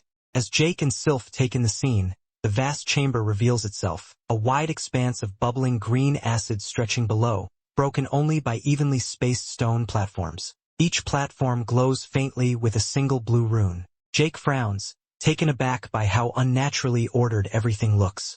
Narrows his eyes, studying the layout. "What's going on here?" he murmurs. The platforms are aligned in perfect rows, too symmetrical to be natural. All of these platforms are organized, intentionally. From above, Sylph flaps her wings thoughtfully. "It looks like you could just do the mushroom trick to get across," she suggests, pointing toward the faint masses of glowing mushrooms lining the cavern walls, as if they might be part of the solution.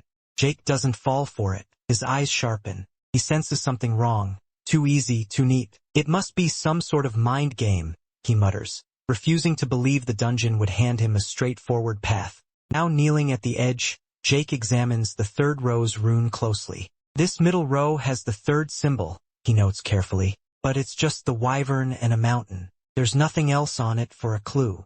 The rune flickers to life in his mind's eye, revealing the stylized image, a wyvern perched atop a mountain, roaring toward the blazing sun above. Sylph wonders aloud, "It's roaring at the sky. Maybe it's angry." Jake shakes his head faintly. "No, I don't think so." He stares deeper at the imagery, thinking past the obvious reading. Something about the angle of the wyvern's posture, the arc of the sun, and the position of the mountain path gnaws at him.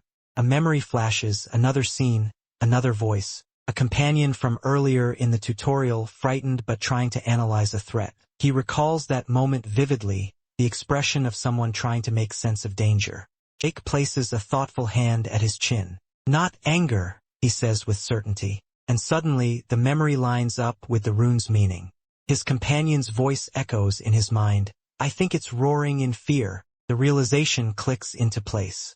Jake lifts his head with a calm but resolute expression, a faint nod confirming his confidence. The soft glow of the cavern lights reflects in his eyes as he quietly announces that he finally understands the puzzle laid before him.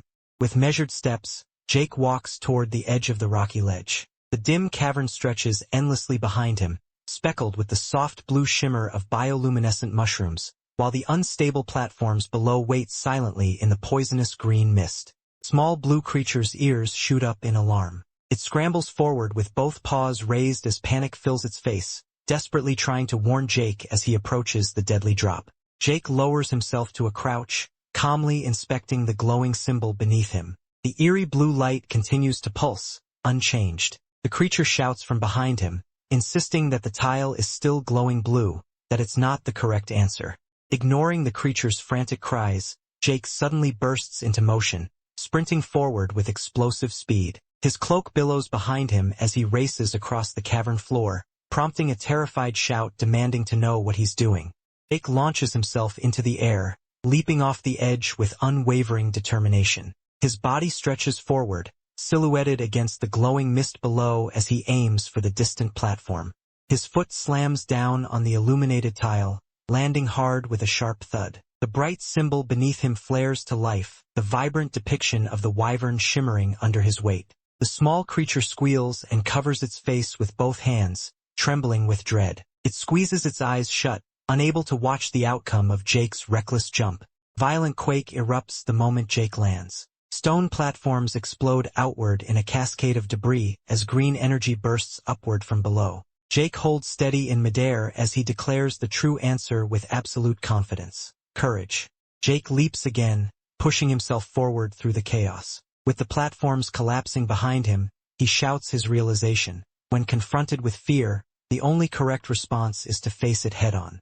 In a dimly lit office bathed in the muted glow of fluorescent lights, the man sits alone at his cubicle, hands resting numbly on his mouse and keyboard. His expression is drained, distant, his thoughts drifting far beyond the towering stacks of paperwork around him. The narration rises above him like a quiet confession, But the world isn't made for people like me. The emptiness of the workspace mirrors the hollowness he feels inside. Jake's foot slams down onto one of the stone platforms with a sharp thud, the force of his landing sending cracks of motion outward. As his momentum drives him forward, his inner voice continues its steady build. What one needs is the willpower. His steps echo with determination, each footfall a declaration that he refuses to stop now.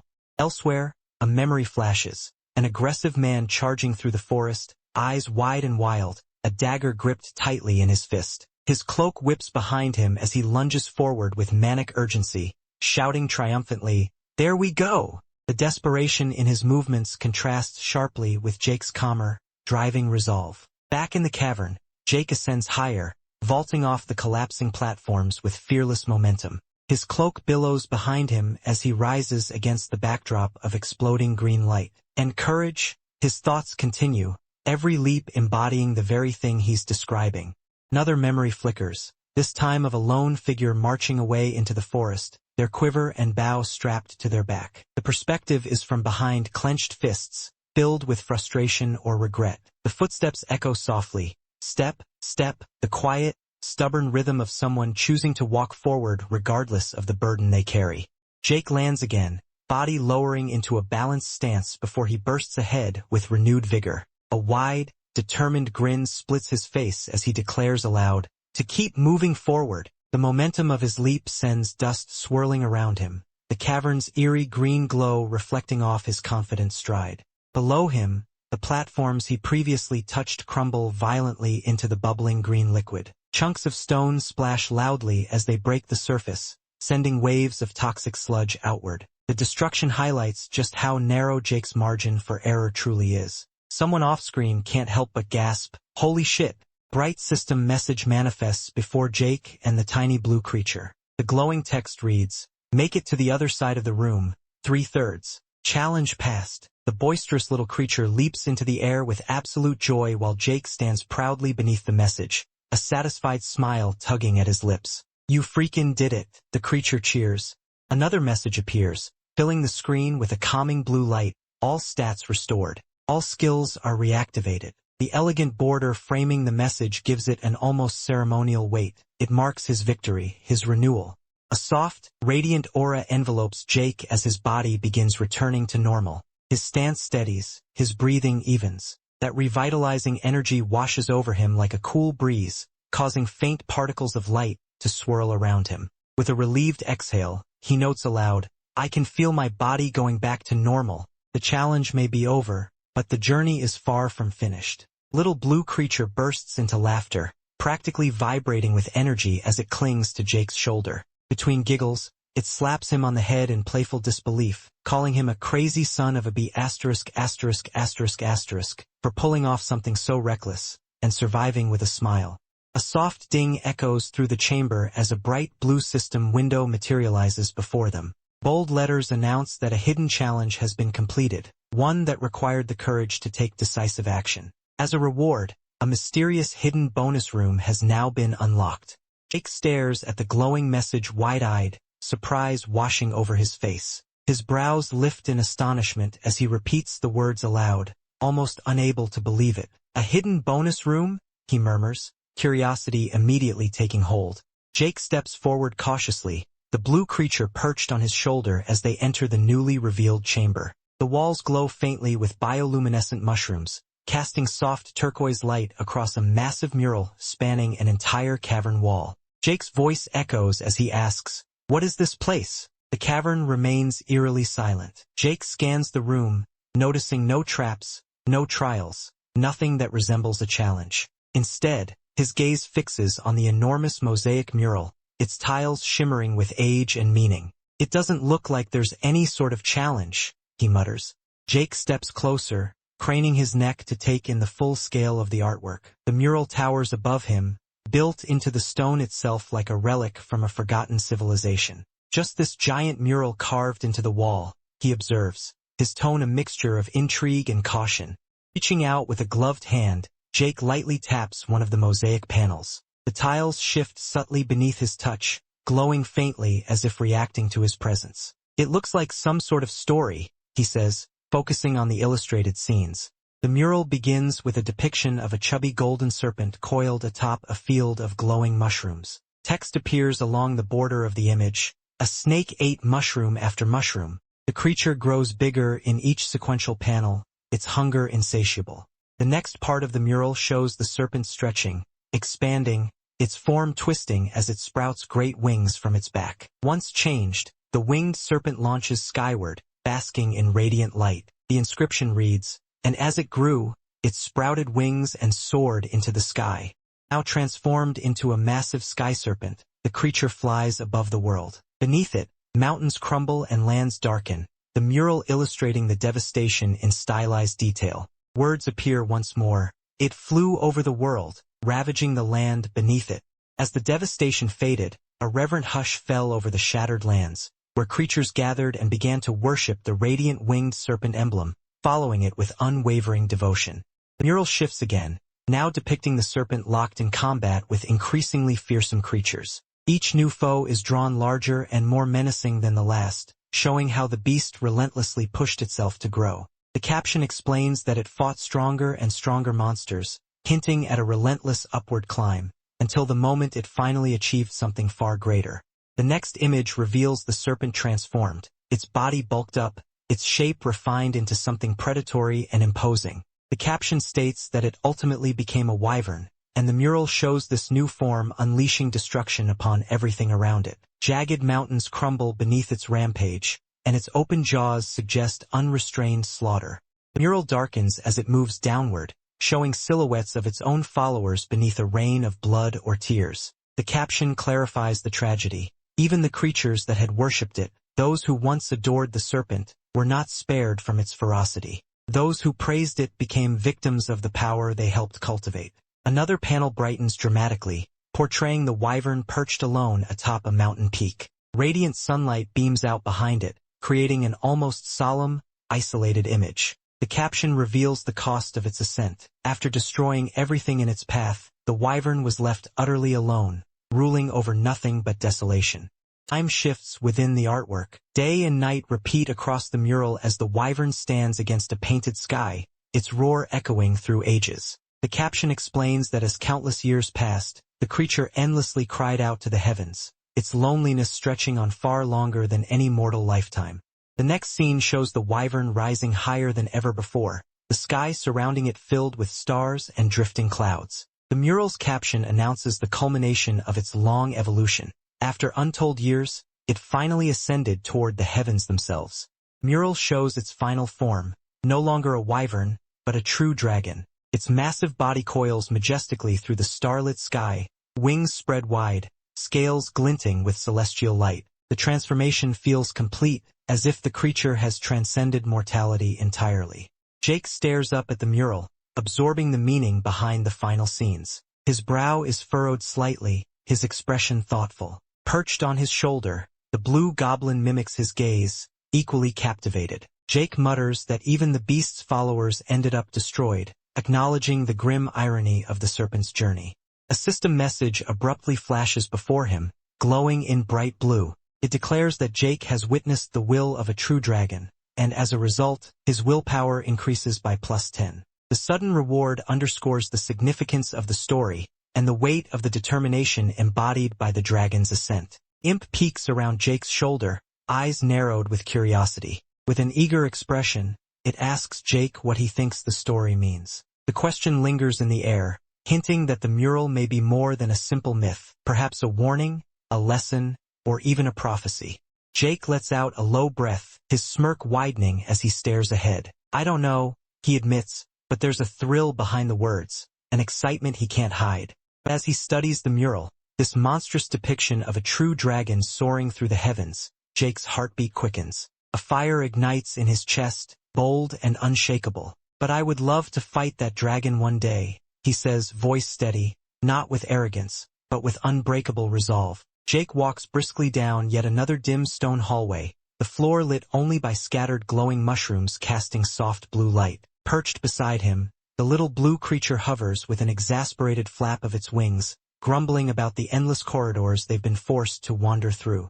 With a long, tired sigh, Jake tilts his head back, his expression somewhere between annoyed and resigned. He admits aloud that despite everything he's already fought, it seems he still hasn't cleared the dungeon completely.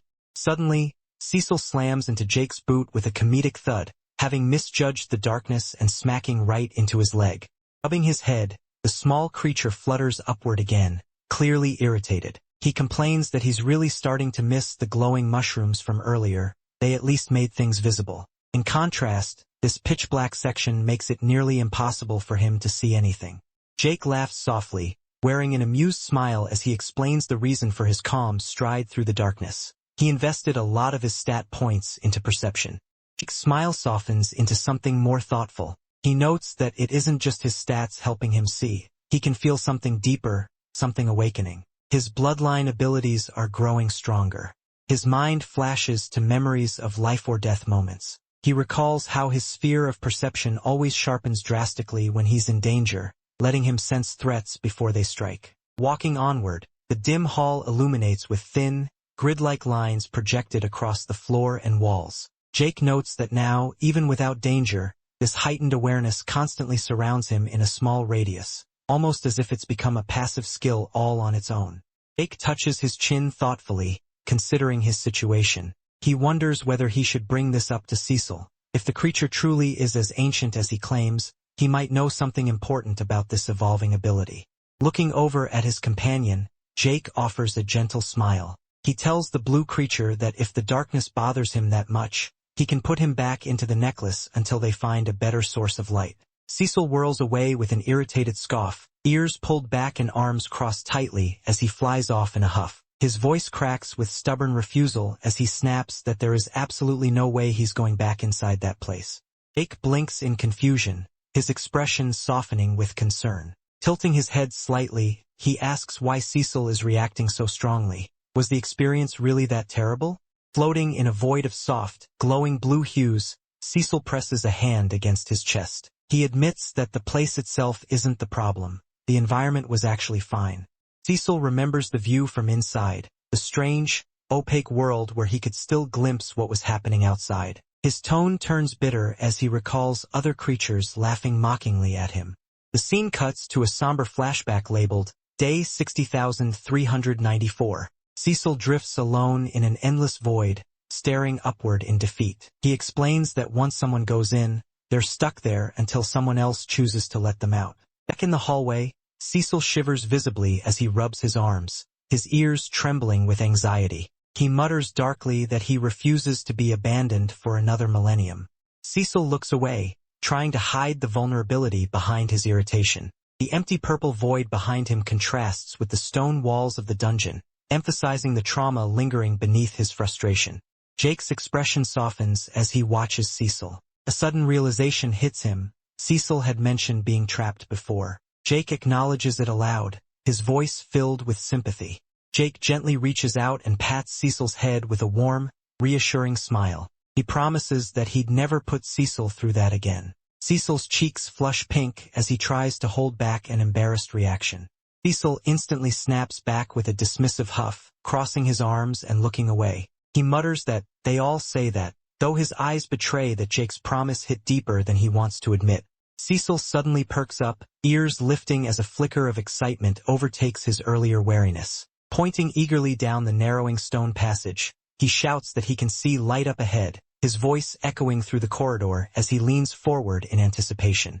Jake follows after him, glancing toward the faint glow spilling into the hallway. He squints, noting aloud that the illumination doesn't resemble the soft bioluminescent shimmer of mushrooms they'd been wandering past earlier. Whatever lies ahead is something different, something artificial. As they step out of the shadowed corridor, an enormous chamber opens before them. Towering bookshelves stretch toward a vaulted ceiling bathed in warm golden light. Dusty tomes line every shelf, and massive windows cast sunlight down onto a pristine tiled floor. Jake stares in disbelief, barely able to process the sudden shift from claustrophobic dungeon to grand library. Jake walks forward slowly, all widening his eyes as he turns to Cecil. He asks what this place could possibly be, his voice echoing slightly in the vast, quiet hall. Cecil hovers beside him, equally confused, guessing it resembles some kind of ancient library. Jake wanders deeper between the towering shelves, the sound of his footsteps soft and controlled. Books of varying size and color fill the cases, each volume illuminated by the warm, unnatural glow lining the shelves. He studies the nearest row more carefully. The bindings look faded, cracked with age. The leather and fabric covers appear worn and untouched for what could be centuries. Jake murmurs that these books are old, far older than anything he's seen here so far. Curiosity drawing him in, Jake reaches out to grab one of the shimmering volumes. But before his hand makes contact, a blue light ripples across its surface, sending faint motes drifting into the air as if rejecting him. His hand stops mid-air, eyes widening in confusion. He pulls back slightly and stares at his palm, remarking that he can't touch them at all, as though the books don't truly exist in the physical sense. Across the library, Cecil calls out excitedly. He's perched on a cluttered desk covered in sheets of paper, books, and in used writing utensils. He announces that he's found a workspace, one seemingly prepared for study or research long ago. Jake steps closer and attempts to brush his fingers across the papers scattered across the desk. Just like the books, the pages glow and distort with blue energy, slipping out of reach. He mutters that he can't touch those either, the magical barrier pulsing softly beneath his fingertips.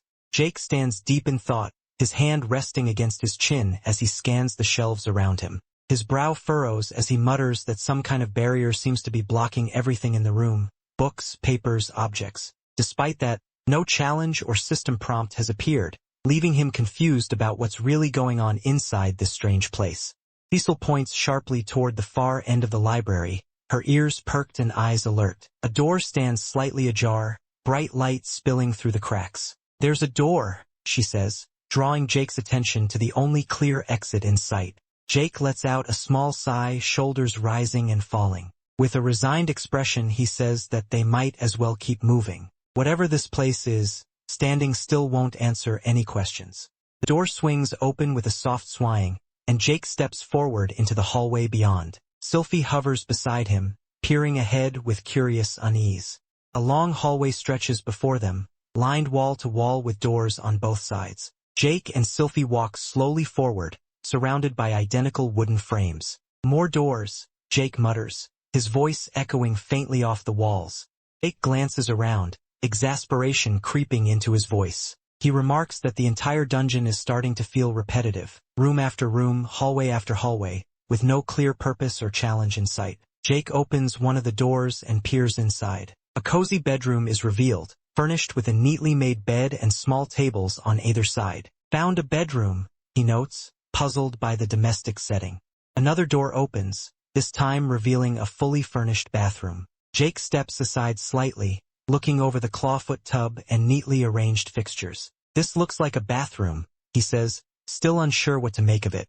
Cecil pushes open yet another door, this one revealing a sunlit garden bursting with vibrant flowers and hanging blossoms. She flutters forward in awe, asking whether this room is supposed to be some kind of garden.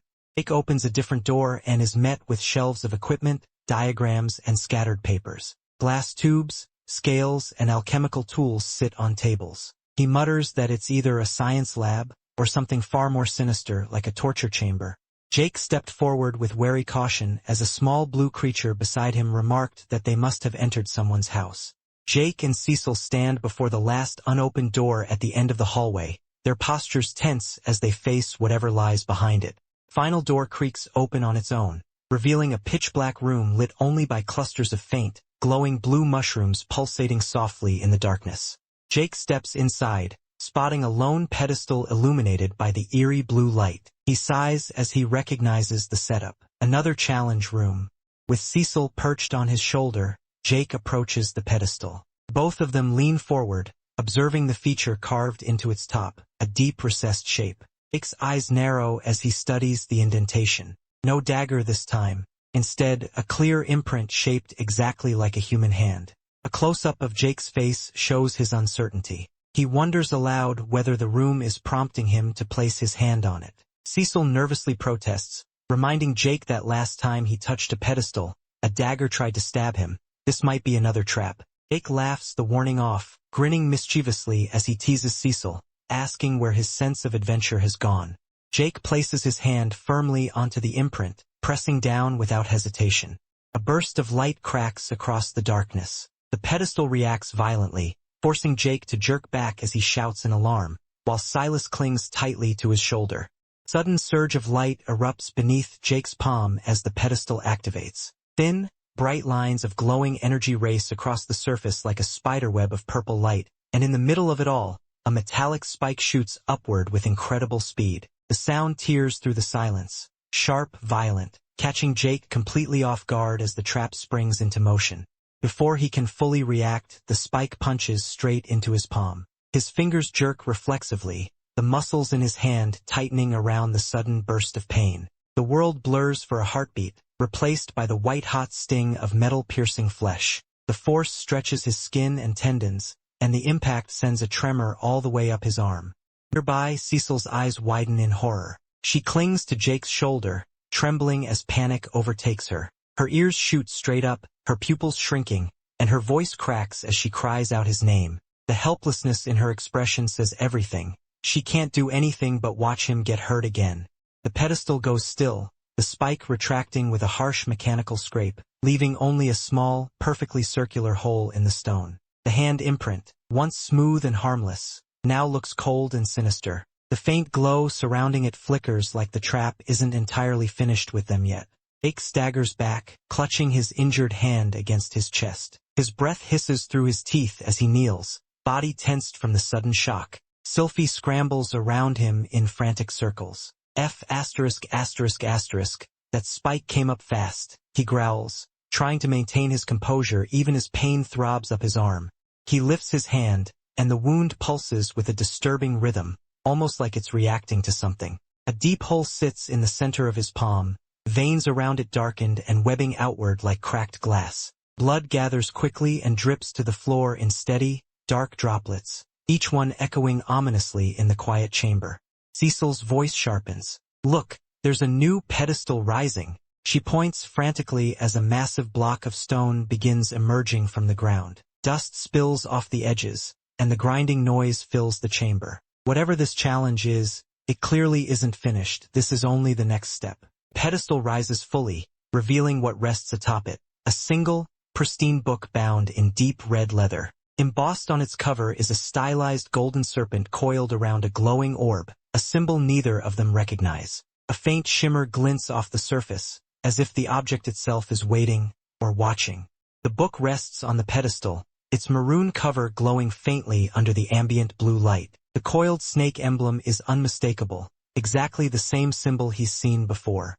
Jake grimaces as pain pulses through his wounded hand. With his companion watching anxiously from his shoulder, he reaches toward the book. There's gotta be something in here tied to the challenge, he mutters, bracing himself. A soft chime rings through the chamber. Ding! A translucent blue screen materializes before him, its ornate border shimmering. Text forms slowly, outlining the new dungeon challenge with cold finality. Become an alchemist of the malefic viper, and cure yourself of the poison running through your veins. The notification continues. The poison will lie dormant for 30 days. After that, death is guaranteed. The glowing letters cast an eerie glow across Jake's tense expression. Jake lifts his injured hand. The puncture wound pulses ominously, dark veins branching out from the center. Blood seeps steadily, dripping onto the stone floor as the pulse of the poison throbs beneath his skin.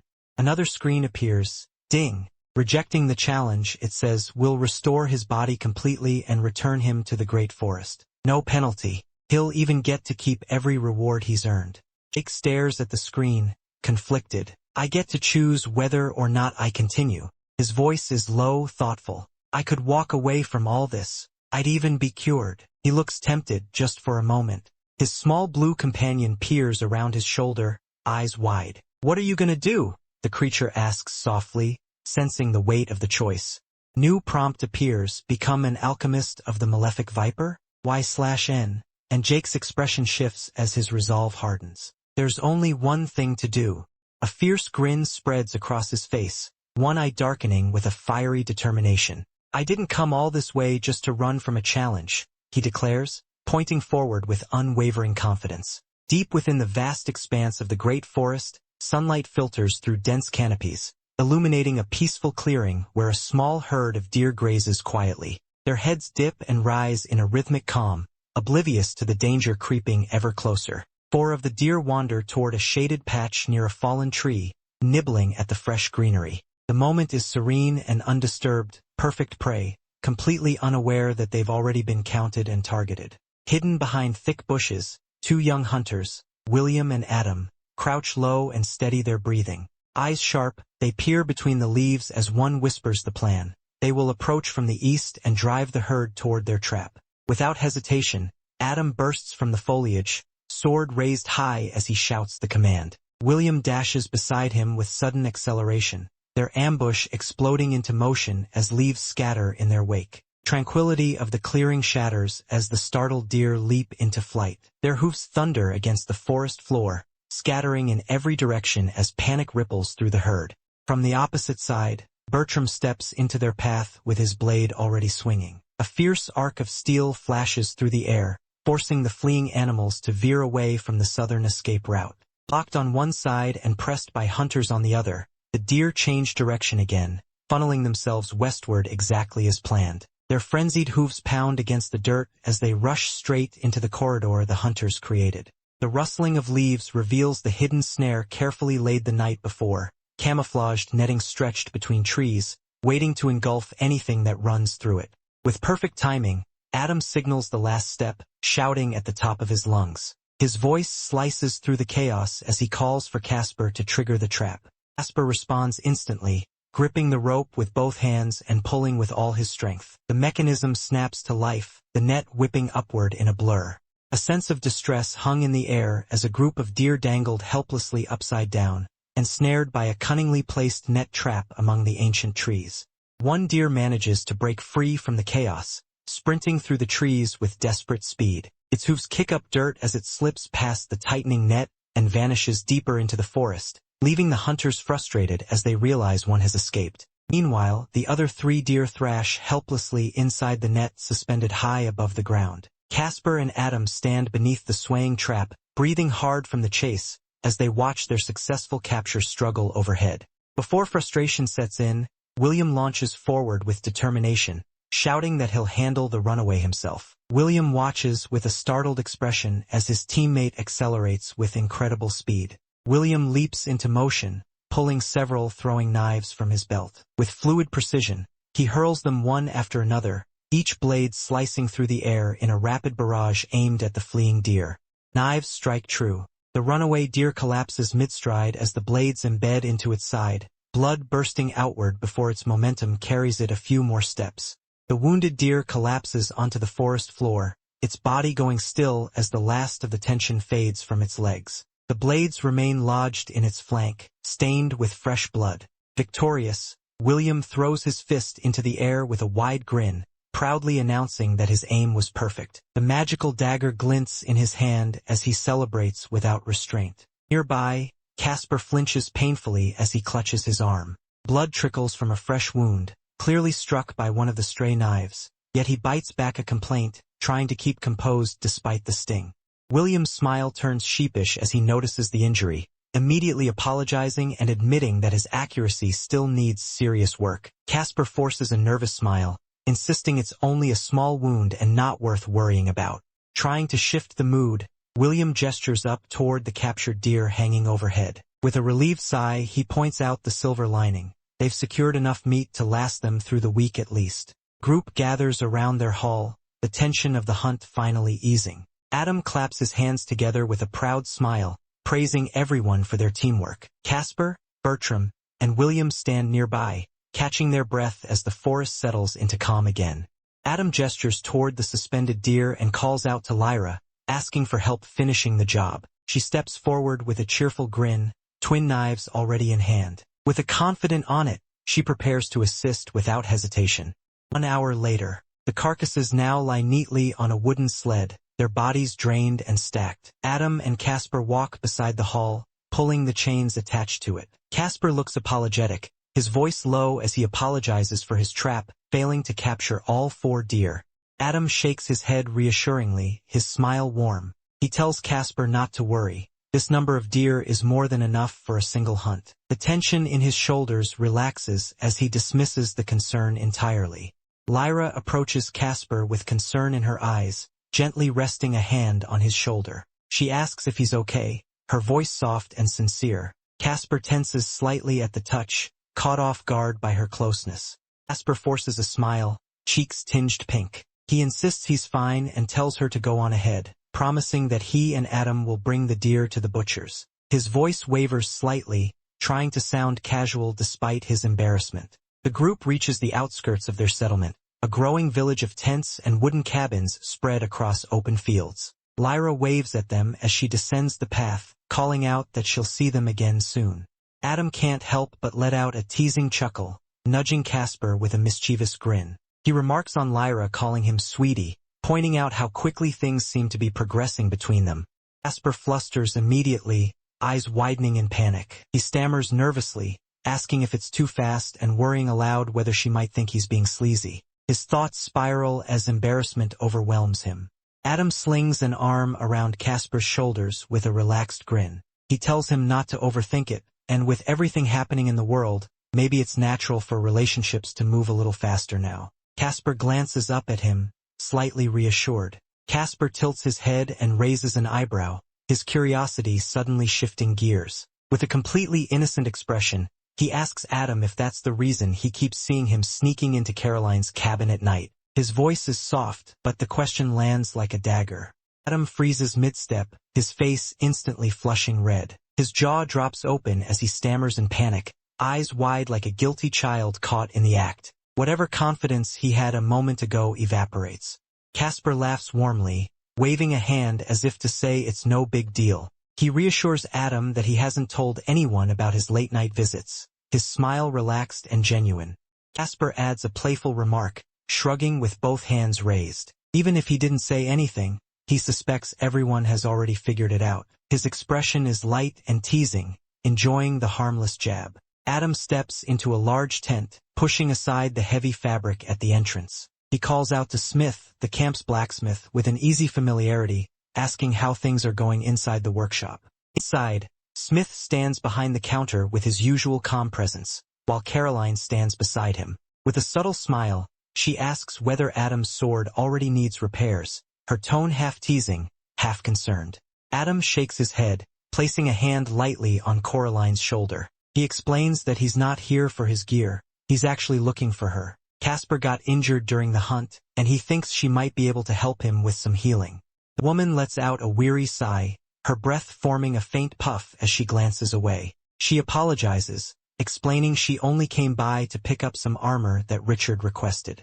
Adam's expression shifts with mild frustration as he repeats the information back to her. Richard has her running errands now? The skepticism in his voice is obvious. He's not thrilled with the idea.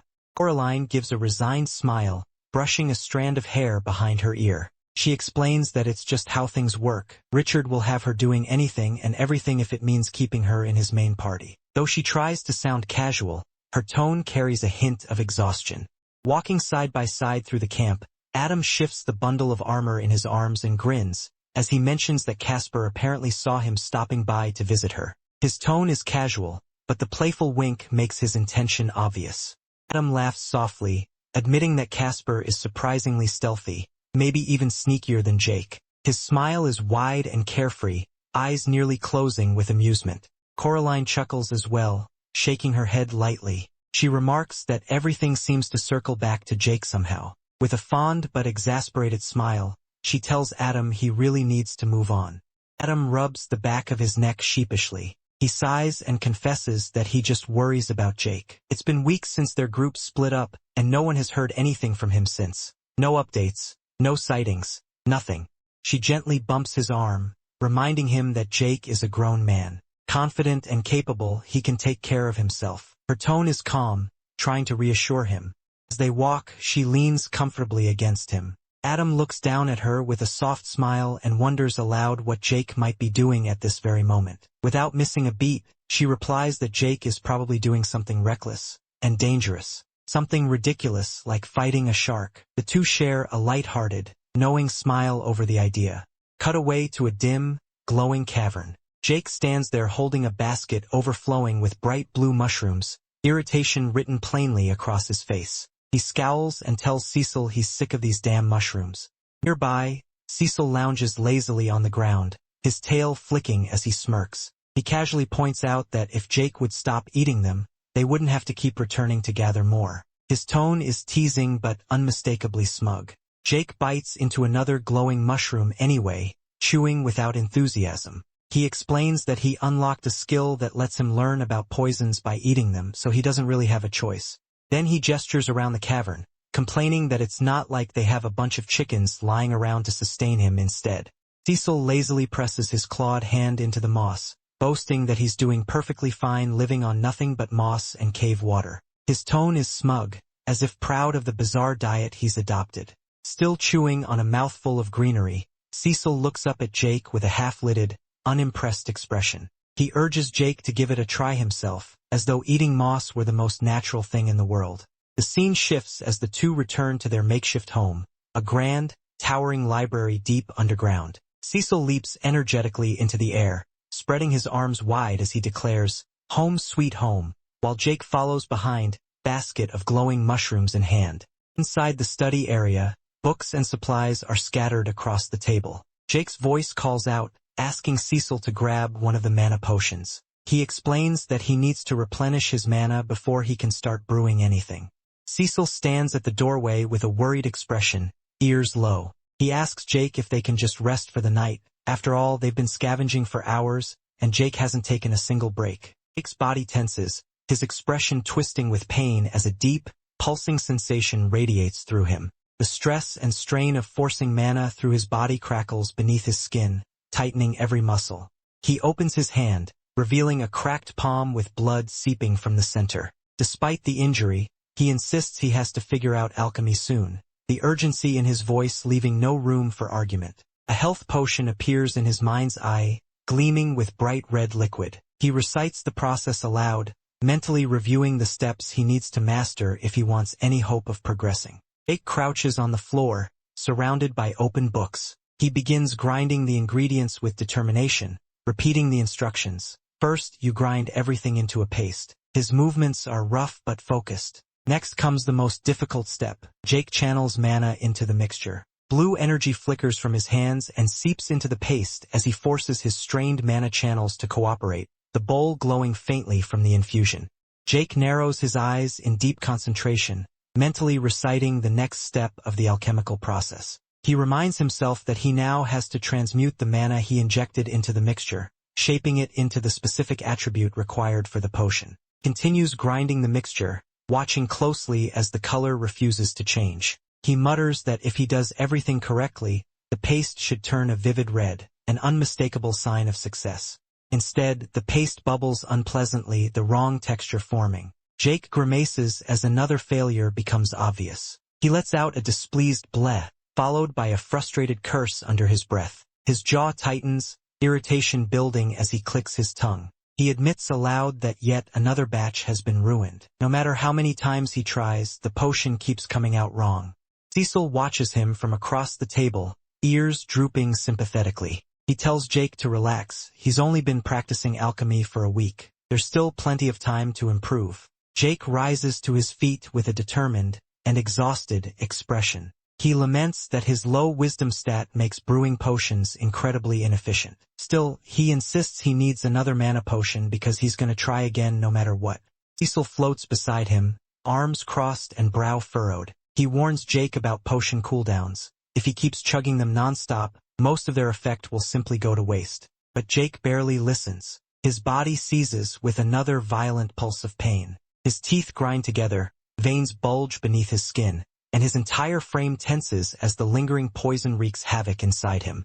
Seeing Jake stagger, Cecil panics and launches himself forward in a blur. His ears snap back, eyes wide with worry as he shouts Jake's name, fearing the worst. Jake braces himself against a mirror, breathing hard. He forces his shirt open to reveal spreading dark veins across his torso. With a strained voice, he tells Cecil that the poison is getting worse, far faster than he expected. Jake steps fully into the light, his shirt discarded, revealing the alarming spread of dark, vein-like cracks spiderwebbing across his chest, arm, and shoulder. The poison has crept much farther than before, discoloring nearly half his upper body. Cecil peeks over his shoulder, his face scrunched in horror as he bluntly states the obvious. "That doesn't look good." Jake's expression is tense and uncertain. He knows it's getting worse, and fast. Adam steps through the doorway, sunlight spilling in behind him and casting a warm glow over his armor. With a curious tilt of his head and arms slightly raised, he asks Richard why he called for him so suddenly. Inside the cozy, firelit room, Richard sits comfortably at his cluttered desk, papers scattered across the wooden surface. He gestures warmly, thanking Adam for arriving so quickly, his relaxed posture and easy smile showing he appreciates the prompt response. Richard folds his hands together, expression turning more serious. He explains that one of the hunting squads came back empty-handed today, which puts the settlement in a difficult position. Their meat supply is running dangerously low. A vivid image of the forest flashes in Adam's mind, a carcass torn apart by ravenous creatures. Richard continues, saying that because food is scarce, he wants Adam's party to head deeper into the forest on a short-notice hunting mission.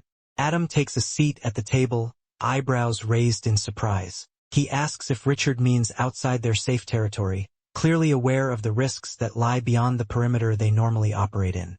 Richard smiles confidently, leaning back in his chair. He reassures Adam that he's correct. It's more dangerous beyond their borders, but that's precisely why he trusts him with this mission. Adam glances away, conflicted. He admits that he appreciates the confidence Richard has in him, but he doesn't sound fully convinced. Doubt flickers across his face as he hesitates to accept the assignment.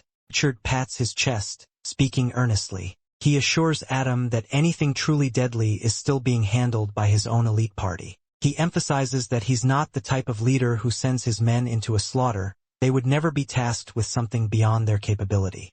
Still uneasy, Adam scratches his cheek thoughtfully. He asks whether they could bring Caroline along. Having a healer on the team, he explains, would ease a lot of his nerves about venturing beyond safe territory.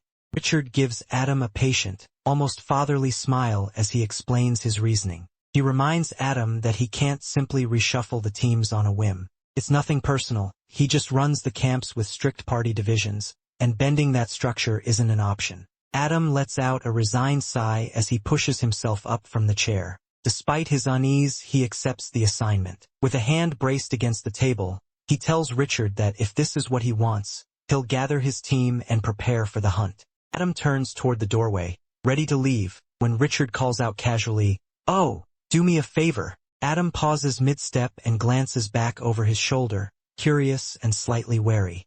Richard's expression shifts into something firmer, borderline stern. He tells Adam to leave the Casper fella behind at camp. His eyes narrow with an intensity that suggests there's more to this command than he's openly stating. Adam's brows knit together in confusion. The request doesn't make sense to him, and he immediately asks why, suspicion and concern flickering behind his eyes.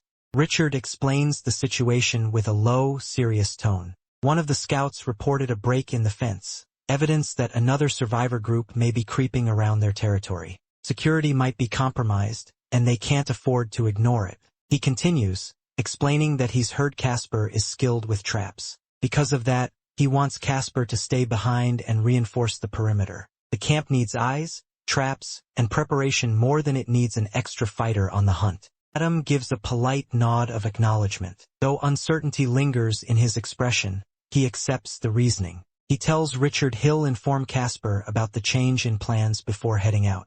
Later that day, the scene shifts deep into the forest. Adam approaches his assembled group, who stand around a cart piled high with bloodied badger corpses. Glancing at the heap, he asks with mild disbelief, "How many badgers is that?"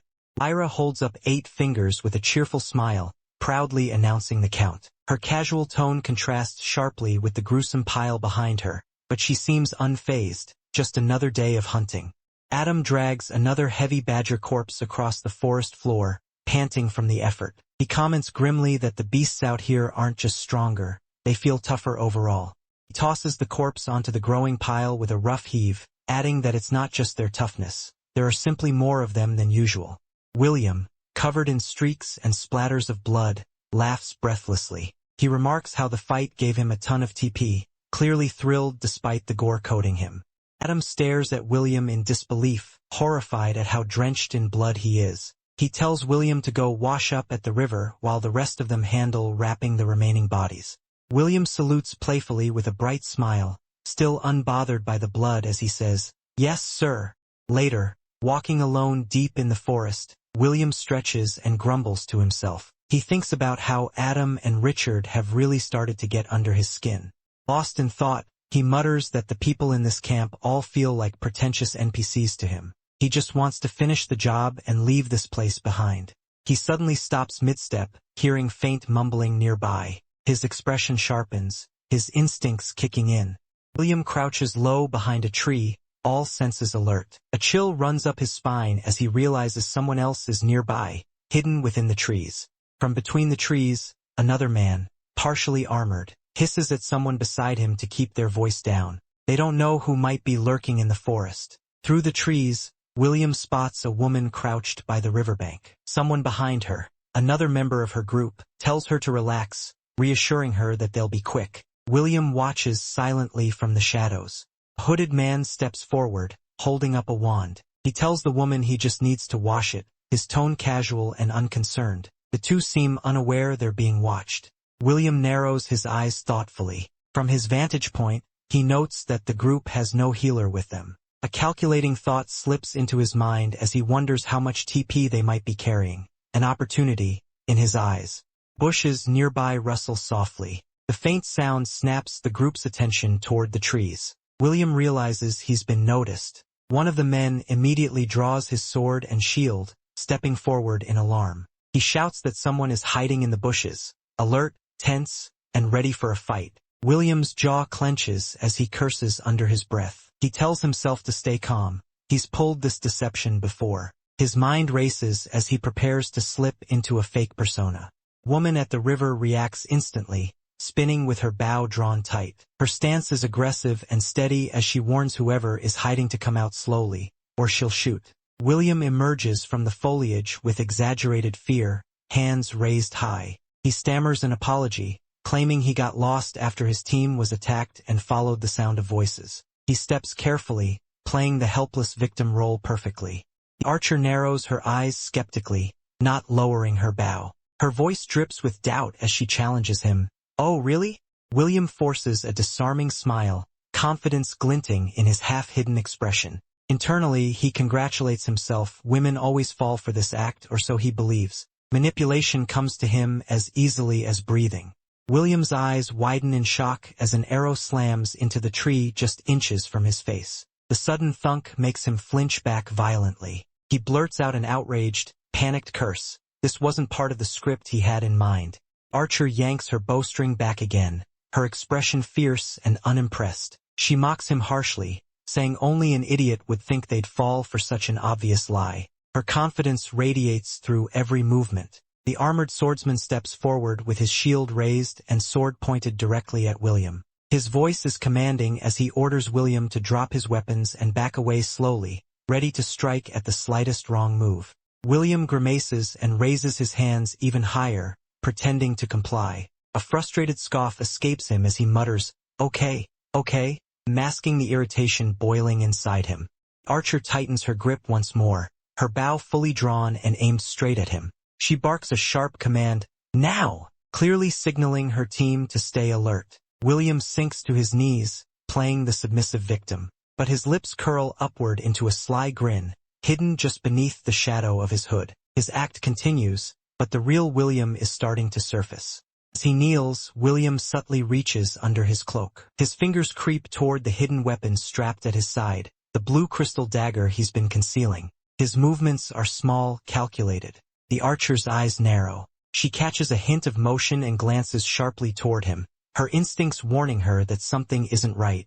She releases the arrow instantly. It whistles through the air in a clean, deadly arc. No hesitation, no mercy. William reacts with inhuman speed, rolling to the side as the arrow strikes the tree trunk where his head had been moments earlier. He tumbles behind cover, cloak flaring, the arrow buried deep in bark with a loud thunk. The act is over, the fight has begun.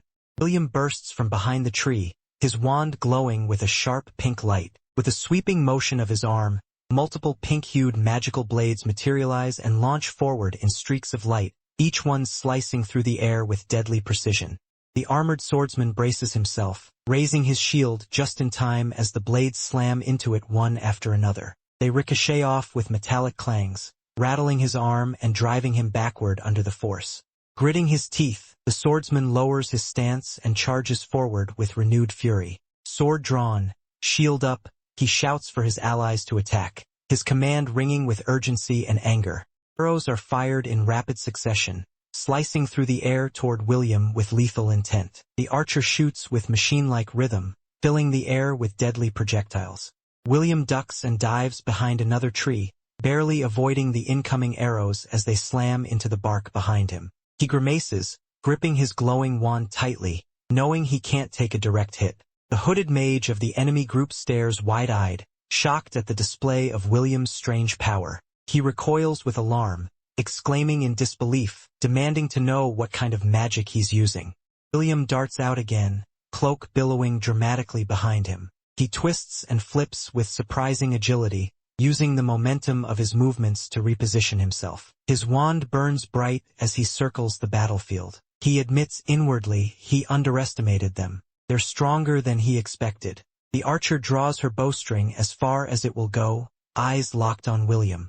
Her expression sharpens with determination as she announces, "I got him," and releases another shot. Pink blades William launched earlier vibrate and pulse on the ground. But then, one by one, they begin to glow brighter. A sinister hum radiates from them as they lift slightly from the dirt. William's voice echoes triumphantly, but not strong enough. Before the archer even registers the danger, one of the hovering blades shoots forward like lightning. It pierces straight through her throat with a sickening stab, blood spraying outward. Her eyes widen, bow dropping as she collapses mid-draw. The archer's eyes bulge wide in agony as blood pours from her mouth and the glowing blade lodged in her throat. She gurgles helplessly, her body trembling as life rapidly drains from her. Companion screams in horror, reaching out in desperation as he watches her collapse. His expression contorts with shock and disbelief, unable to comprehend how quickly everything went wrong. Two more of the floating, enchanted blades streak through the air with relentless speed, glowing ominously as they zero in on their next targets. The blades carve through both the mage and the swordsman in a swift, brutal arc. A deep slice opens across the mage's back, blood spraying outward, while the swordsman is cut down mid-movement. Far behind them, William stands poised, directing the assault with deadly precision. Now sitting atop the fallen bodies of all three enemies, William pants lightly. Despite the carnage, he casually scrolls through the blue system window hovering beside him, as if reviewing routine notifications rather than surveying a battlefield. He examines the information with mild interest. 1 level 10 and 2 level 9s. Not a complete waste of time, I guess. He muses, his expression calm and almost amused despite being smeared with blood. A voice calls out from somewhere beyond the trees. "William!" It echoes softly, cutting through the aftermath of the fight. William's face immediately stiffens in panic. His eyes widen as the realization hits. This is not someone he wants seeing what's behind him. Crap! From between the trees steps a cheerful woman with light purple hair and an innocent smile. She spreads her arms warmly and asks, "Are you almost ready?" Completely unaware of the massacre just beyond her line of sight. William frantically throws his arms up, standing awkwardly atop the pile of corpses as he tries to block her view. "Lyra," he blurts, struggling to hide the grisly scene beneath him. Lyra stumbles backward in shock, hands trembling as she clamps them over her mouth. Her eyes widen in horror at the sight before her, the pile of mutilated bodies. Her voice cracks as she struggles to speak, barely managing to ask William if he was the one who did this. William exhales deeply, shoulders slumping as the tension drains into quiet irritation. Shadows fall across his face as he looks down, his expression cold and disappointed. He lets out a weary sigh and mutters, almost reproachfully, "Why couldn't you just mind your own business?" 5 minutes later, William returns through the forest as if nothing happened, raising a hand casually. He calls out cheerfully, "I'm back." The rest of the group turns to greet him, none the wiser to what really occurred. Adam gives him a relieved smile, explaining that they had sent Lyra out to look for him. His tone is light and carefree, completely unaware of the grim fate she just met. William tilts his head innocently, feigning confusion. He hums for a moment before saying smoothly, "Really? I didn't see her." His expression is flawlessly casual, masking the truth beneath a well-practiced lie. The scene cuts to the river downstream, its waters stained with swirling ribbons of red. Blood drifts along the current, carried far away through the forest. From somewhere off-screen, the warrior's voice adds with concern, "I hope she didn't get lost." Inside the Grand Library, Cecil floats down the aisle with a basket full of bright red mushrooms. His wings flutter lazily as he calls out cheerfully, telling Jake he's gathered more mushrooms for their crafting session. Cecil pauses mid-air, his expression shifting to confusion. He glances around the towering shelves and empty walkways, his voice echoing as he asks where Jake is. A hint of unease creeps into his tone. His ears shoot upright the moment he spots Jake collapsed on the floor. Cecil gasps sharply and kicks forward in a panic, the basket swinging wildly as he screams Jake's name. Cecil lands beside Jake's motionless body, surrounded by scattered potion vials and a mixing bowl. His face twists in alarm as he leans down, shouting frantically, "What happened?" Dropping to all fours, Cecil shakes Jake's shoulder aggressively. Desperation fills his voice as he tells Jake to wake up, his claws digging into Jake's clothes as he tries to rouse him. Cecil leans closer, studying Jake's trembling jaw and the dark, pulsing veins crawling up his neck. Panic tightens Cecil's voice as he mutters that the poison must have finally worn him out.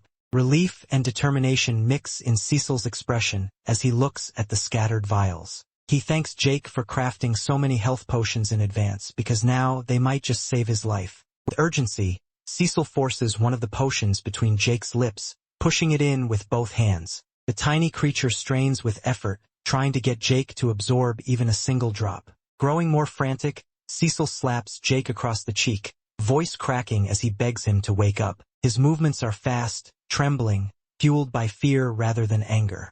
Jake finally stirs, lifting himself with a groan. Sweat beads on his forehead as he rubs his eyes, his voice weak and confused. He asks what happened, struggling to piece together how he ended up collapsed on the library floor. Jake sits upright, still sweating and dazed, while Cecil hovers beside him with clear worry on her face. She tells him she has no idea what happened, that she simply found him unconscious on the floor, and anxiously asks how he's feeling. Jake's expression shows lingering fatigue and disorientation. Jake lets out a long, weary sigh before admitting that he feels completely exhausted. His eyes are half closed, his face pale, and even speaking seems to take effort. The toll of the poison and his intense potion-making session is clearly weighing on him. Cecil flails her arms in exasperation, pointing out the obvious. The floor is littered with potion vials because he must have brewed hundreds of them. Standing among the scattered bottles, she demands to know how many he made that morning, emphasizing how excessive it all looks. Jake, now sitting with his legs sprawled out, sheepishly estimates that he made around 50 potions. He mentions that he's finally getting the hang of it, and with a faint spark of ambition, says he's even considering trying his hand at crafting poisons next. His determination is evident despite how drained he looks.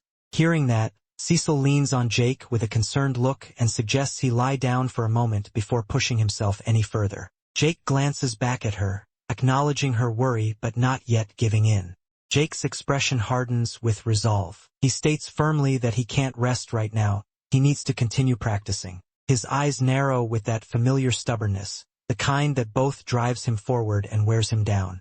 Jake begins grinding ingredients in his mortar again. Cecil warns him that he still has about 2 weeks left on his timer. She tells him bluntly that if he keeps driving himself this hard, he might not even last that long. The purple mixture glows eerily as he insists on continuing despite her warning. Jake scoffs lightly, brushing off her concern. He says she's starting to sound like his old co-workers, almost amused at the comparison. His tone implies irritation mixed with a hint of nostalgia. A flashback appears, showing one of his former co-workers sternly lecturing him. Jake recalls how they were always taking the easy path and never willing to challenge themselves. Their reluctance to push beyond comfort clearly shaped his current mindset. Back in the present, Cecil crosses her arms and tells him bluntly to relax. Her expression is firm, frustrated, and protective. She's clearly had enough of Jake's self-destructive determination and is trying to pull him back from overworking himself. Jake scoffs sharply, irritation twisting across his face as he grips the bowl in his hand. His tone is cutting, dismissive. He leans forward slightly, eyes narrowed, and says that such a mindset is cowardly, clearly judging whoever he's talking to without restraint. Cecil pushed the bowl from his hand and it crashes to the floor, its contents splattering everywhere. Jake flinches while Cecil snaps at him, telling him not to say things like that. The spilled liquid spreads across the floor, glowing unnaturally as it seeps out in a smooth, widening puddle. The overturned bowl rolls to a stop, the atmosphere tense and still as the sound of the spill echoes faintly. Jake's confidence falters when he sees Cecil's expression. His eyes widen in surprise and a hint of panic, and he stammers, beginning to say he didn't mean what he said. Cecil's glare is sharp and offended, ears pulled back. Cecil leaps up angrily, his small body trembling with emotion as he shouts back. His claws are clenched, ears flaring upward, and his voice cracks with passion as he declares that he is not a coward. Jake scratches his head, regret etched on his face. His posture slumps, and he apologizes sincerely, calling out to Cecil with an almost pleading tone as the little creature hovers nearby, still clearly upset. Cecil folds his arms tightly, looking away with a huff. His wings beat in short, irritated bursts as he turns his back on the man. With obvious annoyance, he mutters that the man should get his own mushrooms next time before storming off. A new day dawns, sunlight pouring gently through the library windows. Jake sits alone at the table, a heavy book open in front of him. His expression is troubled as he admits to himself that Cecil still hasn't returned since yesterday. He glances toward the partially open door, the warm light spilling in as if inviting him out. Guilt flickers across his face, and he wonders if he should go apologize, the thought lingering heavily in his mind. Then he closes his eyes and steels himself. With a firm shake of his head, he insists internally that he must continue working. Holding the book tightly, he convinces himself that Cecil will understand, even as doubt lingers behind his eyes. Jake reflects as he walks toward his workstation, carrying a thick alchemy book under one arm. He thinks back on the materials he has been studying, noting that he has finished reading several introductory guides on offensive alchemy. This latest book includes something more advanced, a recipe for necrotic poison. 2 vials float against a dark backdrop, one red, one purple. As he observes them mentally, he realizes that concocting poisons is fundamentally similar to brewing potions. The process is nearly identical in many ways. He grips a pestle tightly, grinding glowing purple ingredients inside a bowl. He notes that the biggest difference lies in crushing the vitality out of the materials, draining them completely of their natural energy. Mixture bubbles violently in the bowl, its surface swirling with purple and pink hues. He continues to stir, thinking about how poison crafting requires amplifying the destructive qualities within the ingredients, enhancing their harmful effects. A blue notification window appears before him. A single message glows brightly. You have successfully crafted necrotic poison, common. He has done it, the recipe worked. His face lights up with pure excitement, eyes sparkling. Overjoyed, he calls out to Cecil, eager for someone to share the moment with. He shouts for him to come see what he's accomplished. The library remains silent. Jake stands at his desk holding the finished vial of poison, looking toward the far doorway. The stillness of the room only emphasizes Cecil's continued absence. Concern washes over his expression. He calls out Cecil's name, hoping for an answer, his worry growing as he waits for a response that doesn't come. Growing frustrated and anxious, he raises his voice further, urging Cecil to come out. His impatience leaks through, part desperation, part guilt from their earlier argument. At last, the door cracks open. Cecil peeks out from behind it, expression sharp and irritated. His guarded posture makes it clear he's still upset. What do you want? He asks, making no effort to hide his annoyance. Jake smiles proudly as he holds up the vial of purple liquid, excitedly announcing that he managed to create poison on his very first attempt. His expression is full of childlike enthusiasm, clearly expecting praise for his accomplishment. Cecil stands on the floor, arms on her waist and an unimpressed scowl. Dripping sarcasm, he asks Jake if he should fetch him a cookie for his achievement, making it obvious he's not in the mood to celebrate. Jake's smile fades into mild concern as he watches Cecil walk towards him. With a quiet sigh, he reflects inwardly, realizing the little creature is still upset with him. Notification screen pops up before him, informing Jake that his profession, alchemist of the malefic viper, has reached level 24. Stat points are automatically distributed, and he receives 2 additional free points. Jake reacts with surprise, mumbling that he's leveled up yet again. His updated status window appears, listing his name, race, class, profession, and detailed stats. Jake reviews the numbers thoughtfully and decides to allocate his remaining free points into wisdom, confident that it will benefit his alchemy. Jake smiles with growing satisfaction as he studies his stats. Cecil hovers beside him midair, ears perked as Jake remarks aloud that his dedication to alchemy is finally starting to pay off. Another sudden notification interrupts them, stating, "Profession evolution requirements met." The message hangs in the air, signaling a major milestone. Jake leans forward with a puzzled look, asking aloud what a profession evolution even is. Cecil, equally surprised but intrigued, mutters, "Now that's interesting," clearly taken off guard by the development. Both of them peer down at the glowing message displayed on the ground. "Your actions have shown unparalleled raw talent in the art of alchemy. Begin evolution now, Y/N." The offer radiates with significance, prompting them to pause in consideration. Jake crosses his arms, deep in thought as he weighs the decision. He asks Cecil whether accepting would make his alchemy stronger, but Cecil just shrugs helplessly, admitting he has no idea. This is something he's never encountered before.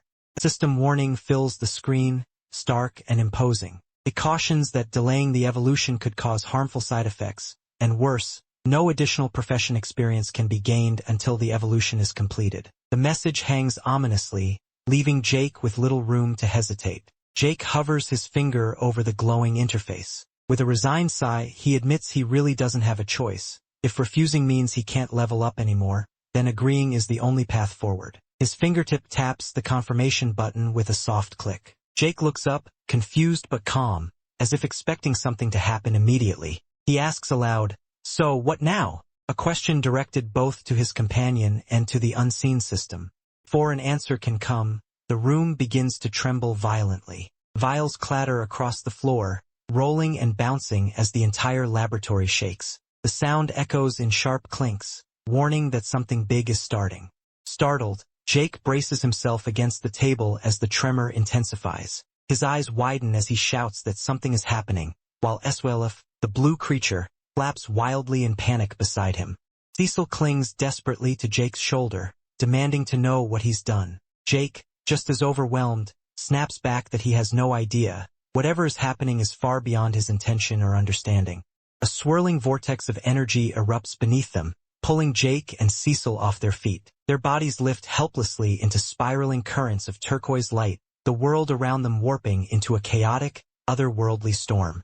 The surge spits them out into open air. They tumble downward, hitting the ground hard. Jake crashes on his back with a grunt while Cecil smacks face first into the dirt. The swirling energy fades away behind them like a dissipating portal.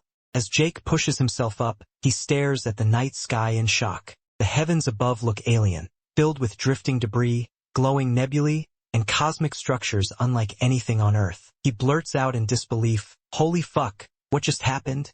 Jake steadies himself and rises, scanning the barren, cosmic landscape around him. Despite the surreal environment, he senses no imminent threat. He mutters to Cecil, wondering where they've been transported, and why everything feels unnervingly calm.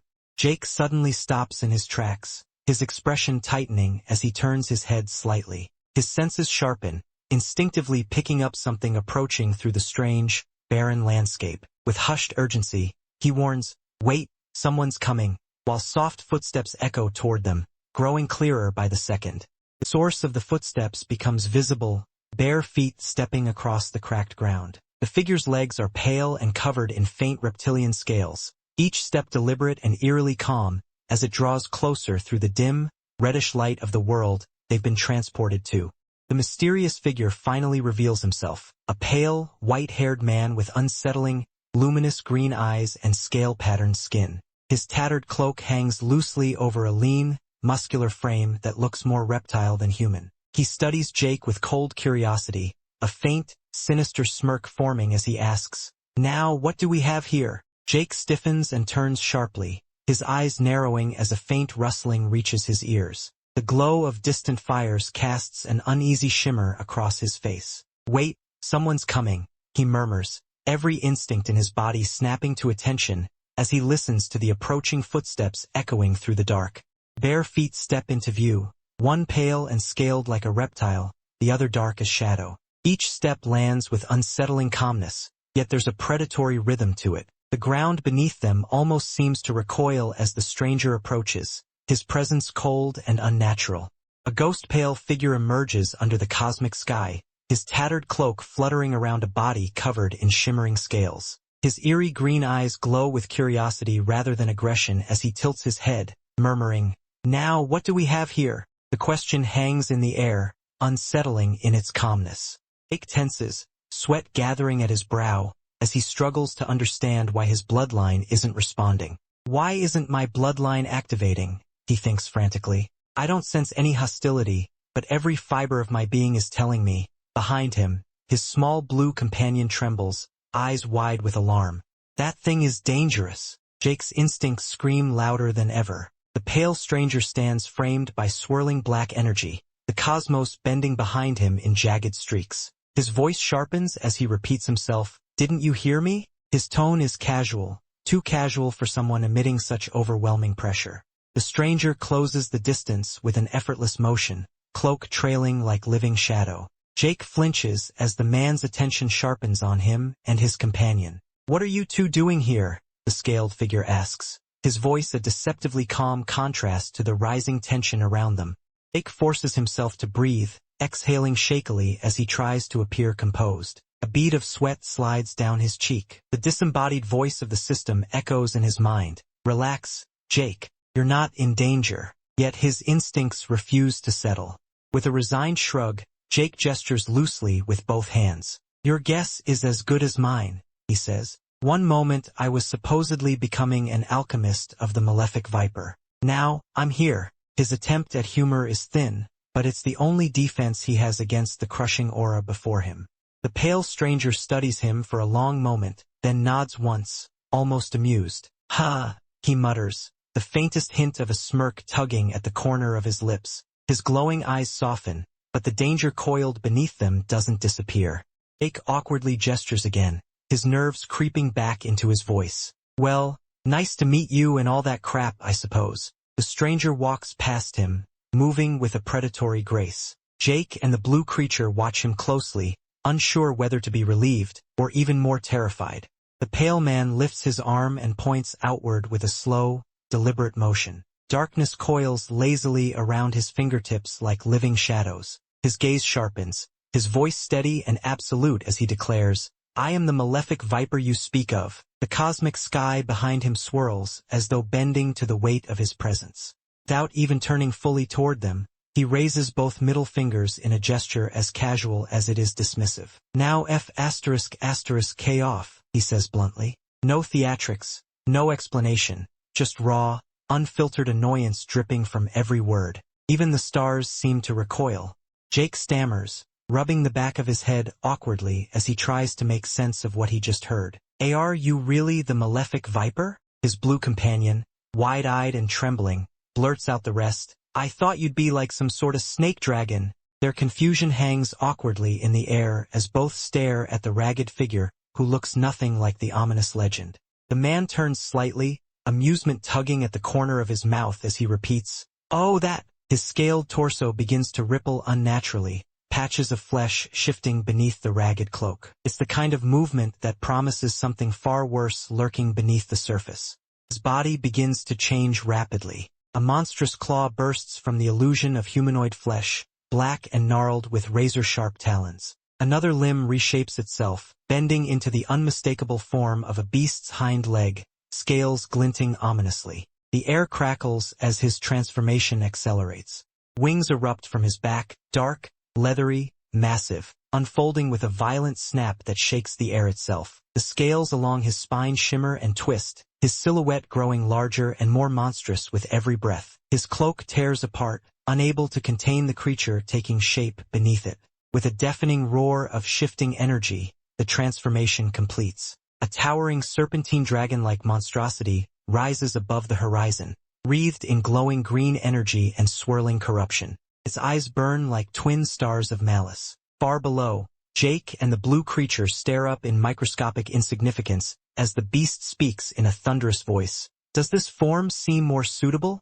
Cecil stumbles forward, eyes wide and sparkling with awe as he stares up at the colossal being before him. And no way, I can't believe I'm really standing right in front of you. He breathes, each step shaky with excitement. His tiny blue body trembles, overwhelmed by the presence of the entity he has worshipped for ages.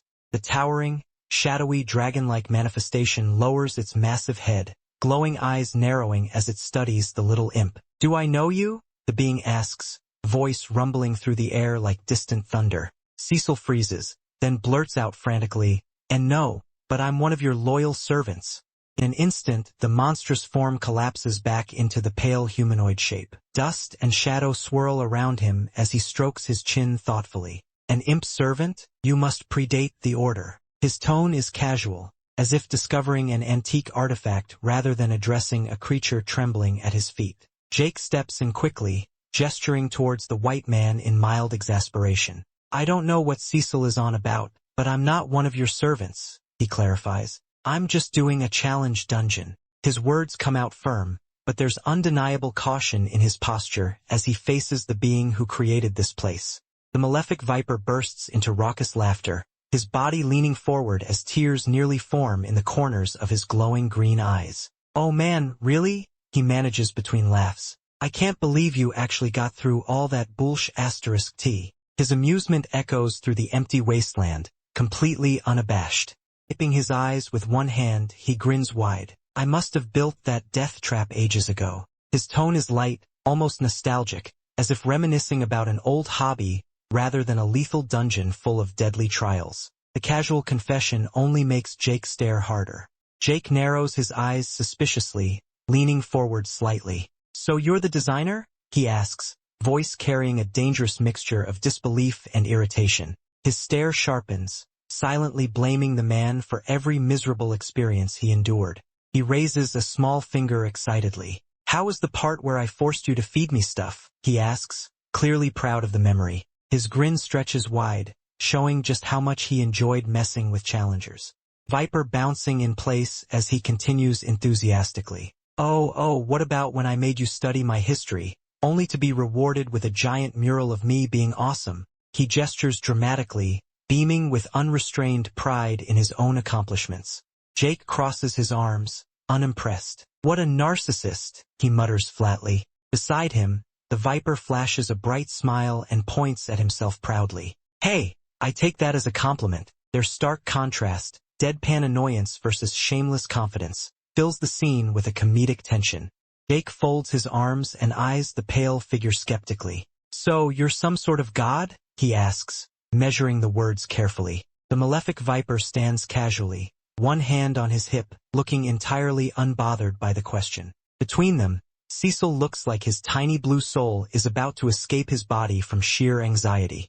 Moments later, the scenery shifts, and the trio stand inside a vast, cathedral-like hall bathed in ethereal light. High windows stretch toward the heavens, casting long beams across the floor. The malefic Viper lounges lazily on a massive throne above them. "Totally," he says with a shrug. "Just keep leveling up and you get your own realm eventually." Settling deeper into the throne, he swings one leg over the other and gestures casually. "It's a pain," he admits bluntly, "but immortality is nice." The way he says it makes it sound like owning a particularly troublesome but expensive piece of furniture. Jake stands below the steps with fists clenched, his expression firm. "Godhood sounds interesting, but I'll pass on the immortality," he states confidently. A spark flashes in his eyes. "The risk of dying is what makes this all fun." His voice carries through the chamber, defiant and absolutely certain.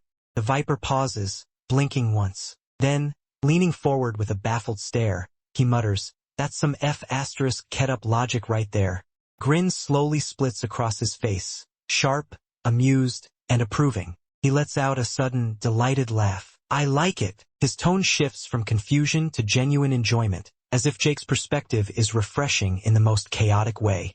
Cecil instantly drops to all fours and bows so hard his forehead practically dents the floor. "I apologize for my friend's rudeness, malefic Viper sir," he squeaks in terror, trembling from horns to tail.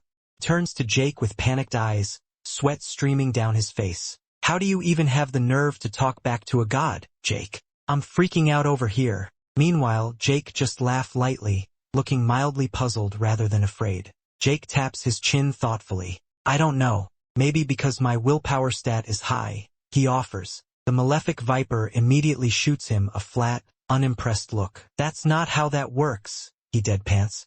Lounging back into the throne, the viper's tone grows more serious, though still dripping with his usual casual godliness. Stats change some parts of you, but your mind remains fundamentally untouched, he explains. Willpower can help you stay calm and endure the endlessness of immortality. His glowing eyes fix on Jake from above, assessing him with newfound interest. Malefic Viper taps his finger against his temple with a mischievous grin, his sharp teeth peeking through. Though his posture is relaxed, his glowing green eyes remain unervingly intense. He explains with a casual yet ominous tone that achieving godlike endurance is possible, but only if one already possesses the fundamental abilities needed to survive it. Bathed in violent red light, silhouettes of powerful beings clutch their heads in agony, their forms unraveling into wisps of darkness. Despite their immense strength, their minds fracture under invisible pressure. The malefic viper's words echo. Many powerful beings have been destroyed not by enemies, but by the torment of their own minds. Malefic Viper looks downward, his expression suddenly somber. His eyes lose their usual sharp confidence, replaced by a quiet melancholy. He admits that some souls never learn endurance, and time doesn't heal every wound. Jake's eyes narrow in thought as he watches the deity. The light catches the hesitation in his expression, and his thought reveals his inner question. Why does the malefic viper seem so sad? Malefic Viper's face is angled down, eyes shadowed with an old, unspoken grief. He looks almost fragile for the first time. Jake wonders. The malefic viper exhales a long, weary sigh before addressing Jake. His tone shifts from playful arrogance to genuine heaviness. He tells Jake that the path to power is a lonely one, spoken like someone who has walked it far longer than he ever wished. A memory appears vivid, warm, alive. Jake's friends crowd together in the picture, laughing with arms slung over each other's shoulders. The malefic viper's voice overlays the image, saying that friends, family, everyone gets left behind eventually. Jake approaches the throne with steady steps, his movements framed by the soft glow of light streaming through cathedral-like windows. He remarks bluntly, almost sympathetically, that the viper sounds like someone who's been through a lot of pain. Jake reaches out and places a hand on the malefic viper's shoulder, giving it a supportive pat. The viper looks up, expression caught between surprise and confusion, as Jake tells him that brooding in his own realm probably isn't helping anything. Cecil erupts into full-blown panic, flailing his arms and screaming at Jake. His eyes bulge, his fangs bared in terror, as he shouts that Jake must be insane. "You can't just touch a god," he wails, horrified at the mortal audacity unfolding before him. The white-haired god lowers his gaze, shoulders slumping as he mutters, "You wouldn't understand." He shook his head, reflecting the burden he carries alone. Jake's hand rests on his shoulder, steady but gentle, trying to anchor someone who seems impossible to reach. Jake responds with calm certainty, a faint smile tugging at his lips. He challenges the god's despair with simple logic. "You ran away because your strategy wasn't working, so just try something else." His tone isn't accusatory, just straightforward, as if the solution were obvious all along. Off to the side, Cecil gulps loudly, trembling as sweat drips down its face. Eyes wide with panic, it whispers, "He's gonna kill us?" Clearly convinced Jake's boldness is going to get them all vaporized. The god turns sharply, shadows cutting across his face as he gives Jake a cold, piercing stare. The motion is fast enough to make the air hiss, just enough to terrify anyone who isn't Jake. Jake immediately tenses, nervous sweat forming at his brow. Even though he tries to keep a brave expression, the corners of his mouth twitch, betraying the dread crawling up his spine. But the tension breaks just as quickly. The god lets out a short, amused PFF, glancing up at Jake with a smirk. "Look at you, getting all deep on me." The weight lifts from his voice, sounding more alive, more human, than before. Rising to his feet beside Jake, the god smiles sincerely, almost warmly. "I like you, Jake." The words come out honest and unguarded, a rare glimpse at the person behind the monstrous power. "What about me?" Cecil asks, as if demanding equal attention. The god recoils slightly, startled by the sudden question. The god presses again, unimpressed with the creature's silence. "What about you?" he repeats with the same flat tone, making it clear that the sentiment Jake earned isn't something he hands out freely.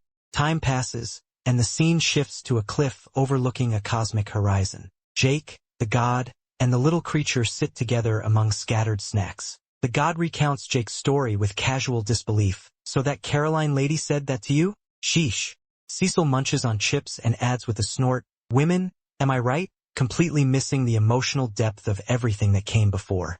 Three of them sit together on the cliff edge, silent under a sky painted with galaxies and drifting stardust. The white-haired boy stares forward blankly, legs dangling over the edge, while Jake sits beside him with a calm, almost amused look. Off to the side, the little blue imp munches on snacks, observing them curiously as an awkward quiet settles over the group.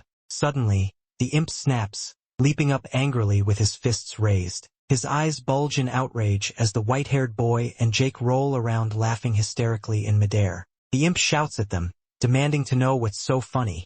Jake waves him off with a casual gesture, barely containing his grin. "Nothing, nothing," he insists, though the smirk on his face says otherwise. Jake laughs beside him while the white-haired boy teases the imp, suggesting he must have plenty of experience dealing with imp ladies. Jake's expression shifts as something dawns on him. Eyes widening slightly, he mutters in surprise that he must have missed a system notification earlier. The momentary calm turns into curiosity. A translucent system window flickers into existence before them, floating in the starry sky. It reads, "Bloodline ability evolved, bloodline ability upgraded, plus 10% to perception." The white-haired boy leans closer, asking with interest, "What's that?" Jake studies the window closely, explaining that his perception bonus has doubled, from 5% up to 10%. His tone is more analytical now, clearly intrigued by the sudden upgrade. The white-haired boy rubs his chin thoughtfully, eyes glinting with excitement. "A bloodline? Now that's interesting," he says, leaning in with the enthusiasm of someone who's stumbled upon a juicy secret. Jake turns to him, hopeful. He asks if the white-haired boy knows anything about bloodlines, wanting to hear whatever information he might have. His voice carries a mix of curiosity and expectation. The white-haired boy leans back, amusement curling in his smile. He explains that the system doesn't take kindly to people sharing secrets, as if he has personal experience with getting into trouble for it. His tone is mischievous but cautious. With a dramatic gesture, he continues, claiming that the system hasn't allowed such secrets to be shared ever since some god destroyed a lesser universe back in the 5th era. He casually insists that it totally wasn't him, though the obvious comedic delivery makes it suspicious. Jake looks at him with a mix of disbelief and concern, while the imp freezes in surprise at the absurd revelation. Jake lets out a long, weary sigh, his shoulders slightly slumping. His gaze drops toward the ground as he mutters that he should have expected this outcome. The soft glow of the nebula behind him contrasts with his resigned expression, emphasizing his frustration and acceptance. The white-haired being rises to his feet while Jake pushes himself up as well. The man speaks casually, almost cheerfully, saying that although their time together has been enjoyable, it's probably time for Jake and Cecil to leave. Cecil stands nearby, quietly observing. The white-haired figure turns toward Jake with a more sincere expression. He admits that Jake has given him a lot to think about, an unusual occurrence for someone like him. He acknowledges Jake's ambition and determination, qualities he rarely encounters. Jake brightens up, rubbing the back of his head with a grin. He jokes about whether this means he passed some sort of job interview, wondering if he's officially a true alchemist of the malefic viper now. The white-haired man smirks and raises a glowing hand toward Jake. He tells him that he supposes so, and that he wants to give Jake something small for his journey. A warm golden light illuminates Jake's cloak as the gift takes form. A radiant burst of energy surrounds Jake, lifting him slightly off the ground as golden light engulfs him. The white-haired being announces it as a small string of karma. Jake stares at the transformation in awe, while the blue imp look on in shock. Soft glow fills the air as Jake stands in front of the malefic viper, the swirling green light behind him casting long shadows. The viper's voice carries a rare note of sincerity as he thanks Jake for keeping him company. Jake responds with an easy smile, admitting that the time they shared was enjoyable. Beside them, the little blue imp hovers uncertainly, its wings vibrating as the portal-like energy hums louder, ready to take Jake away. Jake lifts his hand in a casual wave, his expression bright and relaxed despite the overwhelming light engulfing him. He calls out a cheerful "see ya around" as the force of the teleportation begins to pull at him. The swirling green aura intensifies, engulfing the edges of his form as he prepares to be whisked away from the realm of the ancient god. Now alone, the malefic viper stands on the slope beneath the vast night sky. Towering stone pillars jut toward the heavens, and a cool breeze moves across the eerie landscape. He watches the fading remnants of the portal with narrowed eyes, muttering to himself. The revelation of Jake's bloodline lingers in his mind, its strength undeniable. He quietly admits he'll need to observe Jake closely from here on out, the decision stirring a mix of concern and intrigue within him. Stepping away from the ridge, the viper approaches one of the monumental stone structures, placing his hand upon its cold surface. His posture is calmer now, contemplative. A single word slips out, now, as though he's acknowledging the end of one chapter and the start of another. The sky has shifted from night to the pale blue of dawn, the world around him slowly awakening. The viper's expression sharpens with renewed conviction. His hand rests firmly against the stone, scales subtly glimmering across his skin as his serpentine traits resurface. He admits aloud that he has wallowed long enough in isolation and apathy. With a determined gaze and the promise of purpose rekindling in his eyes, he declares it's finally time for the malefic viper to return to his former place in the world, strong, feared, and active once again. William is greeted by Adam, who smiles warmly as he delivers the news. He explains that they had just sent Lyra out to search for him, assuming he was still somewhere nearby. William tilts his head in confusion, brows lifting as he thinks. He hums thoughtfully before admitting he hadn't seen Lyra at all on his way back, clearly puzzled. The scene shifts to a flowing stream, its water stained a chilling crimson. Blood mixes with the current, swirling ominously as someone off-screen voices hope that Lyra didn't get lost, an unsettling contrast to the image before us. Back at the camp, one of the workers, Casper, turns to greet the returning group. He calls out cheerily, welcoming them back as he gets up from working on a fence. Casper wipes sweat from his brow with a proud grin, asking what they think about the newly built fence he's clearly been working hard on. But the cheerful atmosphere breaks. Adam steps forward, looking troubled as he says Casper's name, his tone serious enough to make Casper turn toward him with confusion. Casper's expression tightens, realizing something is wrong. He demands answers, asking where Lyra is, his voice tense and pressured. Adam places a comforting hand on Casper's shoulder, eyes soft with guilt. He apologizes quietly, already bracing for Casper's reaction. Adam explains, his expression heavy, they still don't know what happened. Lyra simply vanished into the forest, leaving no trace behind. Casper's face contorts with panic and anger. He repeats the word, disappeared, in disbelief, demanding to know what that's supposed to mean, fear and frustration boiling over. William and the others stand together, visibly shaken. William explains with a troubled look, his voice unsteady. He tells Casper that they spent hours searching the forest for Lyra, combing through every path they could, but found absolutely nothing. His expression tightens with dread as he begins to suggest the possibility that something terrible might have happened to her. Beside him, Adam keeps his gaze lowered, his silence making the implication even heavier. Adam lets out a defeated sigh, lifting his head only slightly. His face is tense with confusion and guilt as he admits the truth. They don't know what to think anymore. With Lyra missing without a trace, even guessing what happened to her feels impossible. His uncertainty hangs in the air, adding to the growing fear settling over the group. Casper, overwhelmed and shaking, demands answers as his voice cracks. He glares at the two men standing before him, fists clenched so tightly his knuckles whiten. The desperation in his tone makes it clear. He refuses to accept what he's hearing.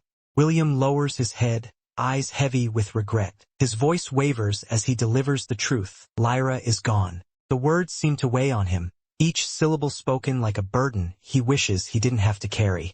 Casper's expression breaks completely. His eyes widen, trembling as tears slip down his cheek. A hollow, pained smile forms, one that doesn't hide his devastation. He looks like someone whose entire world has just collapsed. Week later, the scene shifts to a dimly lit office. A high-ranking officer stands before his superior, reporting dutifully. He announces that he has an update regarding the boy named William. The officer straightens and continues his report. He explains that William launched an attack on another survivor faction the previous night, delivering the information with a grave, steady tone.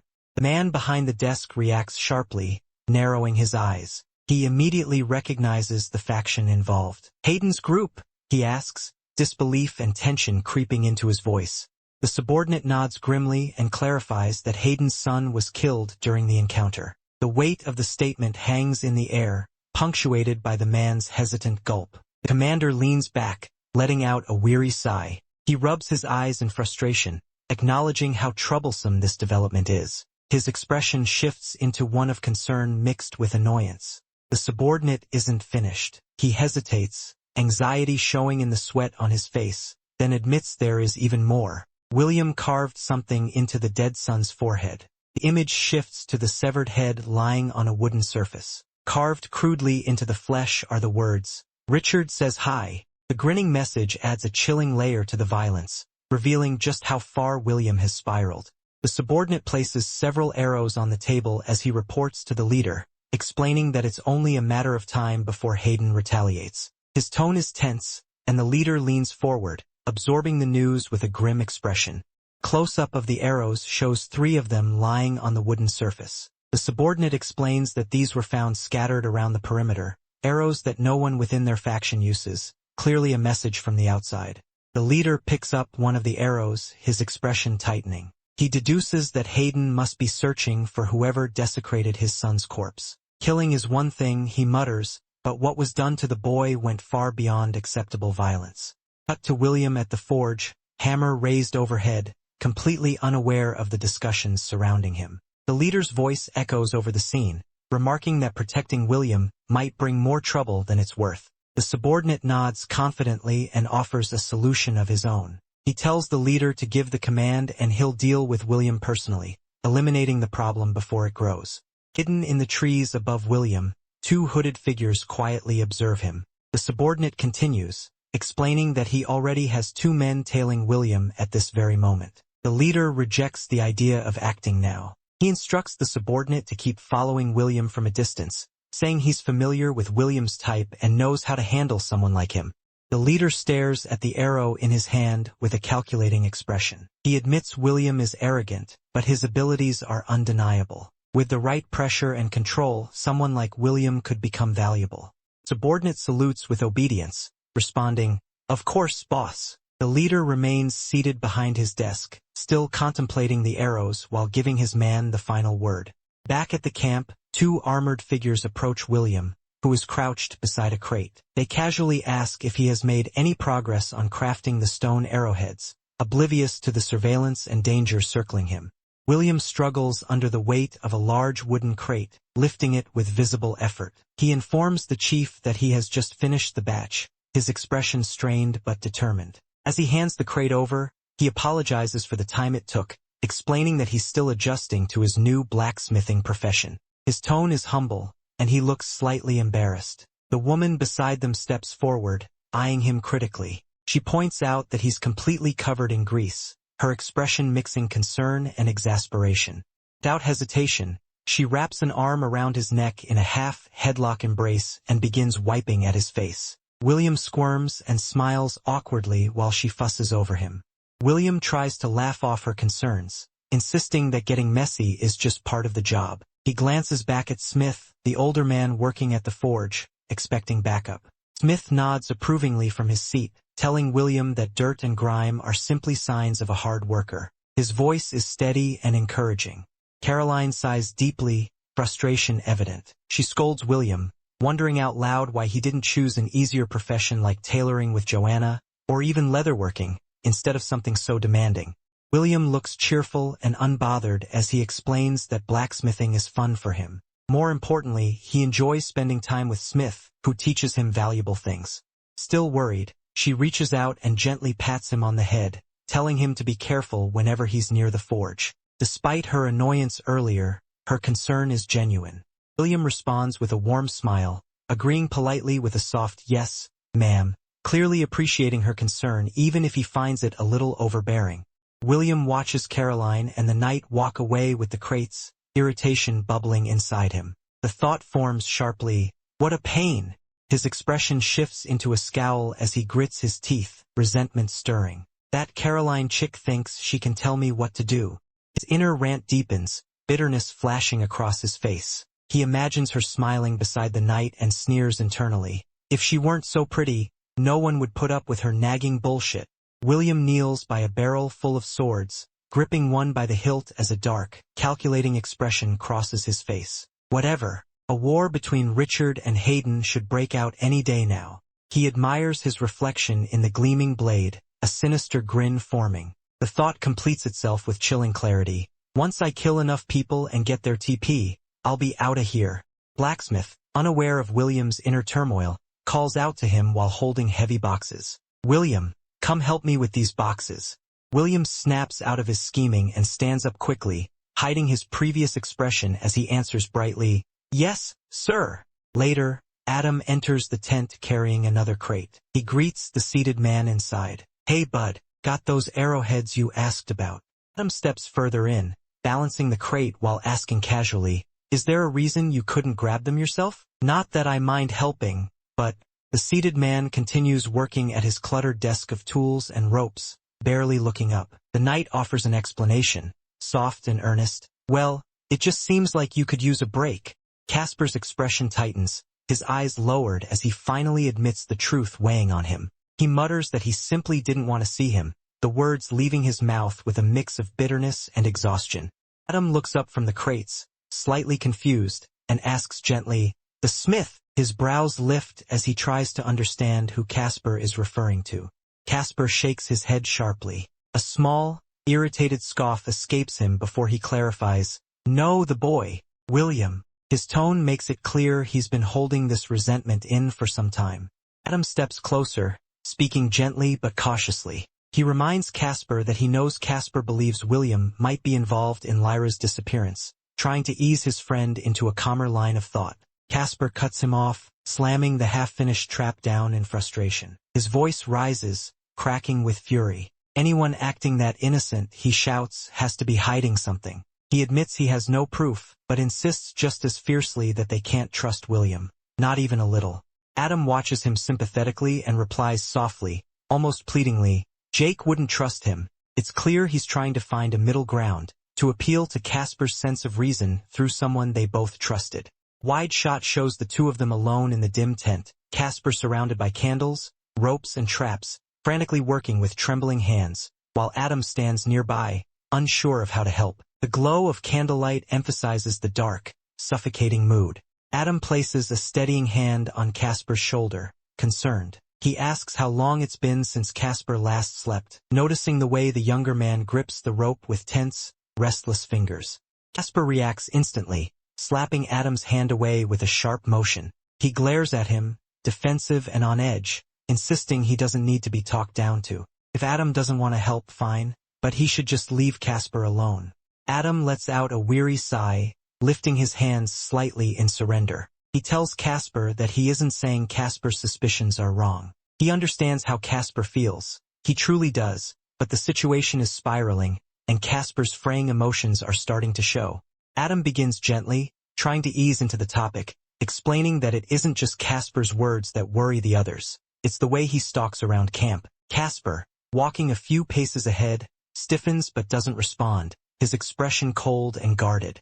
Adam continues, pointing out that the way Casper keeps staring at William is unsettling. Casper's jaw tightens, his eyes narrowing as if the accusation hits a nerve he refuses to admit exists. As Casper walks, a small group of others in the camp whisper among themselves while watching Casper warily. Their uneasy looks make it obvious that Adam's worries aren't exaggerated. They're genuinely frightened of what Casper might do. Casper listens in tense silence as Adam says that everyone's afraid he's on the verge of losing control at any moment, and that he can't blame them for feeling that way. Casper scoffs under his breath, but the anger in his eyes says enough. Adam gestures toward the traps on the table, asking what Casper is planning with all of them. The shot focuses on Casper's hands gripping one of the metal jaws, the dangerous device snapping slightly under the pressure. Adam studies one of the traps himself, lifting it up with a troubled expression. He points out that these sharp, brutal mechanisms don't look like they're meant for hunting deer. Casper steadies himself and answers calmly but firmly. He says there are far more frightening things in this forest than deer, and that Adam should know that by now. His posture is rigid, defensive, as though he's preparing for a threat only he sees clearly. His voice hardens as he continues. Someone needs to hunt those monsters, and he's the one willing to step up. As he grabs his weapon and straightens, there's a grim resolve in his movements, while Adam watches him with growing concern. Jake is doing push-ups in the candlelit library, his body covered in pulsing cracks of poison. Sweat drips from his face as he counts under his breath, pushing through the pain. 995, 996, 997. The door swings open, and Cecil bursts in midair, flailing its limbs while calling out, "You ready, Jake?" Jake continues his push-ups unfazed, his expression focused. The glowing cracks across his body flare as he pushes up again, counting steadily. 998, 999, 1000. Cecil stares at him wide-eyed and shocked, blurting out, "Geez, how long have you been going?" Jake rises to his feet, wiping sweat from his chin. His entire torso is riddled with glowing fissures, but he answers calmly, 30 minutes. A status window appears beside him. Jake reviews his progress, thinking, not bad progress for a month, though I wish my endurance were higher. Cecil flaps anxiously around him, warning, try not to burn out early, you've got a long day ahead of you. Jake grins brightly despite the cracks and pain across his body. I'm just excited to finally leave this damn cave, he says, unable to hide his anticipation. Cecil sighs, raising a clawed hand. Don't get ahead of yourself, you've still got to craft the antidote. Jake's chest shows the poison pulsing violently beneath his skin. The glowing cracks throb with dangerous intensity as the creature adds gravely, or else that poison will kill you. Blue system window appears with a sharp ding, informing Jake of his new objective. He must cure himself of the poison, currently at 0 progress, with just under 24 hours remaining. Jake stands shirtless beneath the glowing notification, his back marked by the spreading cracks of toxin, while Cecil flutters nearby, watching tensely. Jake turns towards Cecil with a confident grin, the determination returning to his eyes despite the poison still crawling over his skin. Let's do this, he says, fully ready to begin the antidote-making process without hesitation. Scene shifts to the village forge. Caroline approaches from behind, calling out to William as he works at his anvil. The warm glow of molten metal lights up the workstation while stacks of weapons and barrels fill the background. William turns with a friendly expression, greeting Caroline. He assumes she's there about Richard's armor and starts to explain that it's not finished yet, speaking casually while still holding his hammer. Caroline quickly waves him off, clarifying that she didn't come to talk about armor. Her tone is serious as she says she's here to warn him, catching William off guard with the sudden shift in mood. She rests a hand firmly on his shoulder and urges him not to go anywhere near Hayden's camp for the time being. Her expression makes it clear this isn't a suggestion. This is a genuine warning. William blinks in confusion, eyebrows raised. He asks whether something happened, clearly sensing the tension but not yet understanding the gravity of the situation. Caroline explains quietly that the situation has been getting worse. She says Richard gave permission for hunting, but strongly advised avoiding Hayden's direction as much as possible. William nods, accepting her warning even though he doesn't fully understand what's going on. Well, if you say so, he replies, trusting her judgment. Caroline exhales in relief, a gentle smile softening her worried expression. Placing both hands over her chest, she tells him she knew she could trust him, clearly reassured by his compliance.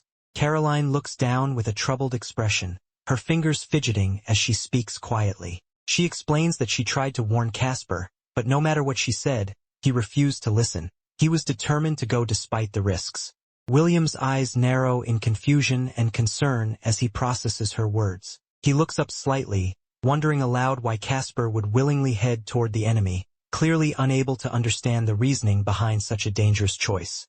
Caroline speaks with casual uncertainty, her brows slightly raised as she admits she isn't exactly sure what Casper has been up to. She mentions something about him setting up traps or doing whatever it is he does lately. Her tone hints at mild exasperation, as if she's grown used to his unpredictable habits. She continues, her voice softening with concern. Caroline notes that lately, Casper seems completely absorbed in his own world, distant, unavailable, and mysteriously focused on something only he understands. The expression on her face reflects both worry and resignation.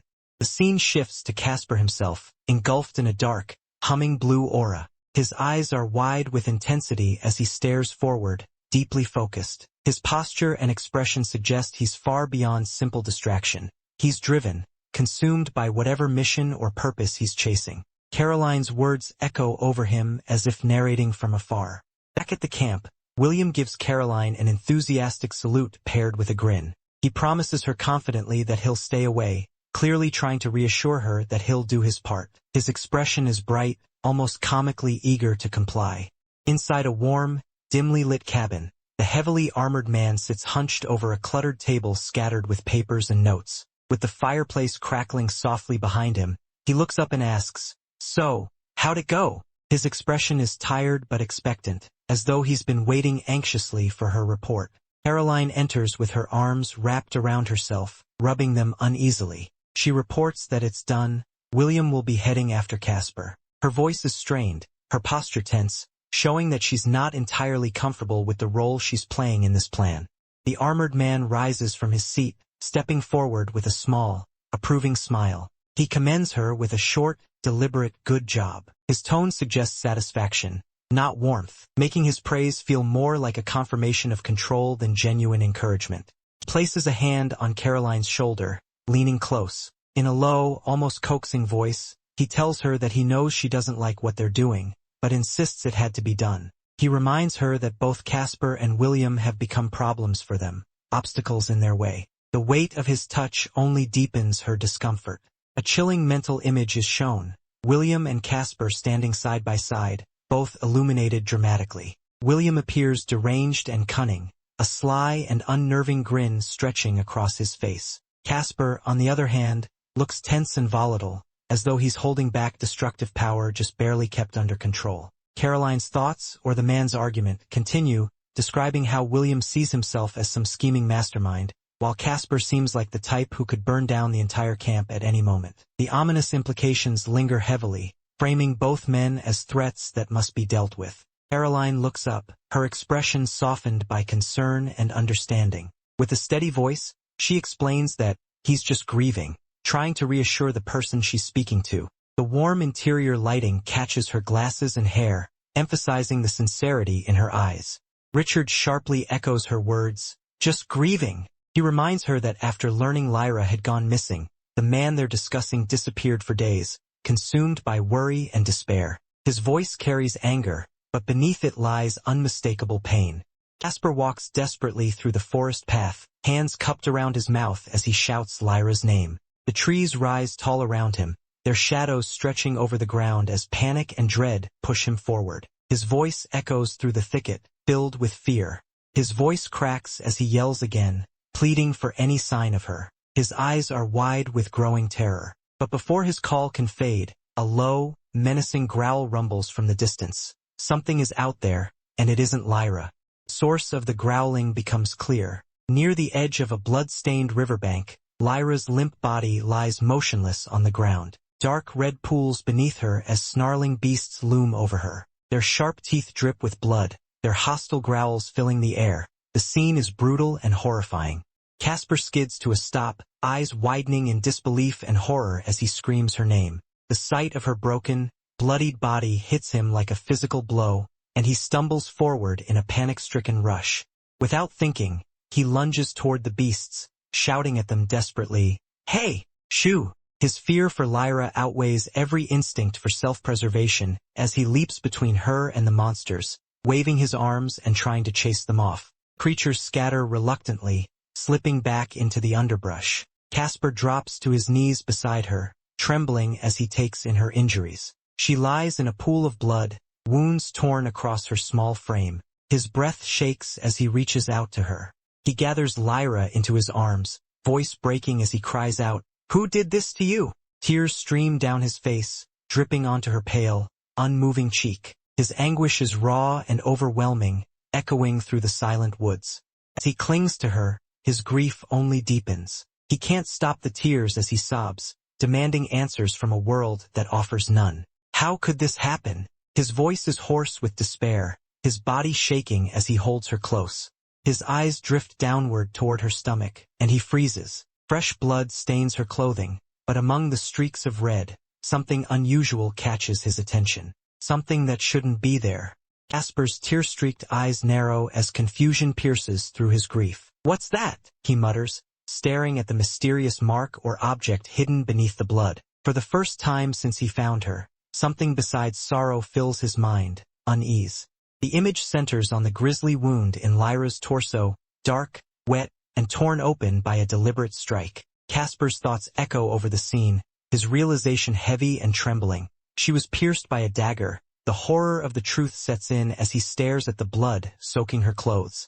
A sudden memory flashes. Casper sees William sprinting through the forest with blades in hand. His daggers cut through the air with lethal precision, each swish drawing attention to how effortlessly he wields them. The vision is swift but vivid, drowning Casper in suspicion. Back in the present, a chilling breeze sweeps past. Casper's teary-eyed face lifts in alarm as he hears a whispery sound echoing through the trees. Someone or something speaks his name, Casper. His expression shifts from grief to fearful alertness. Clutching Lyra tightly, Casper's voice cracks as he calls out into the dim forest, "Who's there?" His eyes dart around, wild with desperation and dread, every muscle tensed as if expecting an attack. The unseen voice speaks again, soft, calm, and eerily composed, "Casper." His eyes widen as he freezes mid-motion, the name sounding far too close, far too intimate, as though whispered directly beside him. The voice continues with a tempting, impossible question, "Would you like to bring her back?" Casper's breath catches in his throat. His eyes go wide with shock, disbelief, and a flicker of fragile hope. He responds instantly, without hesitation, clinging to Lyra's limp body as if she might slip away again. "Why yes," he cries, voice breaking. His entire body trembles with the raw desperation of someone ready to do anything. Absolutely anything. The forest seems to shift, shadows deepening. A translucent blue prompt manifests overhead, a challenge dungeon. The voice instructs him calmly, "Then follow my voice." Casper holds Lyra close and steps toward the gaping mouth of a cave, dark, silent, and ominous. The entrance swallows the light, a path of no return.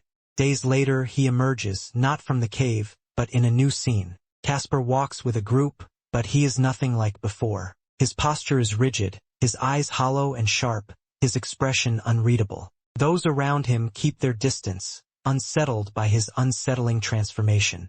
Close-up of his face makes it clear, the gentle, distraught Casper is gone. He wears a cold stare and a scar that wasn't there before. His entire demeanor hardened into something dangerous. The narration adds, "By the time he came back, he was like a totally different person."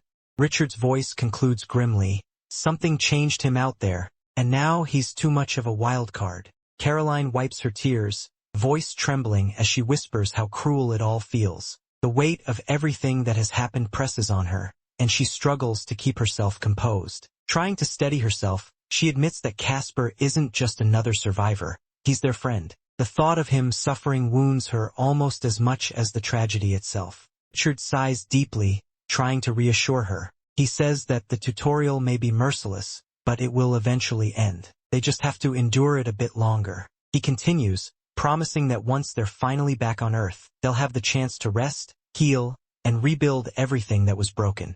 He tries to lighten the mood, imagining a brighter future, one where Casper defeats William and somehow returns to the person he used to be. His hopeful smile paints a picture of happier days. She sniffles quietly, her eyes softening. The idea of Adam getting his friend back warms her heart despite all the fear and uncertainty.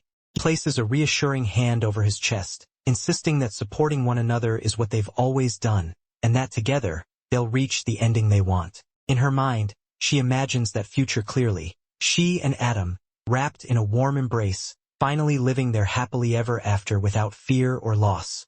Back in the cabin, she wipes away the last of her tears and steels her resolve. All she wants now is to leave this nightmare behind. A gruff voice chuckles darkly from nearby, remarking on the foolish and reckless things people will do for love. His smile carries a hint of amusement, and something more unsettling beneath it. In the pale mist of a forest clearing, Casper knelt alone on the cracked earth, his grip on the spear and distant gaze reflecting a somber return to the present. The shrouded silence of a misty forest, a shadowy figure lingered behind dense foliage as a suspenseful rustling disturbed the stillness. Casper narrows his eyes, sensing movement through the forest fog. His expression hardens with focus as he realizes exactly who is approaching. He's coming, he thinks, the words forming sharply in his mind. A faint, anticipatory smirk tugs at his lips as he adds inwardly, just as I had hoped. William steps out from between the trees with an easy smile, casually raising a hand in greeting as if nothing is wrong. "Oh, hello Casper," he says, sounding cheerful and oblivious, completely unaware of the tension simmering just meters away. William's smile shifts, turning sharper and more unsettling as the panel zooms in on his mouth. His tone becomes sly, almost mocking as he asks, "Waiting for me?" The friendly facade slips, revealing a hint of concealed intent beneath the grin. Casper, still seated with his spear laid across his lap, lets out a quiet chuckle, dry, humorless. He lifts his head slightly, giving William a controlled, almost amused look. "About time you arrived," he responds, as though he had been expecting this confrontation all along. The tension spikes instantly as their gazes lock. The panel splits between their faces. On one side, William's grin widens unnaturally, eyes glowing with excitement. On the other, Casper glares back, expression sharp and resolute. The air feels charged, the moment signaling the beginning of the clash they've both been waiting for. Casper steps forward onto the mist-covered forest path, gripping his spear tightly as he faces William in the distance. The atmosphere is tense and silent. From across the clearing, the man casually remarks that he was beginning to think Casper wouldn't show up. William smirks confidently, brushing aside his cloak as he explains that Caroline warned him to stay away, but he couldn't resist. He points out that Casper's intense stares back at camp made it obvious he'd been eager for a confrontation. Still wearing that unsettling smile, he presses on, pretending innocence. With both hands on his cheeks, he chuckles and acts confused, claiming he can't imagine why Casper would be itching for a fight at all. Casper's anger finally spills over. He thrusts a finger towards William, voice sharp and trembling with rage. He tells him to stop pretending, declaring outright that he knows the truth. He knows the man killed Lyra. William doesn't deny it. Instead, he tilts his head with cold amusement, wondering aloud why Casper bothered with such theatrics. He calmly explains that he knows Casper is weaker, having hunted far less. To him, it's obvious Casper doesn't care about points or experience at all. Casper grits his teeth, frustration and grief twisting his expression. He mutters, "Why bother?" thinking back to the one person who made everything feel worthwhile. A memory surfaces. Lyra approaches him with a warm, bright smile on a sunny day by the camp. She introduces herself for the first time, cheerful and friendly. Casper, startled and shy, clasps his hands nervously. Blushing, he stammers out his own name, trying to keep composed under her kind gaze. Lyra lights up with delight and steps closer, excitedly asking if his name is like the one from the movie. Casper reels back slightly, overwhelmed by her sudden enthusiasm and proximity. He scratches his cheek anxiously, cheeks red. With a small, embarrassed grin, he begins to admit that he knows his name sounds silly, right before the memory continues. Lyra leans forward with sparkling enthusiasm, her eyes starry with excitement as she clasps her hands together. With a bright, beaming smile, she insists that Casper's name isn't silly at all. She actually thinks it's cute. Casper freezes for a moment, his cheeks flushing a warm pink. He looks off to the side shyly, his voice small as he manages a soft, stunned, "Oh." A week passes, and the two now sit together by a campfire at night. Casper leans toward Lyra with an easy smile, offering her an extra bowl of food he brought just for her, clearly eager to share this quiet moment with her. Lyra suddenly gathers her courage. Her face reddens as she covers her mouth with her hand, and with a trembling voice she asks Casper if he'd like to go out with her. Words hit Casper like a shockwave. His eyes widen dramatically, his entire expression trembling with disbelief as he echoes her question, "Gee, go out?" Lyra panics instantly, burying her face in her hands as she rambles nervously. She apologizes, stumbling over her words, as she tries to explain that she just thinks he's really kind, and she enjoys spending time with him. Her voice cracks as she wonders aloud if she's being stupid. Casper blurts out yes, his face glowing red, but his tone earnest, though the abruptness leaves his reply hilariously ambiguous. Realizing how it sounded, Casper flails his arms wildly, scrambling to clarify himself. He stammers that he meant yes, he does want to go out with her, not that she's being stupid, only for the panic to make him trip over every word even more. Before he can dig himself any deeper, Lyra suddenly leans in and presses a quick kiss to his cheek. Casper's eyes go wide as he freezes on the spot, stunned as she gently cups his face. Snatching back to the present, Casper's expression darkens with grief and anger. Shadows cover his eyes as he asks, with a trembling, haunted voice, whether the other person has ever lost someone they truly loved, his pain now laid bare. William's eyes narrow in cold disbelief. The word love hangs in the air as he repeats it, almost scoffing. He stares sharply ahead, unable to comprehend how such an emotion could justify anything. Casper stands beneath the thick shadows of the canopy, the darkness swallowing most of his expression. One tear slips down his cheek as he looks downward, his voice trembling. He says that when you truly love someone, they become your entire world, everything that matters. Suddenly, Casper raises his head, his face streaked with tears. His voice erupts in raw fury and anguish as he shouts that if someone were to take that world away from you, revenge would be the only thing left to want. William exhales in irritation, shaking his head. With cool detachment, he tells Casper that fighting him won't bring her back. There's no point in clinging to emotion when the outcome cannot be changed. Casper grips his spear tightly, knuckles white from the pressure. He admits it isn't logical but insists he can't let it go. He tells William that someone like him, someone who cannot understand love, would never grasp why. To Casper, emotions like love are far too complex for William's detached nature. William's thoughts flash in irritation as he watches Casper. He realizes Casper is intentionally provoking him, trying to stir up anger, and to his frustration he can feel it working. Casper steadies himself, lowering his hand from his face. He speaks with sharp accusation, saying William looks down on other people's emotions and doesn't value what they feel. That, he claims, is William's true weakness, and it makes him even more broken than Casper himself. William lunges forward, losing patience. He snaps that he's had enough and warns Casper that if he follows his orders, he won't kill him. It's his final warning, spoken through clenched teeth as he charges. Casper stands firm, lifting his spear into a guarded posture. With steady defiance, he responds that William's threat only works on someone who fears death, and Casper no longer does. William thrusts his weapon forward, shouting for Casper to die. The crystal at the tip ignites with a bright, ominous glow as the attack is unleashed, light reflecting sharply off its surface. Several glowing daggers cut through the air in a deadly flurry, leaving bright pink trails behind them as they speed toward their target. The force of each thrown blade creates sharp, swish sounds as they slice through the forest mist. With swift, sweeping motion, Casper spins his spear around him, generating a crescent-shaped arc of energy. Each dagger is deflected with a loud metallic clang, bouncing harmlessly away as his scarf whips through the air from the momentum.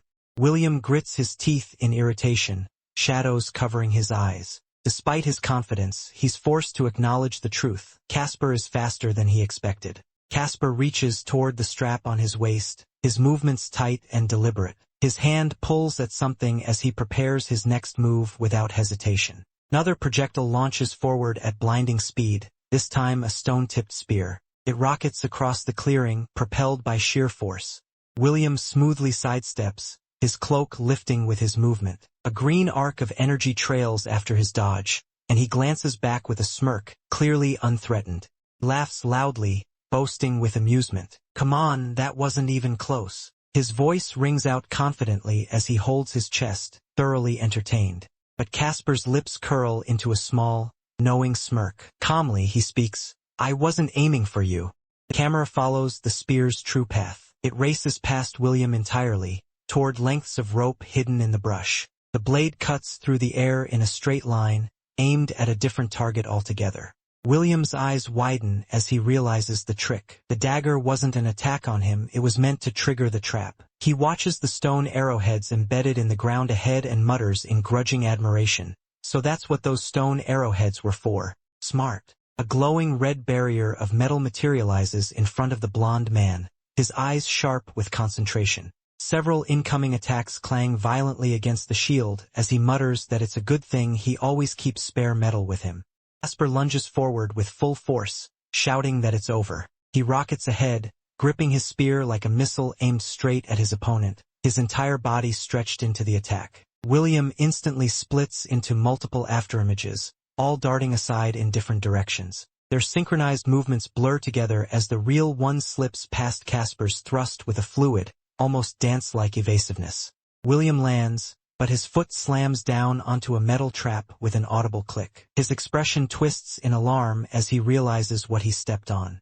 The trap springs violently upward, glowing with red energy as it clamps around his entire leg. William watches with a cold stare, dagger raised, ready to strike as Casper is caught off balance. Casper fires his spear forward, thrusting it like a projectile at blinding speed despite being trapped. The weapon tears through the air with lethal precision. William twists his body and uses his own spear to parry, unleashing a spiraling trail of white energy as he redirects the incoming strike just inches from his torso. But Casper's attack isn't fully deflected. The spear's blade grazes across the blond man's cheek, slicing through skin and drawing a sharp spray of blood as his eyes widen in surprise.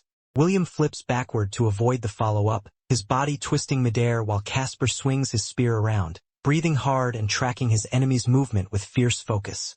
Casper steadies himself, panting heavily as he grips his spear with both hands. Sweat trails down his face, his expression tense but determined as he prepares for whatever comes next. William wipes the blood from his cheek with a smirk, his eyes glinting with thrill. He praises his opponent mockingly, saying, "Not bad, Casper." Despite the hit he took, he seems more amused than threatened.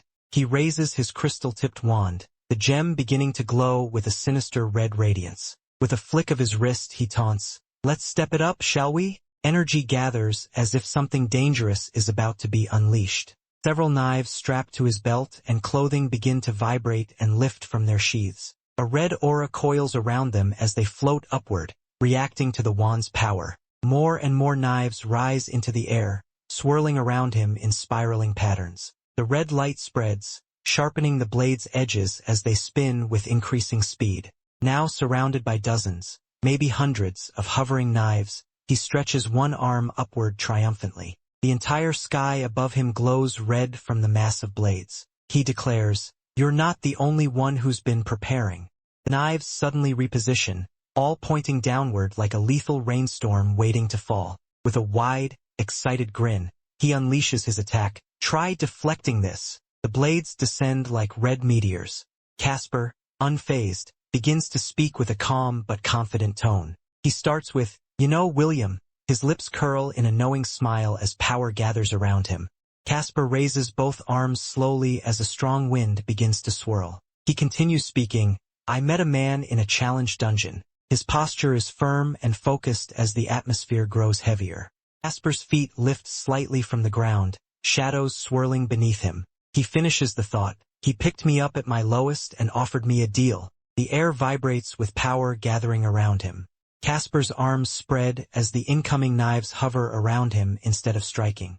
William stares up in shock, eyes wide as he realizes his attack has been completely stopped. What the?" he mutters, unable to comprehend what he's seeing.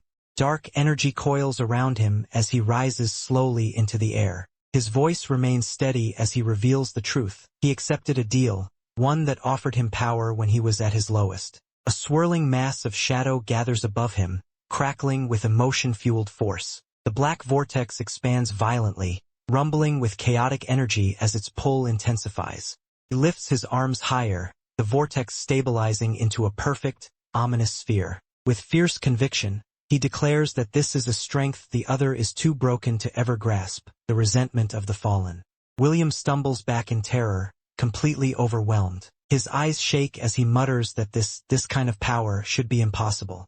His panic takes over as he desperately tries to flee. His foot hits the ground hard, scraping against the dirt in a frantic attempt to escape. Falling backward, he throws up his hands and begs for mercy. Terrified, he pleads not to be killed and promises to leave the camp entirely if spared. Casper only looks down at him with calm detachment. He explains that killing him was never the intention. He brought him here solely to witness what was about to happen. Energy ripples through his body as the dark power rises. He braces himself, leaning back as the shadowy force surges upward around him with a heavy, resonant hum. He apologizes for the unnecessary fight, his tone oddly composed. After what William did to Lyra, he admits he simply wanted to land at least one hit before departing. William's face contorts with confusion and fear as he repeats the word, "Leaving?" his voice cracking, unable to understand what is about to happen next. The boy looks down with a calm yet solemn expression as pieces of debris drift around him. With finality in his voice, he says, "Goodbye, William. May we never meet again." The swirling darkness around him begins to tighten, preparing to consume him. A massive black vortex gathers in the forest clearing, its center spiraling endlessly inward. The ominous hum of its power echoes through the trees as the portal stabilizes, pulling in the remnants of the boy's fading presence. Tremendous vortex suddenly collapses in a violent inward rush, leaving behind a circular scar on the terrain. Mist rolls outward in waves, revealing William alone at the center of the devastated clearing. Moments later, elsewhere, cloaked figures stand around a glowing ritual circle, its runes pulsing with golden light. The air is tense as energy lingers in the chamber, signifying something major has just occurred. Casper appears kneeling on the radiant circle, his hand touching the glowing surface. He breathes out heavily and declares, "It's done." The ritual's light reflects off his face, showing both exhaustion and resolve. One of the hooded figures praises him. "You did well, Casper." Another voice follows, explaining that although the ritual may have been confusing, their patron is pleased with his performance. Their dark silhouettes loom over him like silent judges. A skeletal hand emerges from beneath one of the robes, reaching outward. The voice commands coldly, "Rise, boy." The presence is unmistakably supernatural, its tone both chilling and authoritative. Casper stands tall within the glowing circle, his expression distant and drained. Shadows coil around him as the same eerie voice welcomes him to a new fate, and welcome to your afterlife. His transformation is complete, both physically and spiritually.